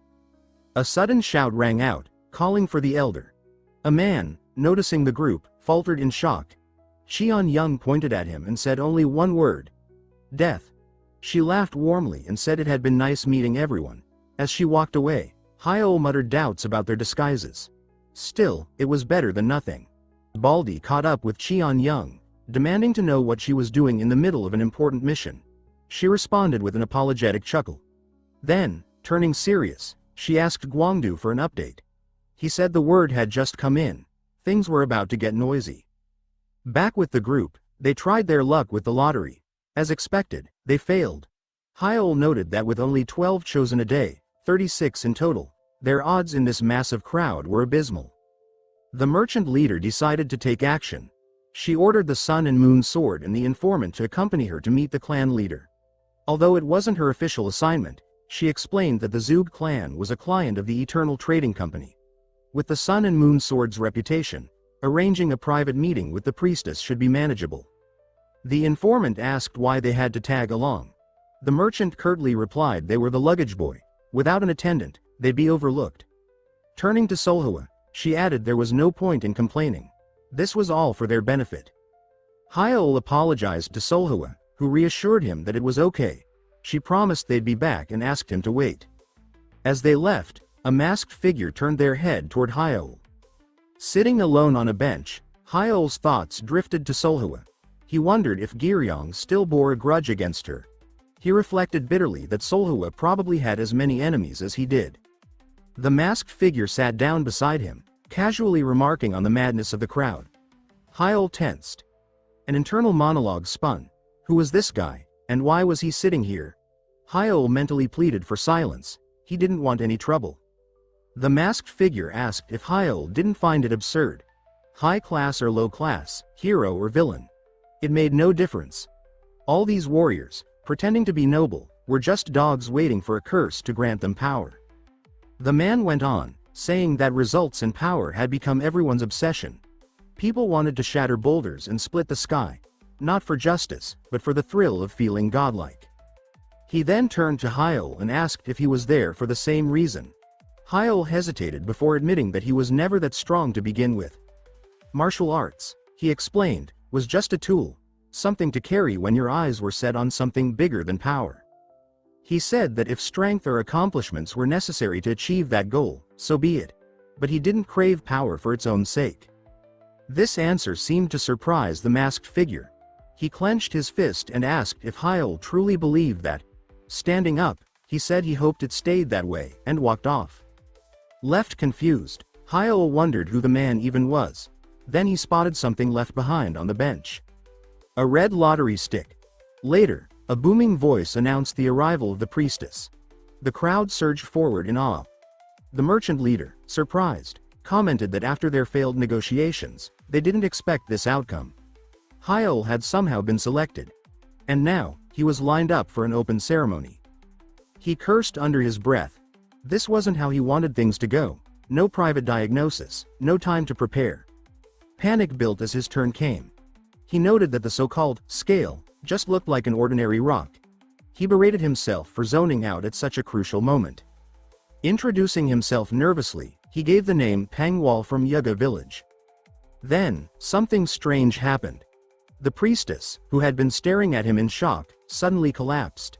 Hyeol cried out in alarm as spears closed in from every direction. Elsewhere, chaos broke out. Someone called for the clan leader, warning that the priestess was in danger.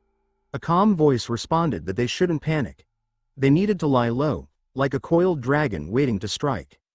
Later, the priestess is apologizing for the sudden arrest.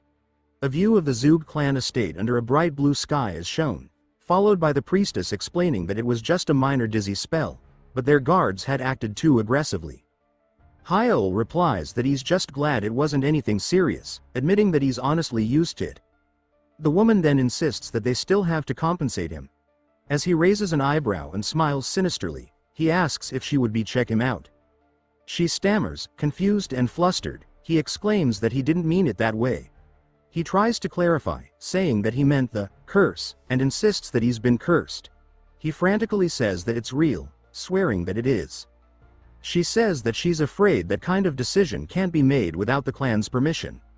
As he groans and pleads, she instead offers him a box, asking him to take it with him. He asks what it is. She answers that it's a mystic relic. He repeats it back to her, clearly surprised. She leans closer and urgently asks if he understands. She warns him that under no circumstances should he open or break it, and that he must handle it with extreme care. She then instructs him to leave the box alone in an empty room and wait for 1 full hour. She warns with glowing purple energy and a firm expression that if he opens it before then, he'll suffer the worst possible curse. She raises a finger in warning and demands that he not forget that. Later, the merchant leader looks at the box and asks if this is what he brought back. Hyeol, holding his shoulder, complains that it was so heavy he thought his arm was going to snap off. She declares angrily that it's impressive, super impressive. He really got a one-on-one with the priestess and came back with another curse. He responds that it wasn't like that. It was a gift, more like an apology. He adds that if they follow the instructions, maybe it'll help somehow. The woman screams at him, asking if he's stupid. The informant, sitting on nearby, looks confused while Seolhwa tells the merchant leader not to talk to Hyeol like that. The merchant leader then leans forward suspiciously and asks if none of them are creeped out by this. She points out that in stories like this, whenever there's a "don't open" rule attached to a mystic object, something always happens. Hyeol agrees, admitting that she's not wrong. Just then, the box creaks open with a bright light. They all gasp in panic, and a blue-haired woman emerges from inside the box. She accuses them, saying that they foolish humans couldn't even obey one simple command. Hyeol screams in terror. Seolhwa steps forward and orders him to get behind her. Hyeol, confused, asks if he dropped it too hard or something. The merchant leader says that as she just said she was right. The blue-haired woman calmly points to Hyeol and calls out to him, saying, "Let's fall in love." Later, she introduces herself as Zug Yian. When asked for her title, she responds with a fierce shout. "Fearsome relic spirit of the box." Seolhwa slams her fist on her head in frustration. Hyeol wonders aloud why a Zug clan member was hiding inside that terrifying box. The blue-haired girl, now sitting, explains that she came out because she wanted to try this thing called love. Hyeol panics and exclaims that he already has someone, and then demands to know what she even means by fall in love out of nowhere. The girl tilts her head and innocently asks, "What? You don't know?" She then walks over and tells him to hold his fingers like this. She demonstrates by holding her own hands into a suggestive R18 finger gestures, if you get what I mean. Hyeol freaks out, yelling for her to stop with the cursed rom-com nonsense. In the background, the informant says that a runaway princess from a noble family. It's so cliché it almost sounds plausible. She adds that based on her outfit, it's all top-tier stuff, so it doesn't seem like a lie. Hyeol worries aloud, asking what they're supposed to do if people think they kidnapped her. The merchant leader sighs and says that they've got no choice. The next scene shows Hyeol walking with the blue-haired girl beside him as he is internally confused. Spying for nearby, the merchant leader states that she helped the dragon priestess escape and that even if they don't know their exact relationship, handing her back now would feel like selling out the priestess's rescuer. She concludes that letting her stick around for the day is the best course. That way, they get the priestess to owe them big time. The merchant leader comments that the sun and moon sword is surprisingly calm about the situation. The white-haired woman replies that it's about helping Hyeol heal. She adds that Hyeol's first will always be her, and if anyone else is involved, She is fine with it as long as Hyeol is. The former responds that she's unsure if she should call that unexpected or on brand, then says that Chaos Sword Demon's feelings matter too. Hyeol asks the Zug Yian what she wants to do first, suggesting she follow her feelings. She considers it, then begins chanting about breath control and energy flow while doing R18 gestures. He panics, begging her to stop, and asks where she even heard something like that. He sighs and wonders aloud why the priestess picked him of all people. She answers that it was because the fire was pretty. He brushes it off and says whatever, then tells her they should just get food before someone tries to accuse them of kidnapping. Suddenly, she exclaims, "Oh," with excitement. She sees a dragon dance and mistakenly refers to it as a lion dance. He notes that it makes sense for a clan named after the crouching dragon. She then joins in the dance playfully. Hyeol panics and shouts that they're not supposed to draw attention to themselves. She smiles and comments that it's all squirmy and that it's her first time seeing this, calling it cool. He tells her that they're both supposed to avoid standing out and starts to complain. At a food stand, someone calls out, asking for the bill. The man tries to get the girl's attention, but she runs off again, this time throwing herself onto a muscular man and exclaiming, "Muscles." The man yells for her to stop and pleads with her. As the sun sets, he walks beside her and asks what all of this even is. Internally, he thinks she's like a toddler with a bodyguard. She skips beside him while he covers part of his face, clearly exhausted. He watches her with slight confusion and thinks that even for a noble lady, her common sense is seriously lacking. He wonders if she has lived her entire life in a mansion. She tilts her head, unsure, then reveals that she came here 10 years ago but says that today brought back a lot of memories from before her return. She says that it was really nice. She repeats the word, "really," with a soft smile. He looks at her and sighs, then agrees to hang out with her for one more day, saying that the festival lasts 3 days and today is only day 2. She quietly says, "Okay," and adds that she hopes they can, before being cut off. A stern voice interrupts, saying, "No, you won't." A woman appears, reprimanding her. She asks if she has any idea how panicked they were when she went missing. She adds, "and on top of that." She glares at her and accuses her of troubling a kind stranger who just happened to be passing by. She apologizes to the man, introducing herself as Zug Sa, an elder of the Zug clan. She asks for forgiveness for the trouble and says they'll formally deliver thanks and apologies later. Hiel is surprised and repeats, "An elder?" The blue-haired girl stands quietly, her expression solemn. As she turns to leave, she begins to say, "We'll be on our..." But he suddenly grabs her hand that's reaching for Zug Yian. The elder snaps, demanding to know what the hell he thinks he's doing. Hyeol shouts back, saying what's with that smug little smile and that she said she doesn't want to go with her. Under the golden glow of the setting sun, she remarked how warm it felt, a gentle caress against the skin. She described a hand reaching out to guide her, its warmth anchoring her. Her forever, and her, a quiet wish held tight.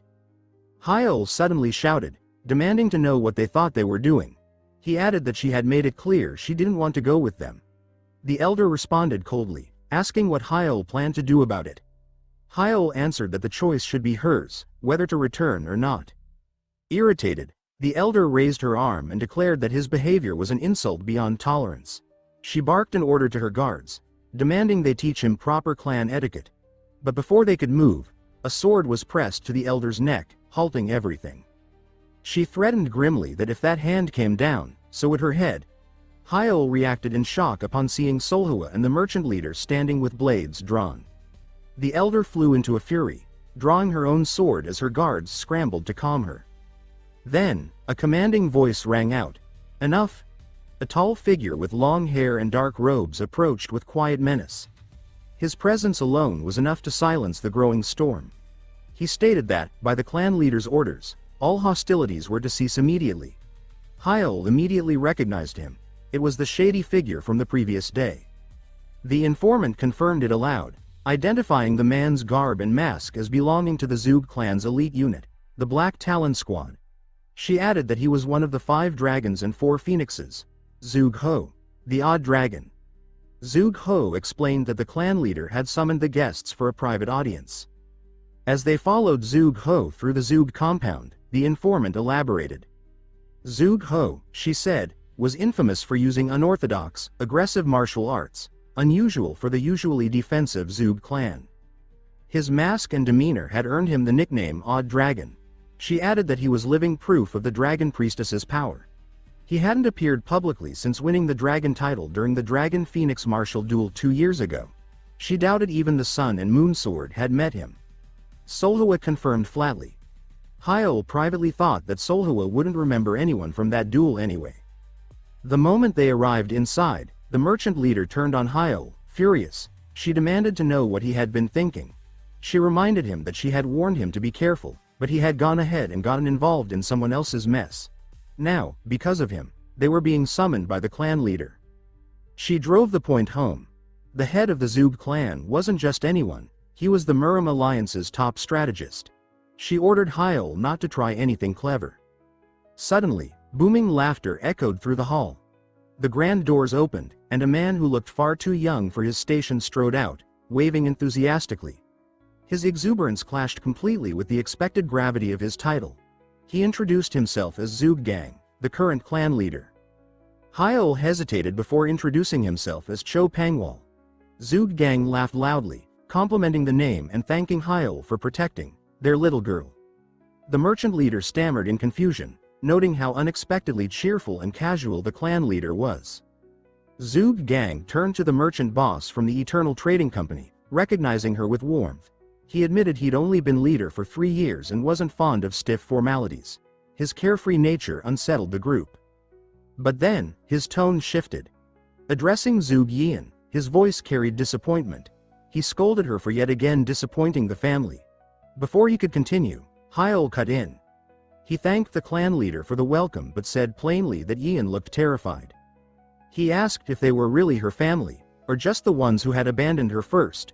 His accusation drew gasps of outrage. Clan members shouted, calling his words disgraceful. Zug Gang remained silent for a moment before bursting into laughter. He clapped Hyeol on the shoulder, prompting Seolhwa to step forward defensively, her sword ready.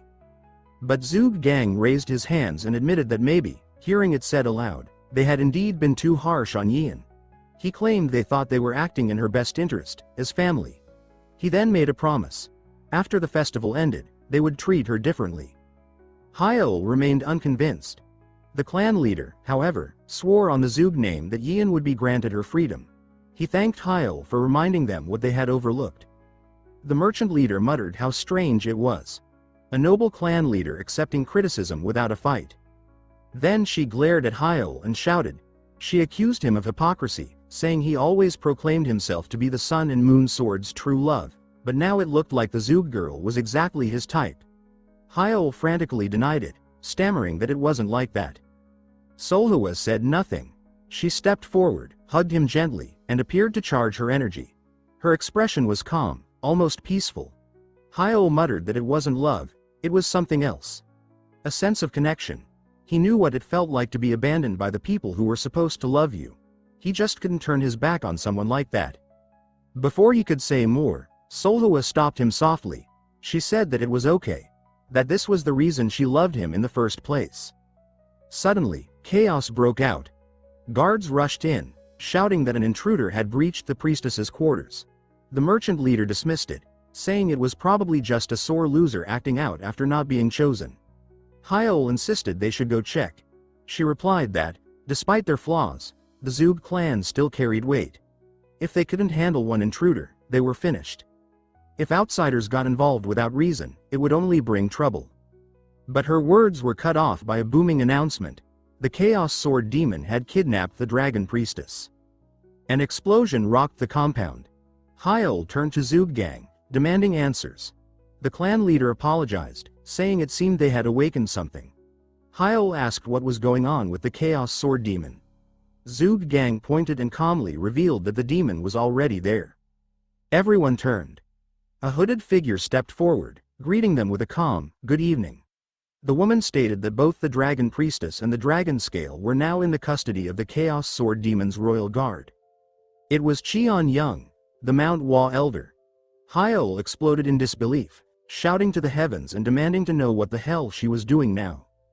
The masked figure, emanating a fierce and chaotic energy, slashes through her enemies with explosive force.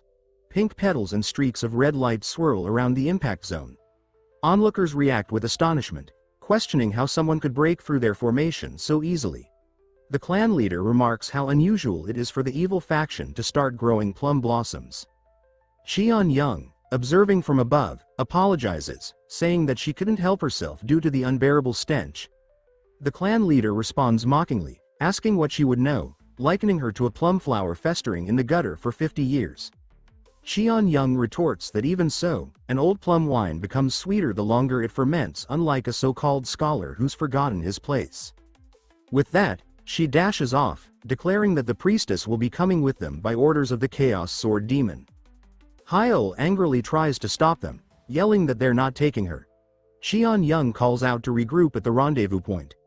As the team agrees, Hyeol shouts that they won't get away so easily. He hurls himself forward in Seolhwa's arms, leaping from above while yelling for them to freeze. One of the attackers gasps upon seeing him in action and realizes the real Chaos Sword Demon is here. He's on a different level entirely. Young thinks that this is bad, she could handle the rest, but Seolhwa is on a different level. Realizing she has no choice left, the female attacker prepares to use a trump card. She calls out to Gwangdu. He questions the wisdom of taking a hostage even if the cause might be noble. Before he can react, she shouts for him to close his eyes. A sudden blinding flash erupts. Screams echo in the air as their eyes burn from the blinding attack. One cries out that their eyes are burning, and another, panicked, says they can't see.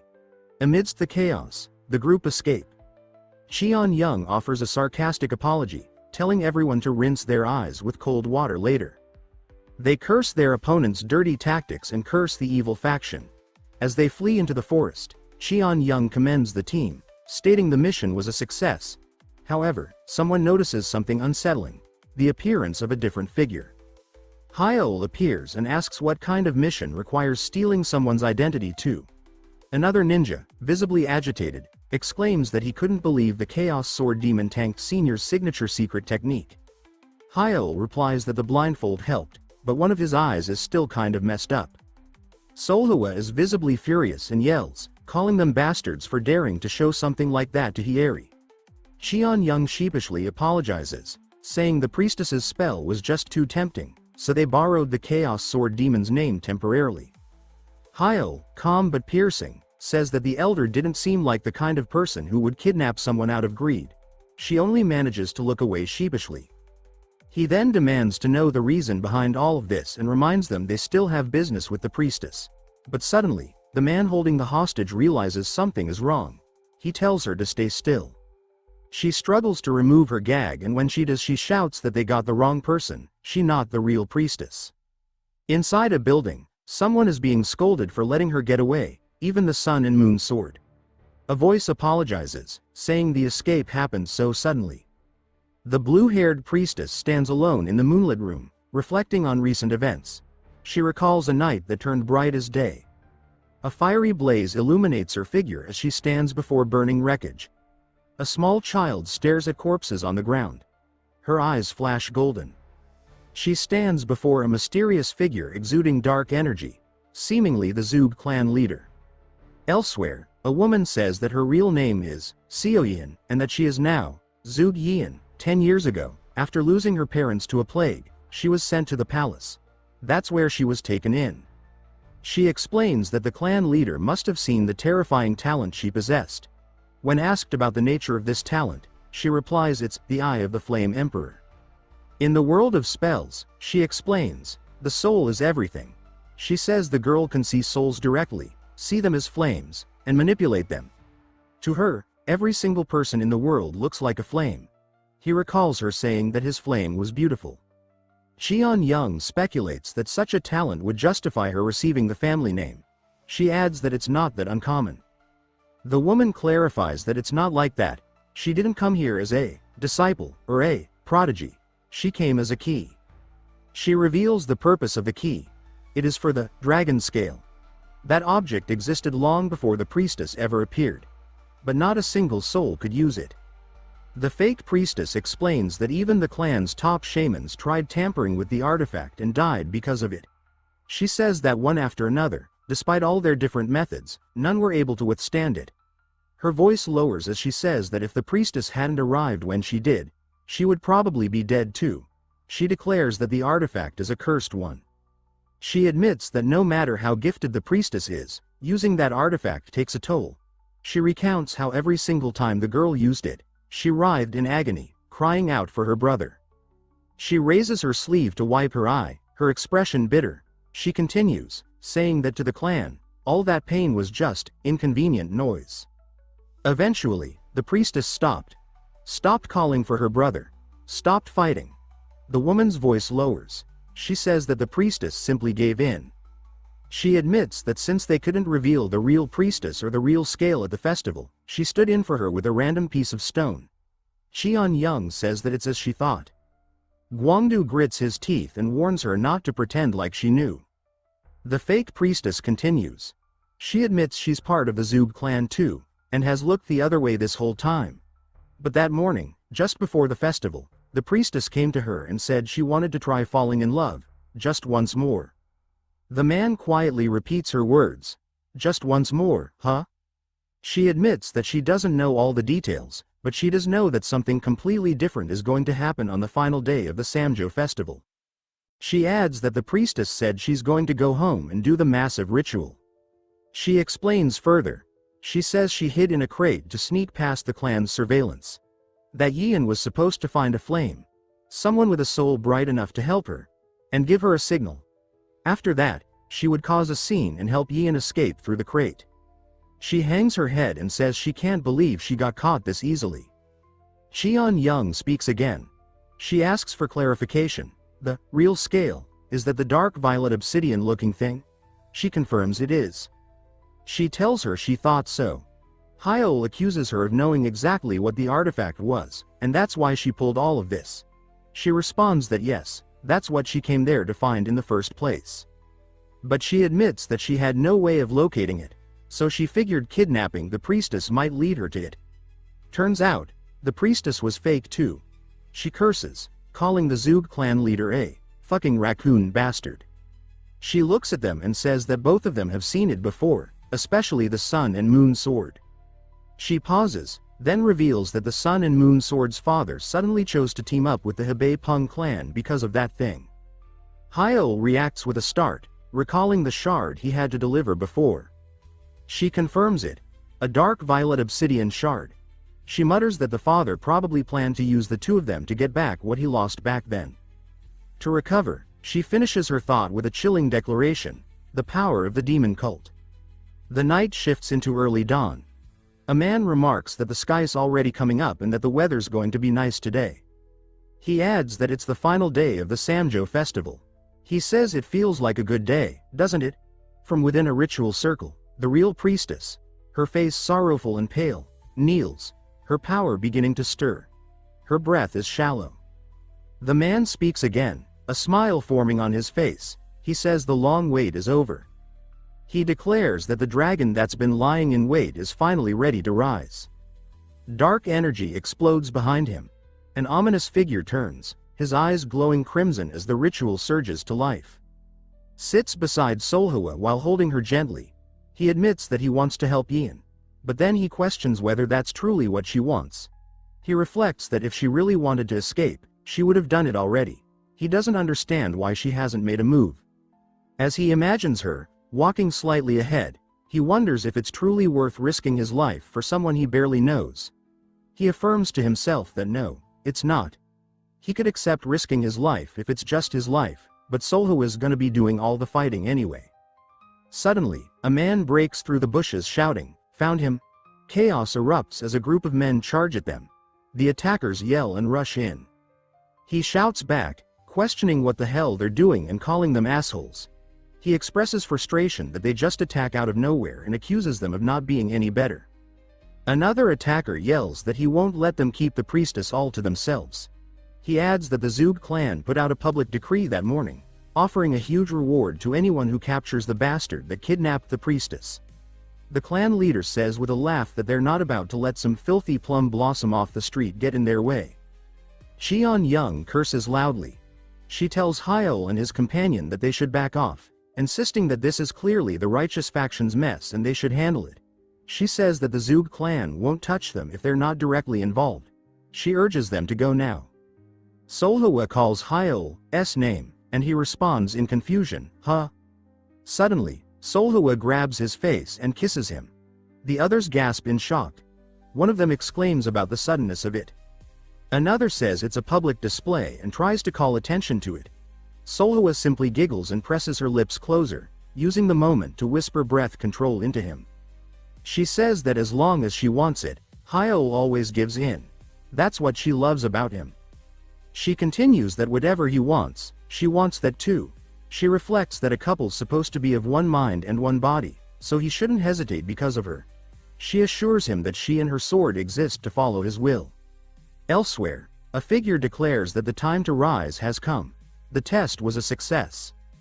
Another voice confirms that preparations are complete and that the main ritual has begun smoothly.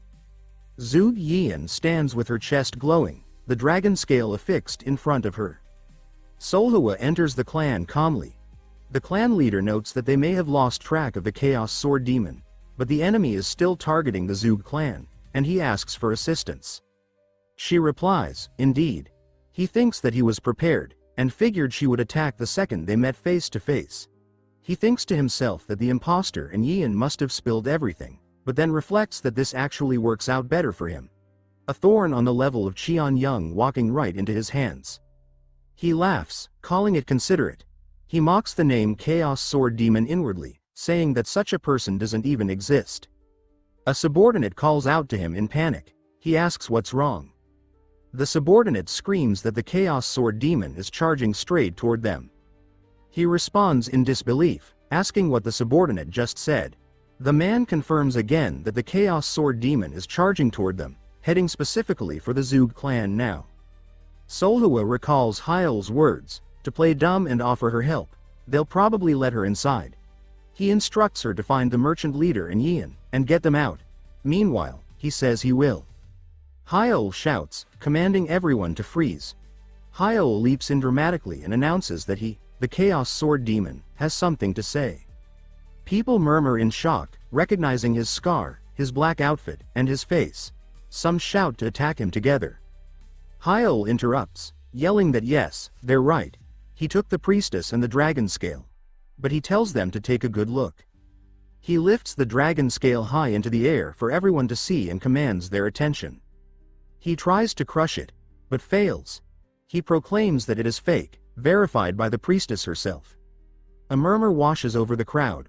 Relief, confusion, doubt. Why yeah, that's right, the priestess confirms. He laughs, wild and defiant. He challenges anyone who dares to drag his corpse back to the Zug clan. He accuses them of expecting nobles to act like docile lambs handing over rewards. But he insists he's different. He stands brimming with conviction, exclaiming that he's about to burn the whole clan to the ground. His voice echoes over the stunned audience. Once he finds the true dragon scale, he'll cast a spell to empower everyone present. Don't worry about the bad representative. I'll take the fall for everything. He assures them. He demands their allegiance. Join him and seize that power for themselves, or cling to the Zug clan's empty promises and end up like the evaluated young lord, wrecked by the Chaos Sword Demon. From the back, a voice shouts, just what the hell is going on here? The people charge at the Zug clan and chaos erupts. Their formation broke from every side. Hiel watch from behind thinking that his name is in ruins anyways, so he'll see what happens when he use it for real. The clan leader yells, aghast. They accuse manhwa of collaborating with the Chaos Sword Demon. What kind of connection could they possibly have? They demand. He wonders. Who the hell is that guy? He thought they had tabs on every single powerful warrior out there, scanning the chaotic scene. He says he doesn't sense the Chaos Sword Demon's presence anywhere. He calms his fears. Aside from manhwa and the demon, the rest are nobodies. He circles his hand. The ritual is proceeding smoothly, they just need more time. He commands. Deploy Sorens and send in the Black Phoenix unit. Around him, the air thickens, magic crackling. Cheon Young says that she owes him again. When this is over, he'd better. He shouts that he doesn't need any repayment. Still, he's glad everyone listened to what he said. The Zug clan's weakness probably played a role in that. After all, for a warrior, gaining strength is the greatest motivation. Suddenly, chaos erupts. Panic ignites. Black uniforms, someone backs away, horrified. It's the Zug clan leader's personal unit, the Black Phoenix unit. A voice trembles with dread. From the ranks steps a figure in a mask, energy radiating, teeth bared in a demonic grin. He orders, "Don't let your guard down, Chaos Sword Demon." The woman at his side adds that the energy is unmistakable, the Zug clan's true sorcery. He narrows his gaze at the masked leader's sword. Not the dragon scale, but the heavenly demon sword. It resurrected from the unsealing shards of a broken vessel, the same sword that painted the world in blood 30 years ago. Those granted its power became the demonic humans. The masked figure laughs, screaming, "Chaos Sword Demon." The gathering braces, tension snapping like nerves frayed on the brink of war. He reflects that the Zug clan took everything from him that day. A memory of holding someone's hand surfaces in his thoughts. He thinks to himself that just to hold that hand again, he would. A student comments that someone has a hideous face, and another adds that he is full of malice, making him an instant fail. A man interjects, saying that no, that's not it. He explains that a martial artist should be sharp and dangerous, and that all the boy needs is a little adjustment to that blade's edge. As a student clutches their hands nervously, another observer notes that number 12's progress is outstanding. Another agrees, stating that he's totally ahead of the rest of them, even though they all got the same training and blessings. A voice adds that his face is, well, monstrous, or animal-like. The other W8 struggling just to keep up, while number 12 is effortlessly excelling. One wonders aloud if maybe he has some kind of secret trick. They say that's what talent really looks like. In a different setting, someone kneels. A voice congratulates Zug Ro, declaring that from this day forward, he is family of the Zug clan. Zug Ro listens, his eyes wide with uncertainty. To mark the occasion, a voice announces that they will reveal his true gift. His hand grips his sword tightly. He yells, "Chaos Sword Demon." His figure with a mask and wild energy screams it out in manic excitement. The Chaos Sword Demon glares back, questioning internally why it always has to be him, why things always go like this. He calls out in frustration, demanding attention. A masked warrior lunges toward him with blazing speed. He suggests starting with a little one-on-one, just between dragons. Xian Young says that she's fine and instructs Hyeol to leave the opponent to her. She adds mockingly that he probably thought he looked cool walking away from the martial duel with a dramatic goodbye, but seeing him like this now, she says he's totally embarrassed. Guangdu urges her to shut up and focus on their own fight. As he gets distracted, Zug Ho score a hit and send Guangdu crashing into a wall. Xian Young says mockingly, "How about you focus?" as he shouts back that she's seriously cold. She admits that even among the dragons, Guangdu was probably the strongest and adds that there's no doubt Zug Ho is a full-on demonic human. Zug Ho approaches in red aura and yells, "Chaos Sword Demon. So it was you?" He accuses him of coming there to tear down the Zug clan. He says, "Fine. Good. That's it," he exclaims with conviction, asking if they want this power that badly. He declares that he totally gets it now.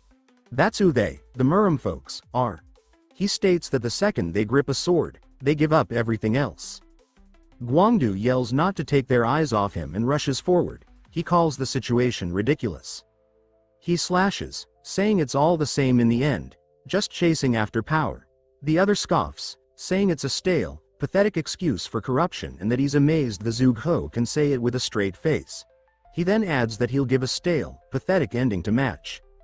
Their swords clash with such force that one of the onlookers exclaims in awe, saying it feels like the heavens and earth are about to split apart. The ground trembles violently. The same onlooker shouts that it's almost too much, then gasps, realizing the ground is actually shaking. Hyeol cries out, "What the hell now?" Sometime earlier, Seolhwa runs through a corridor. She's being scolded by the merchant leader for ditching her and now starting a war. She yells in frustration, asking if she really has to carry her like that. To which Seolhwa replies that she's putting her somewhere safe. The merchant leader assures her that nowhere is safer than next to her. She reminds her that she said she doesn't even know where the girl or the ritual site is, and as she starts another sentence, She leaps into the air, carrying her toward as she crashes through a door. An elder steps forward and, upon seeing the woman, remarks that she had been wondering where the sun and moon sword had run off to. She adds that it turns out she was here playing petty thief. With a smug tone, she introduces herself as Zug Saw and declares that she will personally correct her, powering up with an ominous energy as he identifies herself as a supreme master of martial arts. The next second, she is lying on the ground battered and bruised. Seolhwa questions the merchant leader what exactly she is looking for. The latter responds mentioning that the girl was taken in 10 years ago, if she recalls correctly. Zug Saw clenches her teeth and calls them bastards. Merchant leader ignores her and explains that if it was truly serious, then only a handful of insiders would know the details. She adds that even if that elder does know, she might just lie, and that they don't have the time to torture the answer out of her.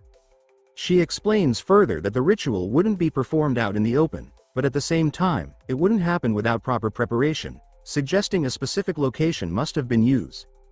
The woman, now searching through scrolls and documents, remarks that whether it's renovation or a new build, there must be records from the last 10 years. Seolhwa admits it feels like it would be faster to just check places one by one. The former retorts by asking if she even knows how massive the estate is. Zug Saw calls her a foolish girl and says she's clearly never seen how vast their accounting records are. She mocks the idea of top-secret stuff being written down. She might be the head of the merchant guild, but at end of the day she's nothing more than a shopkeeper. The merchant leader reveals that she found something. A 2-year project to build a basement next to the clan leader's hall about 10 years ago. The woman stares at her in shock, trembling as she gasps. She tries to cover her mouth, but the realization hits her too late. The merchant woman says that although she tried to hide it, there were a few big budget holes that couldn't be overlooked. She adds that considering the size of the sum and the secrecy, it matched the construction of a basement. She connects the dots with the recent detail that the clan leader's sons are currently guarding the estate and the fact that the Seolhwa had met him at the clan leader's hall. She concludes that while she may not know spells, if the site is at the heart of the estate, then the ritual site is definitely there. She says that Zug Saw's reaction just confirmed it. Zug Saw stutters in disbelief, asking how she checked all those documents in such a short time. Then, outraged, she exclaims, calling her a little bitch and demanding to know how she dares. The merchant woman, unbothered, asks if she even knows who she is and says she was right and they now know the general location. She urges Seolhwa to move. Seolhwa woman narrows her eyes and says that now that she's looked at it, she can see it. She confirms that the energy is coming from beneath the clan leader's hall. She senses a faint but distinct energy. She declares that she's cutting through, and a surge of power explodes around her. She raises her sword and unleashes her move. Sun and Moon Sword, Time of the Dragon, Departure. A powerful blue beam of energy is released, tearing through the hall. One observes the attack in disbelief, commenting that even if the clan leader is rotten, he is still the clan leader. He grits his teeth, charging forward with energy swirling around him, stating that that's not how it should go. He raises his own energy in defiance, only for the blue energy to continue surging. He even blocked the Sun and Moon Sword. He then realizes that it's stronger than he had thought. He commands to split it, and an explosion erupts as the sword energy impacts the hall. The destruction spreads rapidly. Hyeol cries out in shock, asking what the hell it is as the entire structure crumbles around them. He is flung back by the force, crashing onto the ground with a groan. Zug Yian looks down at him, surprised. She asks what he is doing there as she stares at him, wide-eyed. She asks him what he's doing here. He, confused, exclaims what the hell is going on and says he's sure he got swept up in the quake. She chuckles and questions his explanation, repeating mockingly, "A quake? Really?" She explains that the basement wall caved open, and then, he just went, ta-da, and popped out. He looks around and asks if this is a basement. She replies that, more precisely, it's where their bodies are. He gasps and exclaims in disbelief. He asks her if he's dead. She calmly explains that he's not dead, only that his soul is stepping out of its shell. He stares at her dumbfounded and asks what is the damn difference. She explains that the room is the ritual's core chamber. It's rigged to hell and back with spells, incantations, and traps. It's interfering with his soul, keeping it stuck in that space. She adds that his physical body is still breathing, lying there in a dumb pose. He mutters a soft as he sees himself. He then asks what she is doing there, saying he heard this was some major ritual or something. She confirms that it's still happening. Whenever there's something big, they lock her up in there and use her body like a puppet. She tells him that this time, they even chained her in place. She confesses that she's not a disciple, just a key. He grumbles that he came to rescue her and ended up trapped too. She blinks and asks who he was talking about rescuing.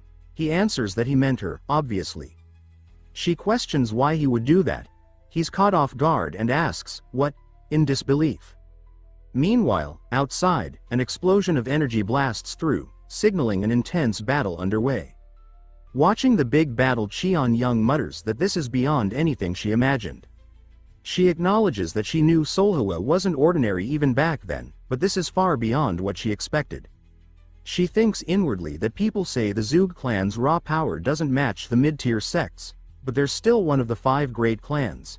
She identifies clan leader Zug Gang as a supreme master who survived the Great Demon Cult War. She then notes in disbelief that Seolhwa is going toe-to-toe with him alone, and she's not even 20.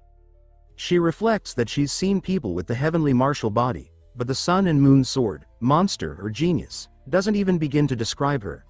She questions to herself what the hell she really is. Amidst this, Seolhwa yells out to him, asking how long he's planning to run. He breathes heavily, acknowledging with a chuckle that he always thought he could handle anyone in a defensive duel, but she's tearing through all his formations and spells like scrap paper. He then asks her directly, just who the hell is she? She responds that she's Hyeol's wife. He reacts awkwardly, saying that it's not exactly the kind of relationship detail he asked for. She shrugs, replying that there's nothing else that really describes her better. He shrugs and says that one more powerhouse in the mix isn't a bad thing. He raises his hand and declares that they'll see how well she matches up. She lunges, releasing energy, and declares with cold precision, now die. Meanwhile, in the ritual chamber, Hyeol asks if these people weren't the ones making her suffer. She replies that they are. He reminds her that she said the ritual was especially dangerous. She confirms that, yeah, she'll probably die. He urges her to escape. She answers simply, asking, and why should I? He, shocked, asks what she's even talking about. She questions him right back, wondering what's out there worth running to. He stammers and says that at least outside, she wouldn't be tortured like this. He then says there's way more fun stuff out there. He suddenly remembers and says, oh, yeah, like festivals. You liked those, remember? She pauses and says, ah, festivals. Yeah, I did like those. He excitedly responds, see? She then says she just remembered something. She explains that the flames she sees always change. That spirit fire, like the life they've lived, flickers and wavers through your memories. But the souls of the people you love, they always burn like the sunset. She looks at him and says softly, just like you now. He stands still, gazing at her, the center of his chest glowing. She continues that it's like that little flicker she was desperate to hold on to. She stands quietly and says that her flame burned out that day, it's long gone. She kneels beside a small pile of ashes and adds that even if someone tries to reignite it, all that's left is ash. It'll snuff out just as fast. She asks him if he thinks it won't hurt as much outside. He looks at her solemnly and internally reflects, calling her, this girl. She continues, saying that whether it's out there or in here, it's all the same to her. Then she turns slightly and says that it's just cold, that's all. Her silhouette suddenly reminds him of how cold and lifeless Seolhwa was in the past. He slams his foot down and suddenly grabs her by the waist, pulling her close into a princess carry. He shouts that she shouldn't act like she knows everything, that he's been through it as well. She gasps and asks what the hell this is. He responds angrily, asking her if she thinks his fire never went out. He shouts that it didn't just go out, it froze solid. He yells that she thinks he doesn't know anything, but he does. He says loudly that he knows how hard it is. He continues by declaring that he's not saying to forget it, he carries that pain too. Then, with a fierce look in his eyes, he vows that he will help her. He pulls her even closer and says that he'll help her find a new flame, something real.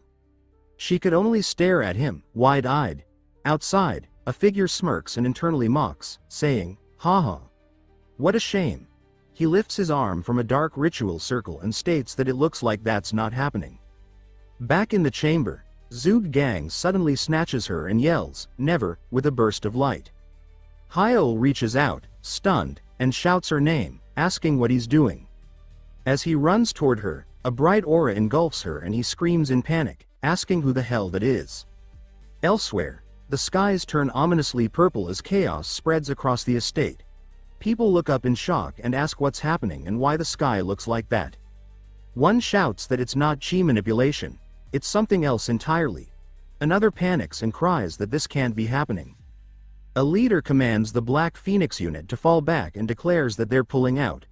A subordinate shouts in disbelief, calling out, "Elder?" Cheon Young, alarmed, says that this is. Gwangdu screams at them, asking what the hell they did. The masked Zug clenches his teeth as he watches the chaos unfold. He's surprised by the overwhelming energy and shouts. Seolhwa swings her sword down and exclaims that it's solid. Zug Gang laughs sinisterly and asks if she doesn't think it's strange, why he broadcasted the ritual so loudly, why he drew so much attention. He then asks why he gathered all of them there. She snarls and commands him to shut up and die. He ignores her and gestures, saying, "Behold." Before them, a shadowy figure rises from a shard of purple energy. He declares that the dragon ascends. From the earth, purple hands erupt and seize everyone within the zone. Panic spreads as the hands tighten their grip, binding them without mercy. A man collapses as his strength is drained completely. Keonyang drops to her knees as multiple hands clutch her body, leeching her energy. She furiously yells that Zug Gang is a bastard. Zug Gang only laughs, asking her if it isn't magnificent. He tells her to think about it. Where did the power to create demonic humans come from? How did the fiercest warriors ever obey the heavenly demon? He insists it wasn't the sword, but the dragon scale. Its true power, he says, lies in gathering, not dividing. Seolhwa slashes at the barrier with her sword, but it remains unshaken. Zug Gang mocks her, telling her to stop struggling. He calls her lunar sword and says that her strength is fading, and he promises to make good use of her power as well. Keonyang cries out, accusing him of thinking himself the heavenly demon. She reminds him that he survived the great demonic war at her side, and yet has fallen so low. Zug Gang answers that the great demonic war is exactly the point. When the evil cult collapsed, the Martial Alliance secured its non-aggression pact, and the remaining evil sects could no longer oppose openly. Seolhwa sheathes her blade and shifts tactics, slamming her fist into the shield.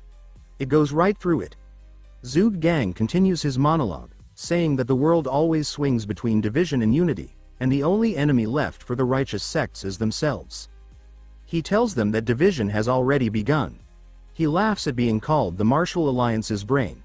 If the limbs no longer obey, he says, then the body is only a rotting husk. If they remain idle, they will fade into irrelevance, mocked as the weakest family. He declares that the time has come for the dragon to rise again. Raising his hand, he begins to taunt them further. Grinning, Zug Gang proclaims himself the new heavenly demon, but confusion flashes across his face when he realizes Seolhwa is already at his back. She drives her fist directly into his face. The scene shifts to Hyeol. Yian levitates within a shimmering barrier, her form suspended in the air. Hyeol wonders if the ritual has already begun. A dark, monstrous hand reaches toward him, but he knocks it aside and draws his sword, debating whether he should release her. Giryong suddenly appears, calling out Hyeol's name. Startled, Hyeol exclaims his name as Giryong tosses Gwangdu's limp body onto the ground. Hyeol stares, bewildered, as Giryong only fixes his gaze on Yian. Hyeol thinks to himself in frustration, questioning why Giryong charged at him like an enemy, only to hesitate now. A voice echoes in Hyeol's mind, warning that he is coming. In an instant, Giryong strikes, sending Hyeol flying backward. He tells Hyeol that just as he suspected, he has no internal energy, that he has been barely holding himself together. Still, he admits, it is impressive. Another man had collapsed without a fight. He asks Hyeol how it feels, if he understands him now. Hyeol clenches his teeth, unnerved, thinking to himself that Giryong is completely insane. Giryong continues, saying that he never cared about power itself. All he wanted was to gain trust, find the girl, and run away. Yet, he admits with trembling words, he is terrified. Without power, he says, what remains of him? No family, no comrades. Only a warped husk. That is why he cannot let go. He pleads for the curse to be ended. The scene turns again to Zuggang as Soulwa mercilessly beats him down. Inwardly, he reels in disbelief. The plan had been flawless. By now, he thinks, he should have surpassed 14 stars. He should have ascended as the new heavenly demon. As Soulwa closes in, he roars out, demanding to know why. He hurls an attack at her, but she dismisses it effortlessly with a wave of her hand. In panic, Zuggang cries out, asking if she stole that power. Yian, stunned, says aloud that it seems the lunar sword absorbed the energy. But she warns that this is dangerous, that Soulwa has been overtaken by demonic power and transformed into something even more fearsome. Yian cries out, begging Soulwa to calm herself, warning that if this continues, there will be no return. Hyeol does the same and shouts her name desperately. At last, Soulwa snaps from her trance, confusion flickering in her eyes. Yian is left disheartened that a single word from Hyeol broke her frenzy so easily. Hiel orders Soulwa to strike, and Zuggang reels in confusion at the sudden shift. Soulwa draws her blade and charges Giryong. Meanwhile, Hiel lifts Gwangdu's body and addresses Giryong, telling him he has misunderstood. Hiel claims he has always been the weak one, always dependent on others. He removes Gwangdu's headband, revealing his bald head, which reflects sunlight into Giryong's eyes. Taking advantage of the distraction, Hiel lunges forward, declaring that for the sake of those who have helped him, he cannot afford to take his eyes off Giryong, not even for a moment. The scene shifts to Yian, who narrates that she only stood and watched, alone in a field where even twilight had fallen silent. Through the long night, she waited, ready to surrender her life to the demonic hands. Closing her eyes, she resigned herself to death. But then, a firm hand grasped hers from behind. As she turned, light rose within her again. After all her torment, Hiel had pulled her back from isolation. He tells her she is not a tool for others to exploit. His words rekindle the fire in her spirit. With tears streaming, she clings to him, her purpose restored. Meanwhile, Zuggang howls in outrage as the ritual falters. His strength weakens from the interruption. He screams for the Black Phoenix unit in Zug-Saw, demanding why they are not defending the ritual. Then he freezes, realizing aloud that once the barrier is activated, it cannot be broken. He curses furiously, demanding what his foes truly are. Soulwa charges and strikes him, declaring that she will not let him escape. The blow lands, and Zuggang cries out to Zug-Ho, ordering him to reverse the ritual. But Giryong only stands silently, watching Soulwa smile. Zuggang bellows again, furious that Giryong will lose everything, but Giryong does not respond. Yian then calls to Zuggang, telling him that it is time to stop, that it is pitiful to watch him like this, even as an old acquaintance. Zuggang explodes in rage, demanding to know what she is thinking, asking if she intends to hand everything over to a member of the evil faction. He accuses her of giving away the heavenly demon sword's fragment and the key. But Hiel firmly shouts that it is not the key, it is Zug. Then, correcting himself, he declares that it is Yian. Hearing this, a smile spreads across Soulwa's face. And Yian reminds Zuggang that she had spoken the truth herself. Zuggang grits his teeth and lunges at Hiel, shouting that it belongs to him. Soulwa is caught off guard as he tears past her, intent on seizing her by force. But to his shock, Hiel steps between them and takes the blow in her stead. Zuggang roars in fury, demanding how he could do this now, after everything.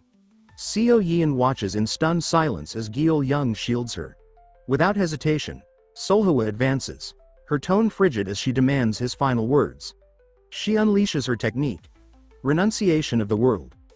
The strike erupts like a raging storm, hurling Zuggang into the mountainside with a force that cleaves through earth and stone, leaving ruin in its wake. The scene shifts to the aftermath. The chaos still lingers in the air, but mercenaries from both orthodox and unorthodox sects, now bound under the Chaos Sword Demon's banner, erupt in thunderous cheers. They roar for Hyeol, fists pounding against the sky, their voices like a war drum as they hail him the fist of the sword demon. Standing tall within the Jegal estate, Hyeol hears their cries and inwardly admits that this is the first time he has ever been praised. The merchant leader turns to Chai Yian Young and asks if this is truly acceptable, shattering the dignity of the orthodox sects so openly. He says he cannot believe she told them everything outright. Chai Yian Young responds that nothing can be done now. She explains that at first, she had intended to quietly hand all credit to the Chaos Sword Demon and slip away, but it escalated into a scandal too massive to contain. The main house of one of the 5 great clans was annihilated, and no cover-up could hide it. She adds that she heard the words spoken here, only for Soulwa to suddenly block Hiel from her as she attempts something perverse. Composing herself again, Chai Yian Young admits that the most vexing part is that Zug Gang remains missing. The scene cuts to another place, where a fist slams down on a table as someone shouts that the Jegal clan leader vanished after a fierce duel with the Chaos Sword Demon. They exclaim that after the incident with the Pung clan and the fragments, now this, he dared to attack Zug Gang as well. A woman snaps that it is obvious now, the Chaos Sword Demon is after the fragments too, and that a purge must be ordered. But a calm voice answers her, telling her to slow down and calling her Thunder Dragon. That voice reminds her that they were given strict orders not to lay a hand on him. The Thunder Dragon bristles, but the mysterious woman cuts her off. She reminds her that the first fragment ended up with manhwa, and she assures her that the second will be no different. She adds that Zug Gang was always meant to be discarded after this experiment and concludes that Juge Sa must have betrayed his own clan leader. The focus shifts to Zug Gang, bloodied and barely clinging to life, staggering through the shadows. The Thunder Dragon tells her that she talks as though she had no part in it. She herself admits that, in truth, she feels a faint sympathy for the man who had once been nothing more than a commoner. Then she removes her skin mask, saying that the matter is settled and calling it a damn hassle. She changes her disguise again, declaring that as of today, she is the new clan leader of the Zug clan. The perspective shifts again as Chaein Yang narrates. She explains that alongside the Beggars' Union, the 9 great sects stand as Murim's most powerful forces. Among the martial clans, the 5 great clans are the most prestigious, and together they forged what is now known as the Martial Arts Alliance. Yet, in the past, not all joined, and the alliance lacked the authority it wields today. Then came the Great Demon Cult War, a massive invasion from the west. The evil factions faced the onslaught first, breaking the enemy piece by piece. The alliance suffered devastating losses. The Hwangbo clan was annihilated, and 2 of the 9 great sects erased. Yet the Sachin Tang clan, an evil-aligned sect, entered the war and filled the void. In the end, they led Murim to victory. From that moment, the Martial Arts Alliance's prestige soared to unprecedented heights.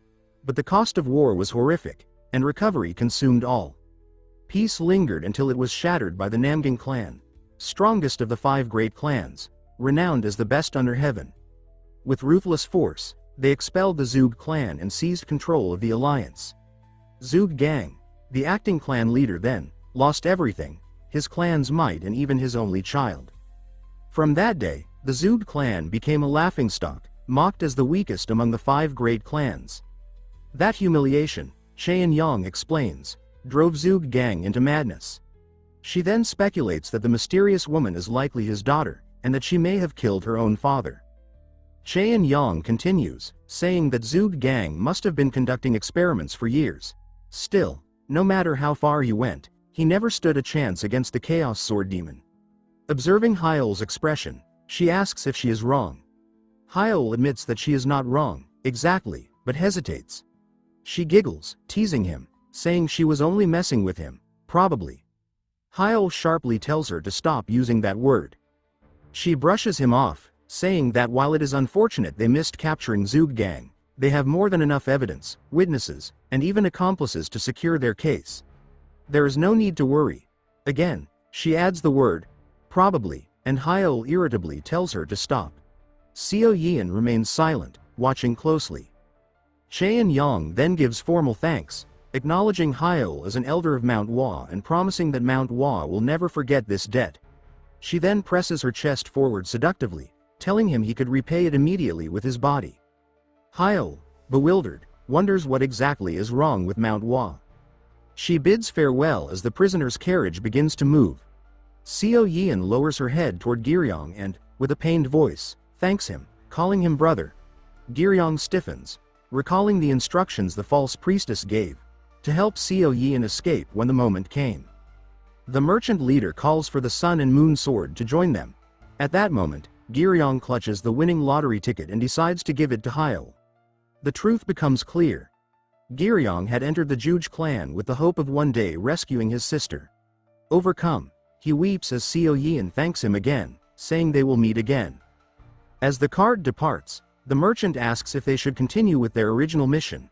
Yian gestures playfully with her fingers, affirming it, but Hyeol quickly refuses. Later, the group gathers, and Yian recounts what happened. She tells them that Hyeol swept in and stole her away, imitating his words with a teasing flourish, saying that he asked if she wanted him to light the fire in her heart. Tanghai bursts out laughing, while Hyeol insists nothing of the sort happened. The owner presses further, accusing him of picking up a side chick. Flustered, Hyeol denies it. Han Kyung folds her arms and scolds him, saying that he threw her into a war zone without warning and now returns with a strange girl whose life he risked. Hyeol mutters that it just happened that way. Han Kyung then asks what he plans to do with her. She reminds him that though the priestess sought refuge with manhwa, they managed to hide her identity thanks to a decoy. But Yian has no survival skills at all. Hyeol agrees, saying that is exactly the problem. Han Kyung slams the table in frustration, shouting that such an answer is irresponsible. Hyeol quickly insists that he did not mean he would abandon her. He promised to help her begin a new life, to ignite a new flame. Yian hears the word responsibility, and cheekily gestures with her fingers, asking if he means to make children with her. Han Kyung, exasperated, remarks that her flame seems to already be burning brightly. Soulwa agrees without hesitation, saying exactly. The owner then raises the practical question of her day-to-day life. How she is supposed to survive. Hiel responds by saying that the house is far too large for just the two of them, so giving Yian her own room should be fine. Seolhwa immediately adds that she and Hiel sleep together every night. The owner glares, snapping that he hadn't asked for that and doesn't care in the slightest. Han Kyung and the owner both shift the subject to a grimmer matter, pointing out that money is the real issue. They remind Hiel that he and Sun Moon Sword barely scrape by as it is, and clearly neither of them has thought about how to support another mouth. Flustered, Hiel suggests that Yian could work at the inn, but the landlord explodes at the idea. He scolds him furiously, asking if this was supposed to be a prison labor inn, before declaring there are no open jobs. Unexpectedly, Yian raises her hand and says that she can earn money. Han Kyung questions her, asking how, and Yian smirks at the landlord. Confused, he demands to know why she looks so smug. Yian then remarks that he has never held a girl's hand in his life. The landlord turns red with fury, shouting that she's gone too far and threatening to beat her. Hiel quickly restrains him, urging him to take deep breaths and calm down. Yian calmly points out that he is indeed angry now. The landlord shouts back that of course he is. Han Kyung suddenly asks whether Yian has used mind reading. Yian denies it, explaining that she simply saw it. Han Kyung frowns, not understanding, but Hiel reveals that Yian can read emotions and fragments of a person's life by observing their soul. Shocked, Han Kyung immediately declares her hired. Yian beams with pride, oblivious to the weight of the moment. Hiel quietly remarks that this is the face of a true merchant. The landlord adds that with eyes like hers, she would be unstoppable in negotiations, though he mutters that it feels more like Hiel and Han Kyung will end up freeloading off her talents. Yian then asks if she is impressive, lowering her head toward Hiel and demanding praise. Hiel looks uncertain until Soulwa gives him an affirming glance. He pats Yian on the head. She smiles warmly, recalling her brother's hand on her head, and inwardly says that for now, this much is enough. The landlord, meanwhile, groans at the saccharine display. Then, with a jolt, he remembers something and demands to know what happened with the spell. Hiel looks confused, so the landlord reminds him. The spell was the entire reason they left in the first place. He presses Hiel, asking if he has become a master now. Hiel only offers an awkward expression as the memory rises. In the flashback, Hiel urges Yian to break the seal. She studies him with her power, then steps back. He asks if she can break it now, and she admits she could, easily. The flashback ends, and time skips forward 1 week. Soulwa lies in bed, messy-haired and content, her smile betraying the pleasures of the night before. She stirs awake, presses her hand against Hiel's chest, and grins as he unconsciously murmurs her name in his sleep, his tone full of yearning. Without hesitation, she leans in to kiss his cheek and curls against him, whispering possessively that she is right there. Later, Soulwa rises from her bed and goes to train. She meditates atop a cliff, recalling her master's words. That though she never listened, if the time came, what she lacked was a true understanding of herself. She opens her eyes as blue aura radiates, trees shaking and leaves falling. Later, she bathes in the river, her body hidden modestly by branches, before dressing and returning to her room. When she opens the door, she finds Yian curled beside Hyeol. With a calm expression, Soulwa gathers the trash, sets it outside, then slips into bed herself. Hyeol stirs, and Soulwa greets him good morning with a tender smile. Hyeol clasps the hand on his chest and returns the greeting warmly. Yian, tossed outside, awakens in confusion, wondering why she's even there. Hyeol narrates that it has been a week since their return. Seolhwa insists she's fine, but he feels guilty for bringing Yian without asking. Still, she and Soulwa seem to be getting along surprisingly well. Though the elder despises her, he wonders what the difference is.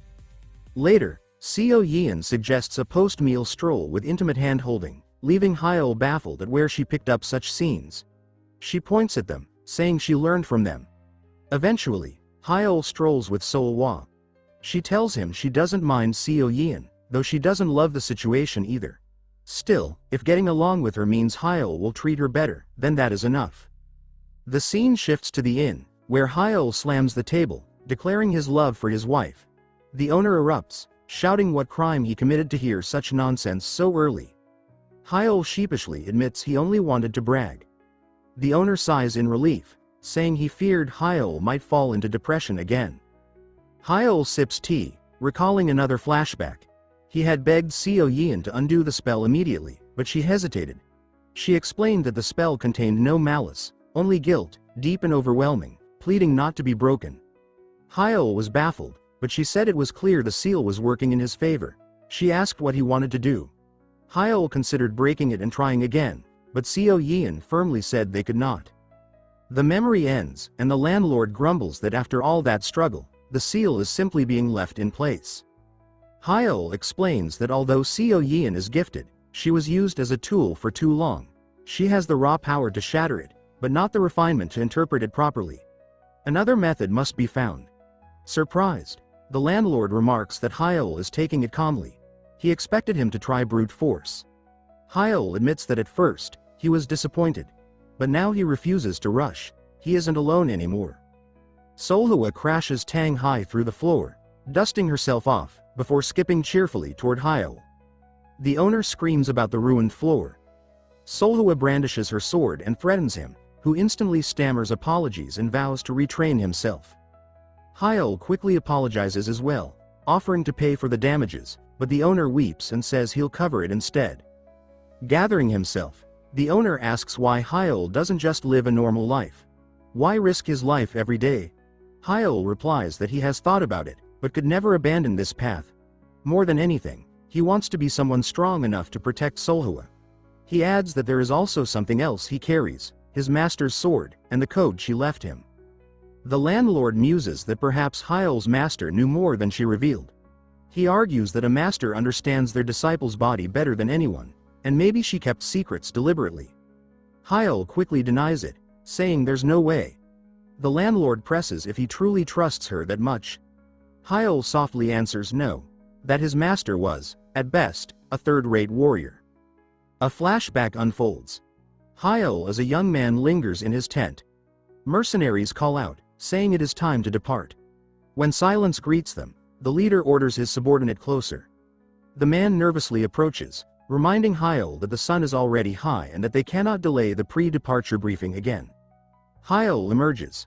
apologizing and swearing not to be late next time. The man scolds him, reminding him that though they do not know each other well, all must fulfill their roles.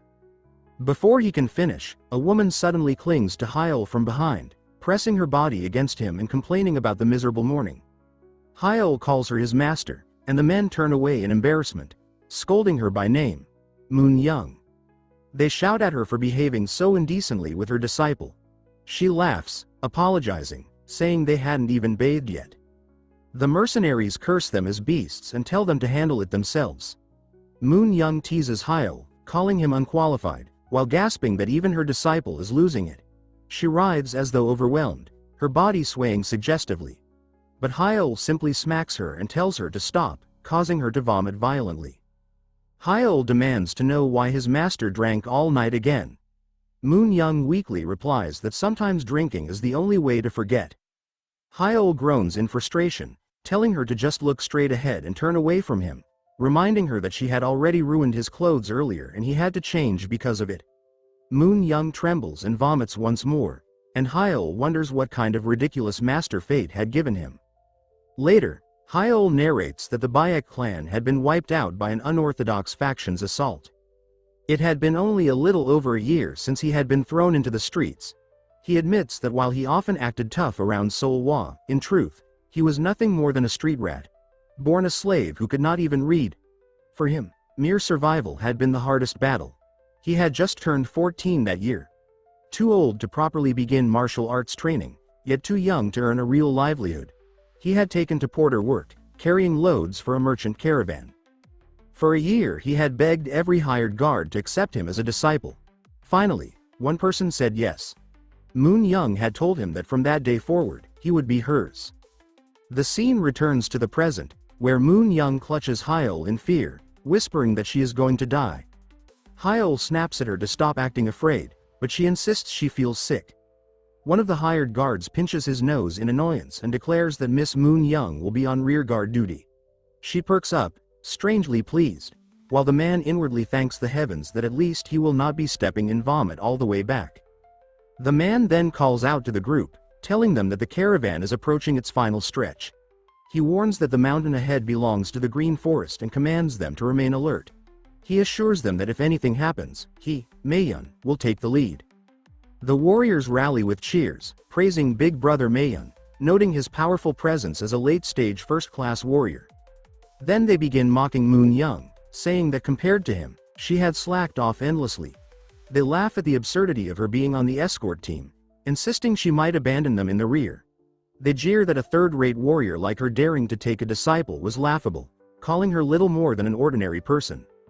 Hyeol reflects inwardly on what sets martial artists apart from ordinary men: internal energy. He recalls that third-class warriors do not even have an awakened dantian. They are simply well-trained fighters. Second-class warriors begin circulating Kai, allowing them to transcend their physical limits.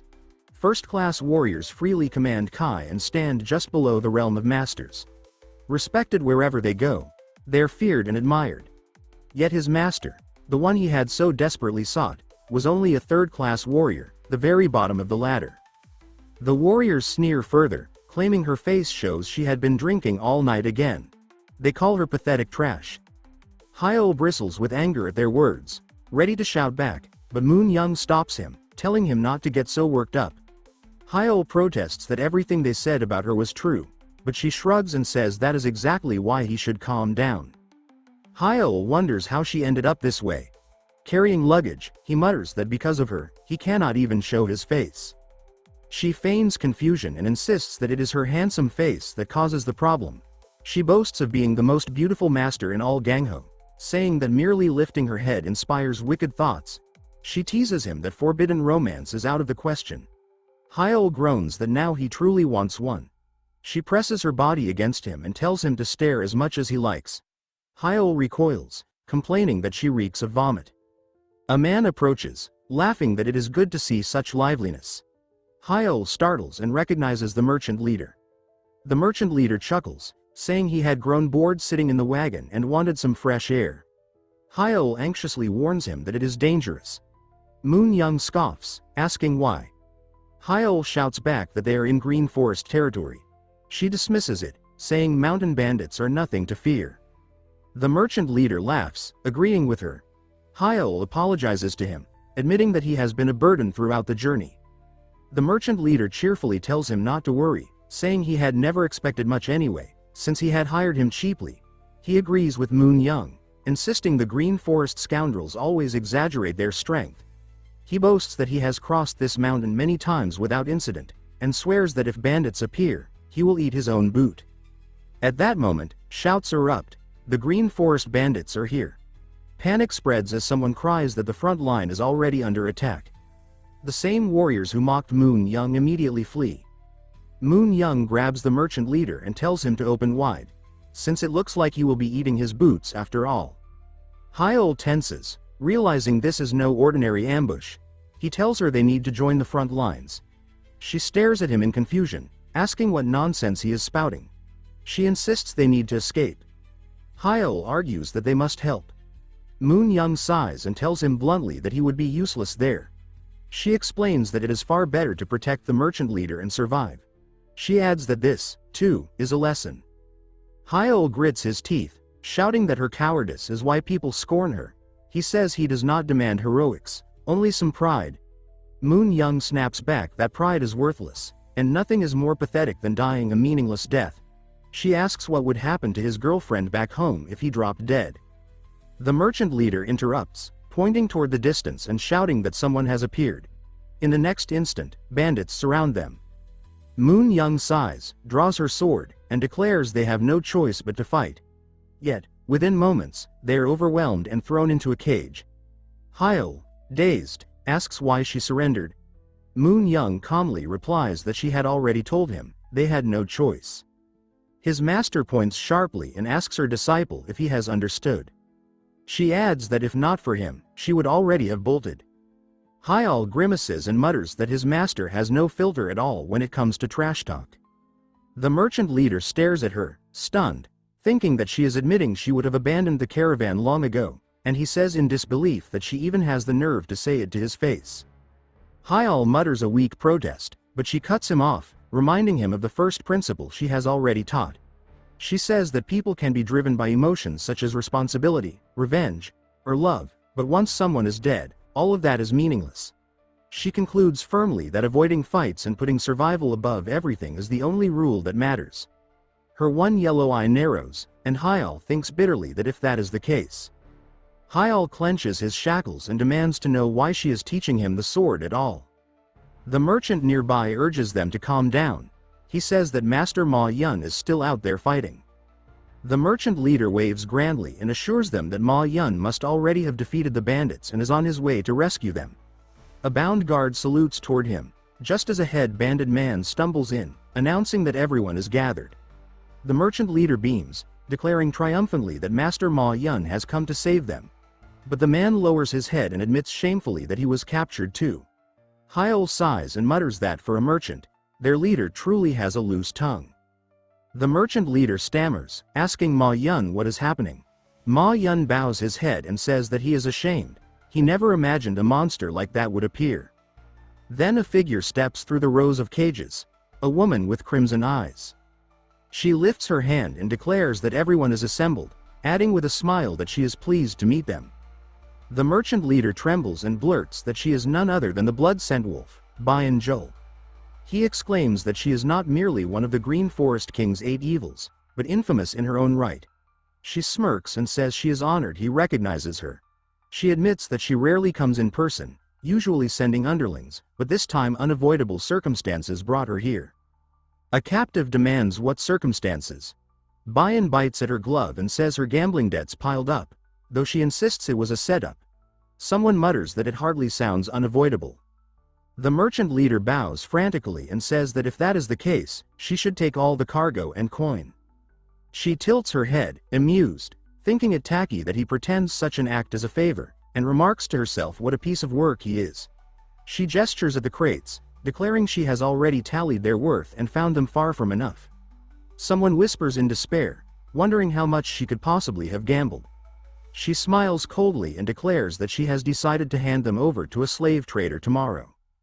Hyeol stiffens in alarm and turns to his master, whispering what they should do. saying at this rate they will be sold into slavery. Moon Young blinks and mutters that, well, it is no different from their situation before. Hyeol frowns at the cuffs and thinks over the words, slave, beggar, servant. Finally he admits to himself that perhaps she is right. Moon Young adds with a smirk that for him maybe it is the same, but for the most beautiful in Gangho. Master, it would be a real nuisance. Hyeol's glare hardens. A captive shouts fiercely that it cannot happen. Not for the others, not for their families. He bows his head, whispering an apology to his mother.